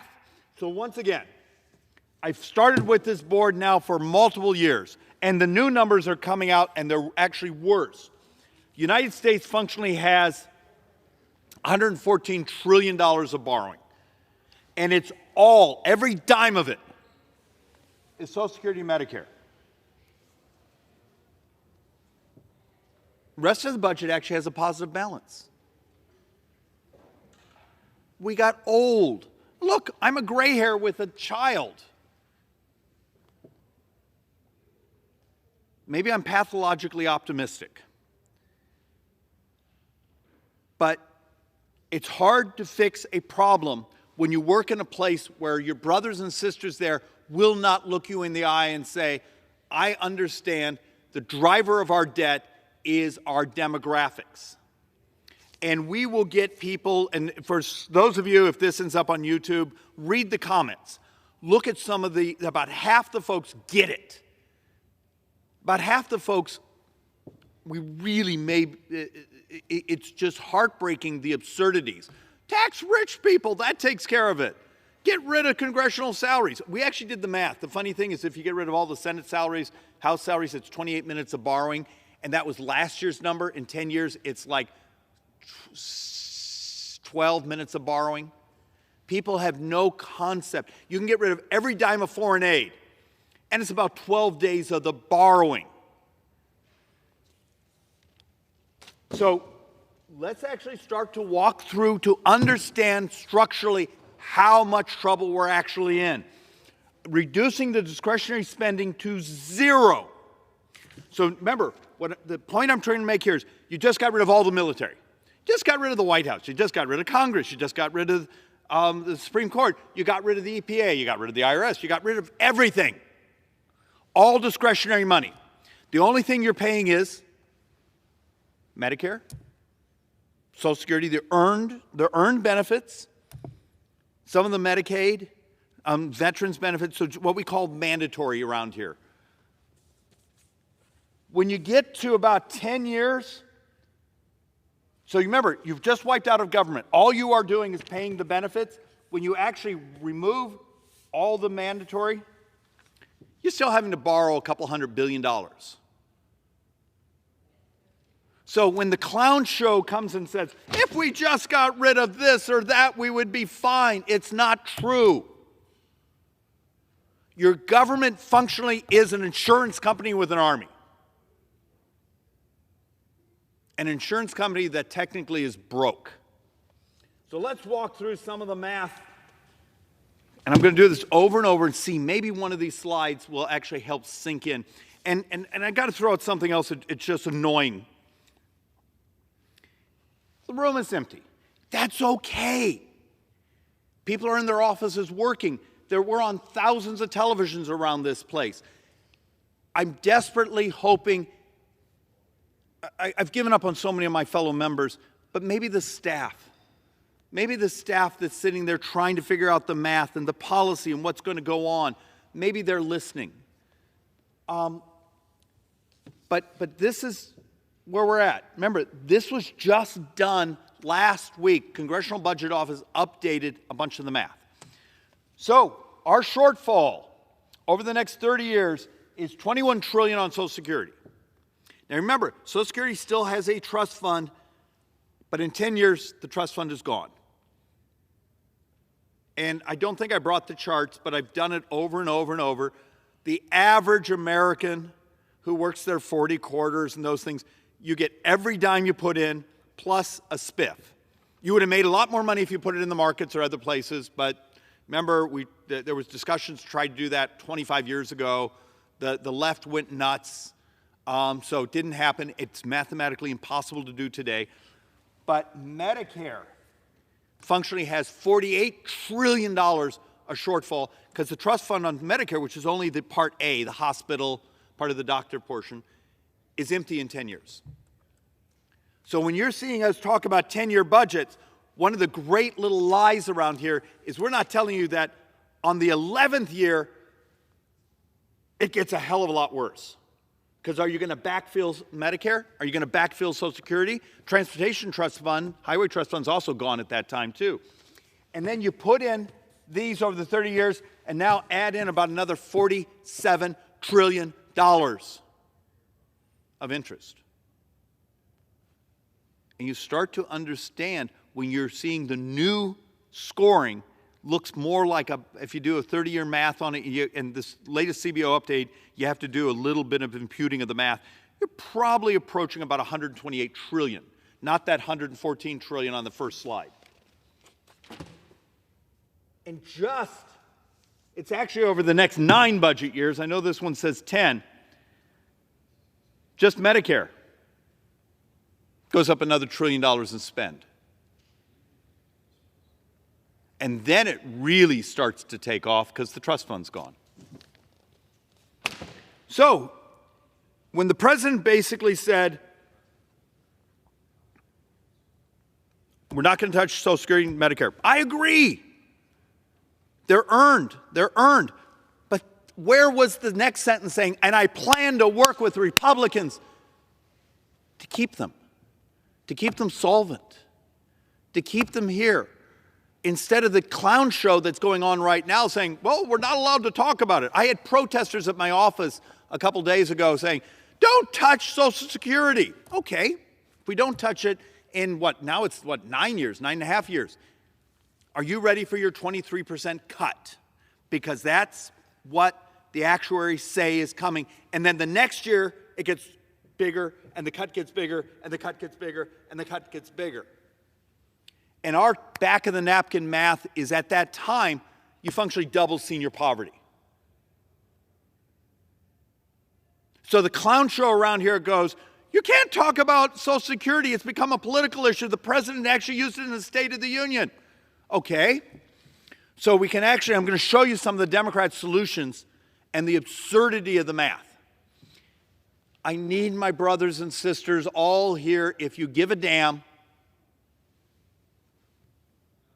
put some batteries in the calculator, hire a couple competent actuaries. Actually, try something even crazier. And for anyone that's watching or listening, go grab, you got 2 different documents out there. The one is really an easy read. High school math, you'd be fine. Congressional Budget Office, about 6 weeks ago, did an update on Social Security. It's an easy read. A little harder to read, but actually much more impactful. Go actually get the copy of the Social Security Medicare Actuary Report. Or is it Medicare Social Security Actuary Report? Either way. And dig through that, and you understand the demographic curve. And I'm going to show you some demographic slides, and I promise you I'm going to upset some people, and maybe it's a little too geeky. My father used to have a saying, for every complex problem, there's a simple solution. That's absolutely wrong. We're talking trillions of dollars. We're talking millions and millions and millions of our brothers and sisters. Guess what? Solutions are complex. Is this body capable? I don't know if it is anymore. And part of the problem is we've politicized everything to the point that we are incapable of telling the truth. Because often telling the truth gets you either unelected or screws up the fundraising or other things. And I just continue to be enraged. Does my little boy, do you deserve a retirement? Does he deserve a future? Because the wheels are coming off. I just showed you a slide that said 10 years from now I can wipe out everything you think that is government. And you still have to borrow money. And no, China has actually been dialing down its bond holdings for a decade. Japan has been dialing down our bond holdings for decades. We now finance most of our borrowing ourselves, actually almost all of our borrowing ourselves. Single failed bond auction. You want to talk about hell? In future time, I'll actually walk you through scenarios of what happens when we go to sell U.S. sovereign debt and it's undersubscribed, and watch the interest rate go through the ceiling because you got to sell it. So let's actually just take a quick look just to understand the baseline structure of what's happened to Social Security. And once again, no one stole your money. That was a rhetorical thing that politicians did to sound like they cared and tough because they didn't want to tell you the actual math. And the actual math was demographics. Social Security by the numbers. 1960, I had 5 workers for every retiree, for every beneficiary. How far away is 2030? Come on, seriously. Can anyone else help me do some math here? How far away is 2030? Think of that. At the end of the decade, if you are married, you and your partner, your spouse, you got your own retiree.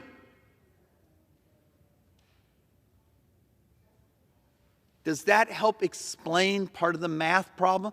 Understand, in the early days, for a working male, on the very first year of Social Security, I've seen it documented that the average life expectancy was 64 years old, and you didn't get the benefit till you're 65. You see some of the design issues?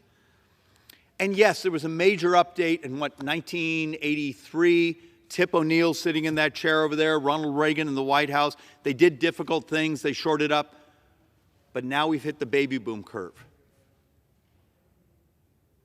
We have divided government again, just like we did back in the 80s.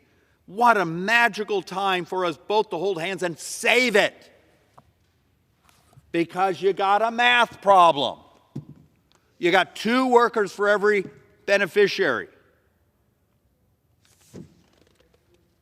How much did you see the President in the State of the Union show like he gave a damn for anyone that's on Social Security? I'm not going to touch it. And then what's his next sentence that's going off the cliff? There are some very creative structural ideas, almost setting up either a sovereign wealth fund, some incentives where you actually get benefited to stay in the labor market, other things. We can save it with no one taking a cut. It's just going to require math and a lot of explaining. So let's actually walk through. Now, this is pretty much another way of saying the same slide of how many workers to a retiree. And this is for my Democrat brothers and sisters.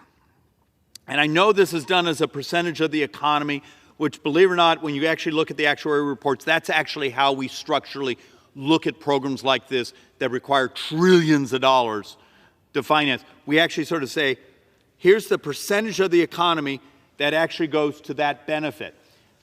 Total tax revenues raised in combined federal, state, and payroll taxes approach 100% for wealthy taxpayers as a percentage of GDP. It's basically saying what would happen if we functionally took 100% of the income from the wealthy. Once again, let's try this again, because there's a couple trolls out there say, well, Bernie Sanders had this idea. Okay, he does, but if you got to read through it, the amount of all the wealth income just to shore up Social Security, and then they forget 3/4 of the borrowing is Medicare.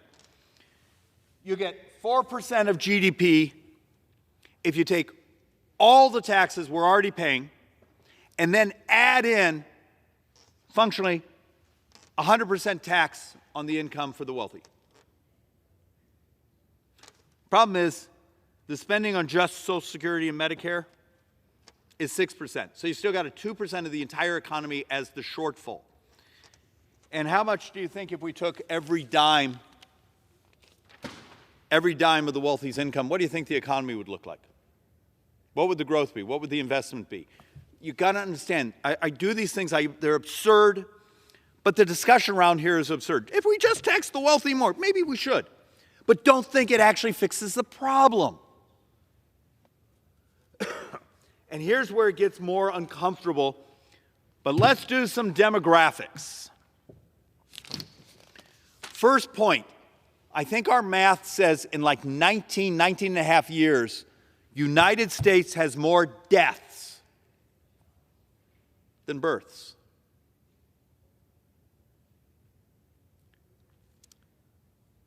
So in less than 20 years, the United States has more deaths than births. I need you to think through that. I need to finance programs that, remember, a Social Security actuary is modeled for 75 years. And in less than 2 decades, I've started having more deaths than births in this country. And you start to understand what they call, it's actually a demographic term, a dependency ratio.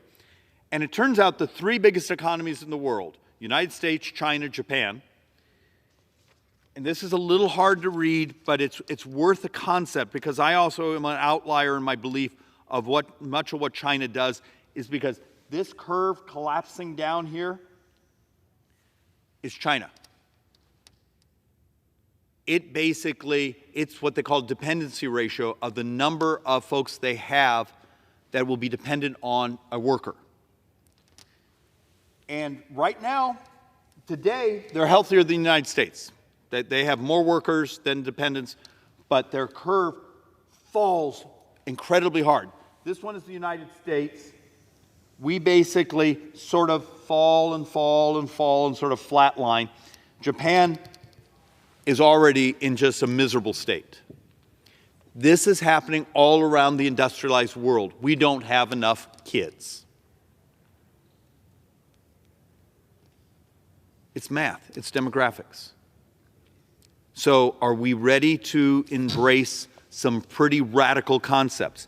There's some great authors out there talk about how the 70s and 80s, and maybe even through part of the 90s, the world had competition for what they call hydrocarbons, oil, natural gas. In the previous decade and right up to right now, it may be world sort of competition for rare earths because of the electrification and batteries, those things. In the next couple decades, it may be an international battle for smart people. Take a look at how many of the countries we compete with that have changed their immigration codes to actually recruit people who have skill sets. And it's not all just, PhDs of electrical engineering. It's you're a skilled carpenter, you're a skilled programmer, you're this or that. It's actually a really interesting and uncomfortable debate. But as you're going to see as we talk about these charts, I can make the numbers work.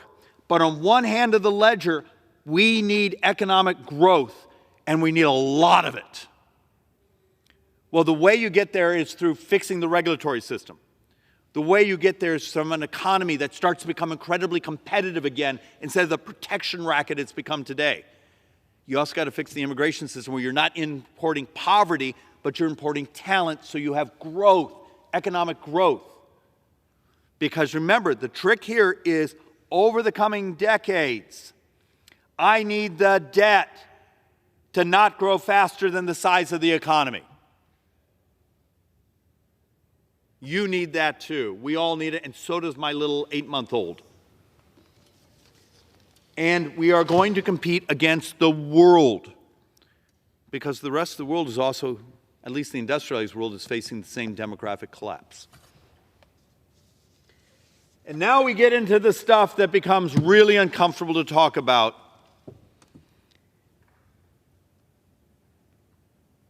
and I got to find a way, but it's math and it's policy. There's something really crappy going on in our society right now. And it's uncomfortable, and almost, I may be the only idiot who's dumb enough to walk up behind these microphones and talk about it, but we got a problem. We have young males entering universities almost similar to females and then not graduating. We have, and I didn't bring all the charts, but the number of young males, particularly under 35, who just are functionally not showing up in the economy. And why this is important is I'm not talking about a few, I'm talking about millions and millions and millions. And we're actually even looking at some of these charts, and where this gets a tricky conversation is when you start to see college enrollment by gender, and then the males basically falling off the cliff here, particularly the last few years, where females graduating. Great! This is wonderful over here. This is a real societal problem.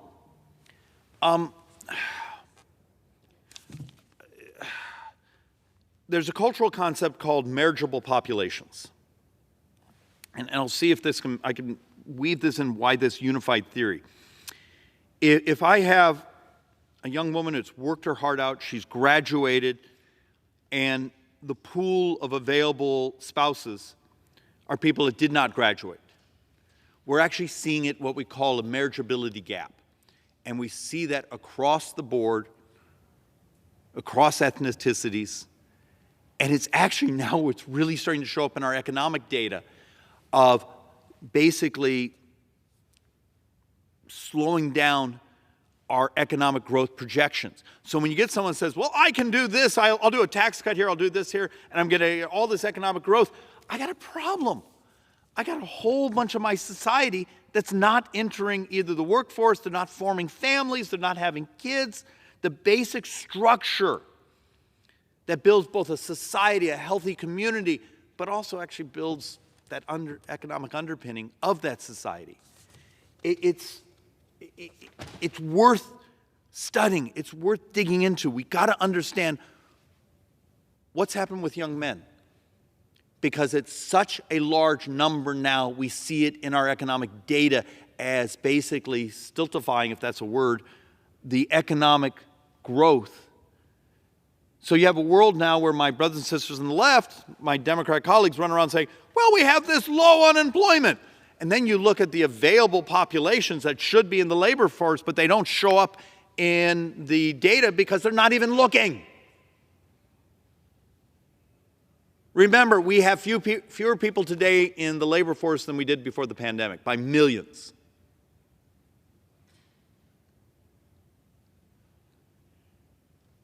And then I stand up here, just pissed off, trying to say, does anyone care about the math? Because at the end of the decade, the wheels are coming off. And they don't need to.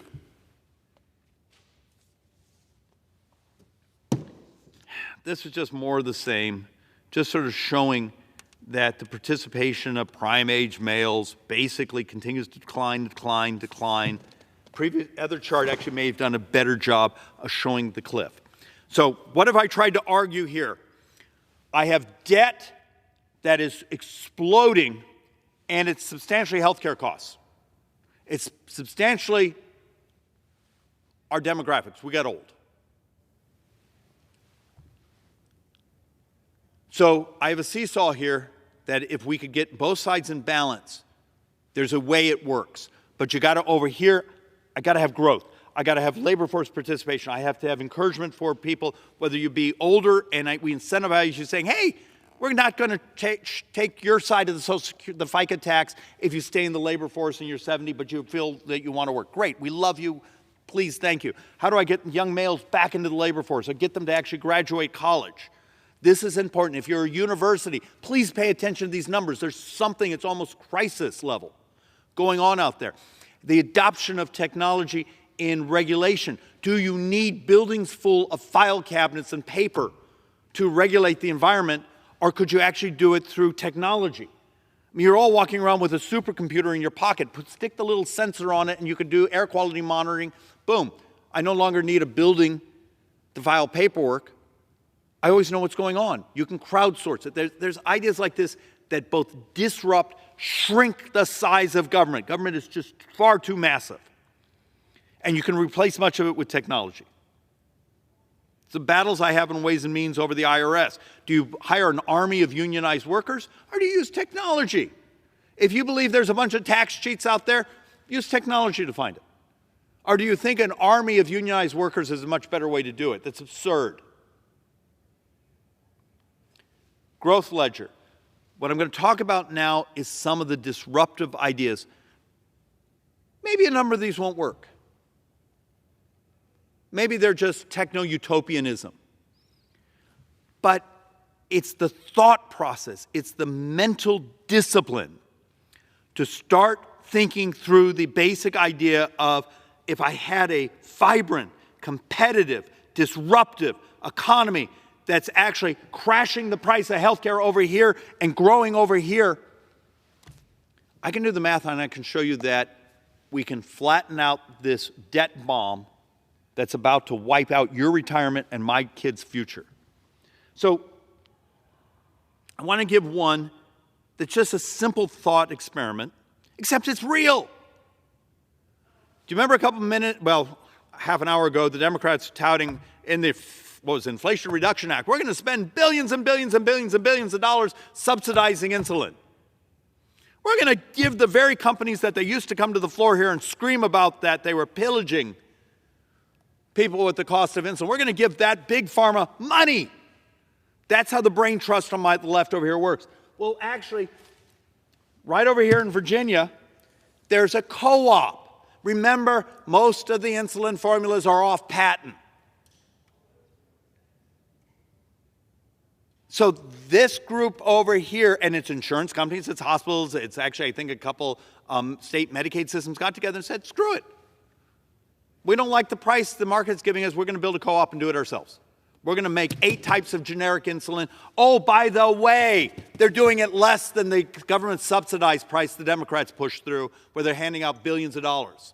Why didn't they turn around and say, let's bring this to market much faster? No taxpayer money, cheaper prices, competition. Instead, the Democrats' version was, let's just subsidize big pharma. How dare they act like they did something? They basically almost screwed up competition because they started subsidizing the very organizations they used to complain about, and then made it so competition actually had to now compete with subsidized companies. Does anyone else see the absurdity around here? If you want competition in the pharmaceutical world, get more people making them. The majority of the pharmaceuticals we all consume are off patent. There's some crazy articles out there that I saw this summer of super high-speed 3D printers that you no longer need a couple $100 million clean facility to make your generic drug.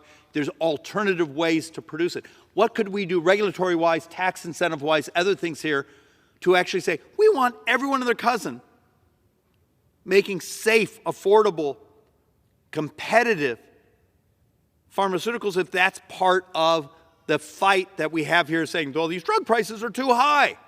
So what are you going to do? The Democrats actually decided they're going to regulate, price cap, subsidize. As a supply-side conservative, I come back and say, screw that. Let's grab today's technology and get the competition flowing.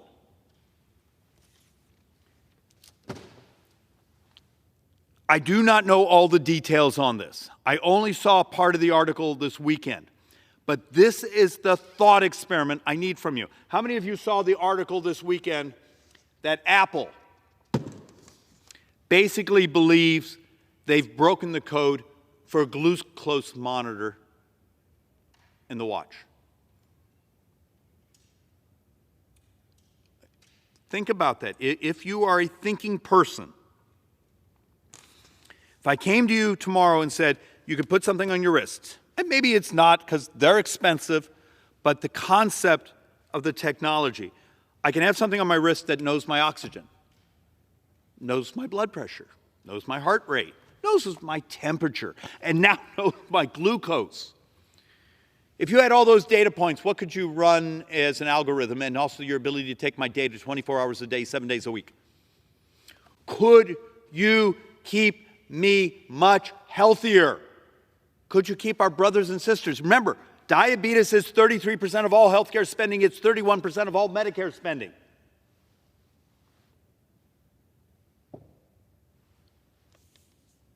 If it's true this technology may be coming, just thought experiment. You're all smart people. Think about it.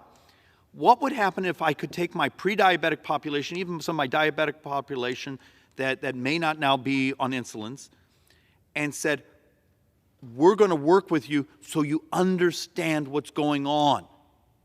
I represent this, probably the second highest per capita population in the world with diabetes, one of my tribal communities in Arizona. Incredible people.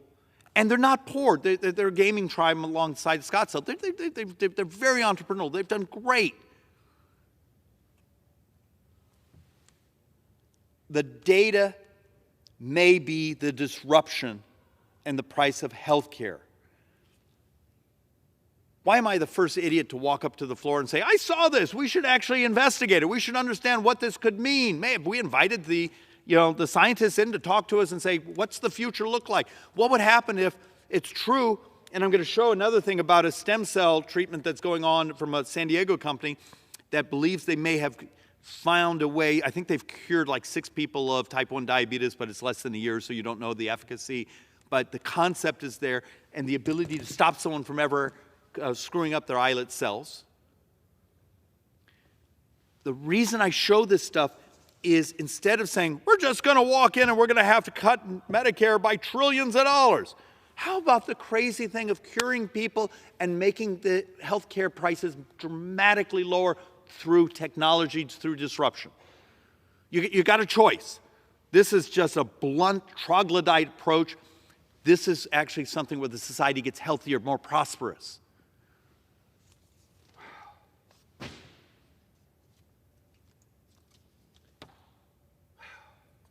And I'm just going to go through some of these, because some of these I've done whole presentations on the floor. When you start to actually read some of the literature, that we may be on the cusp of, I think actually there's a paper being presented in this coming week on the first data sets for a cancer vaccine.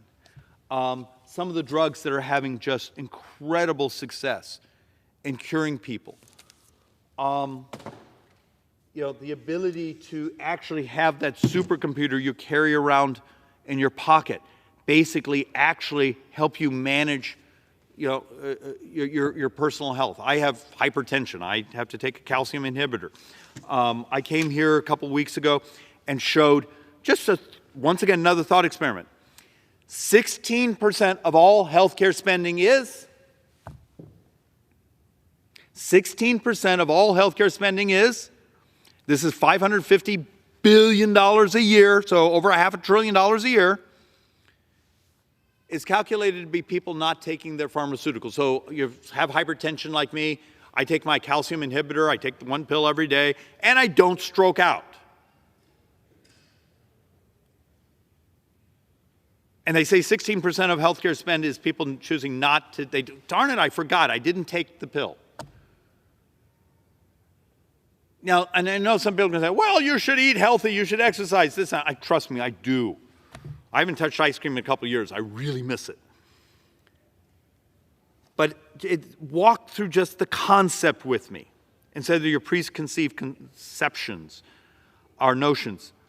If 16% of healthcare spend is people not taking their pharmaceuticals appropriately so they stay on their rhythm, grandma forgets to take her pill, you need a statin, you forget to take it. How about a 99-cent pill cap that beeps at you when you forgot to open it up that morning?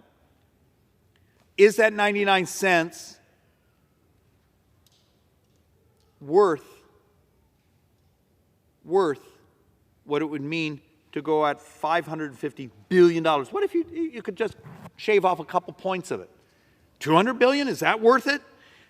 These are just trying to be creative. Instead of the folks who want to run around here with a chainsaw, hacking apart things, start saying maybe the idea is using technology so we're healthier. And there was another article I picked up a couple days ago just to show the revolution that's about to be here. This now has an FDA approval. It's functioning. You can blow into it from your home medicine cabinet. And guess what? It's a flu test. It's a COVID test. And there's another version coming that's actually going to be 2 or 3 other things. You can have it in your home medicine cabinet, blowing it. You don't have to go to the urgent care center. You don't have to go to the doctor's office. You don't have to go to the emergency room. You don't have to go to the hospital.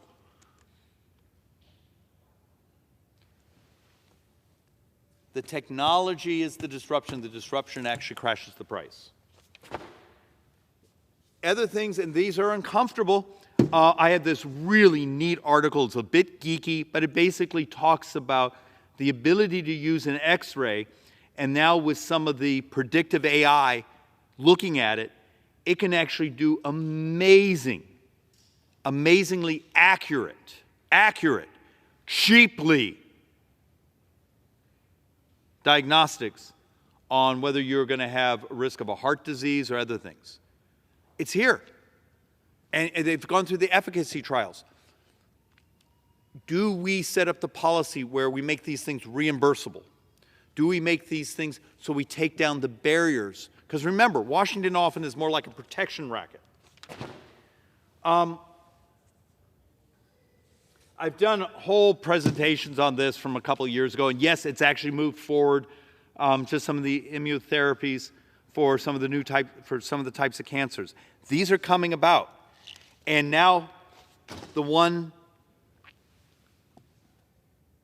that I talked about a couple weeks ago was that possibility in regards to diabetes. And we're actually bringing a couple of their researchers here, I think sometime next month, to just talk about the mechanisms.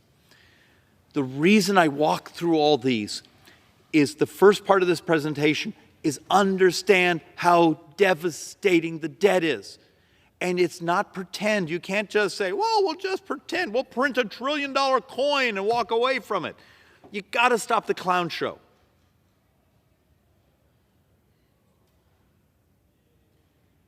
Yes, there's a whole bunch of government that we can do without. But you saw the very first couple boards that basically said 10 years from now, you can get rid of all of what you think is government. And you still got to borrow money. You got rid of all of defense. You got rid of all discretionary. And you still had to borrow money to be able to cover Medicare. And the punchline there was, it's the next year. That was all a 2033 number. The next year, 2034, Social Security Trust Fund is gone. 23% cut. Is that going to be allowed to happen, or do we have to take it out of the general fund? Next year, 2034, the Medicare Trust Fund is gone. The next year, the Transportation Highway Trust Fund is gone.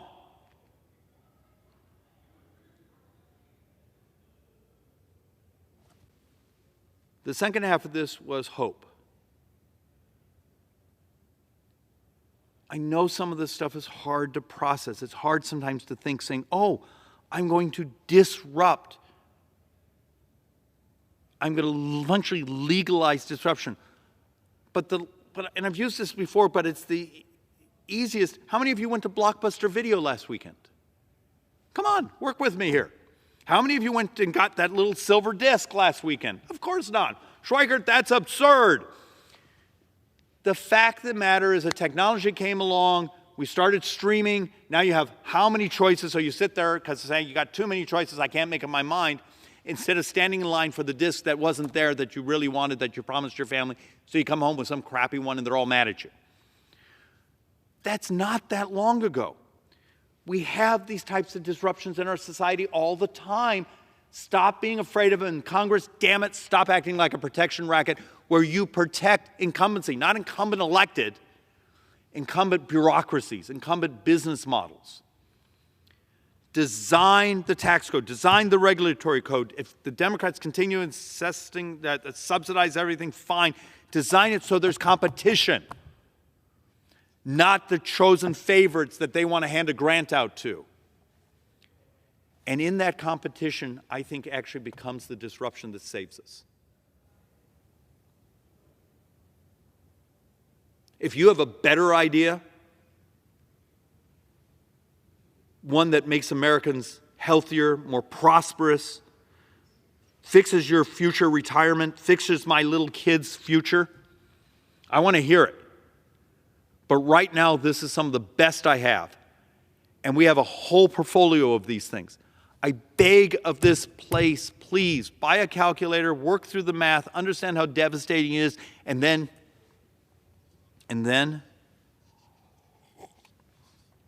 just try to think of a future. Try to think of a future that actually is incredibly hopeful, incredibly optimistic. But you can't have this sort of dystopian State of the Union speech we had if you actually break it down, where they know these programs are going off the cliff.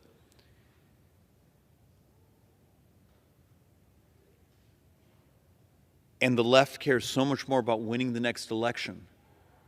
So much more about winning the next election. They're not telling the truth to their own voters, let alone the people who are really dependent on here. And it's a level of cruelty. It's a cruelty that might work through the next election, but it's coming. The math always wins. And with that, Mr. Speaker, I yield back. The gentleman from Arizona has yielded his time. The chair now seeks a motion to adjourn. Yes, members are reminded to refrain from engaging in personalities towards the president and to direct their remarks to the chair. The chair will now seek a motion to adjourn. For what purpose does the gentleman from Arizona seek recognition? Mr. Speaker Pro Tem, I move that the House do now adjourn. The gentleman from Arizona makes a motion to House adjourn. The question is before the body. All those in favor, please signify by saying aye. All those opposed say nay. The ayes have it. The motion is agreed to, and accordingly, the House stands adjourned until 9 a.m. tomorrow morning.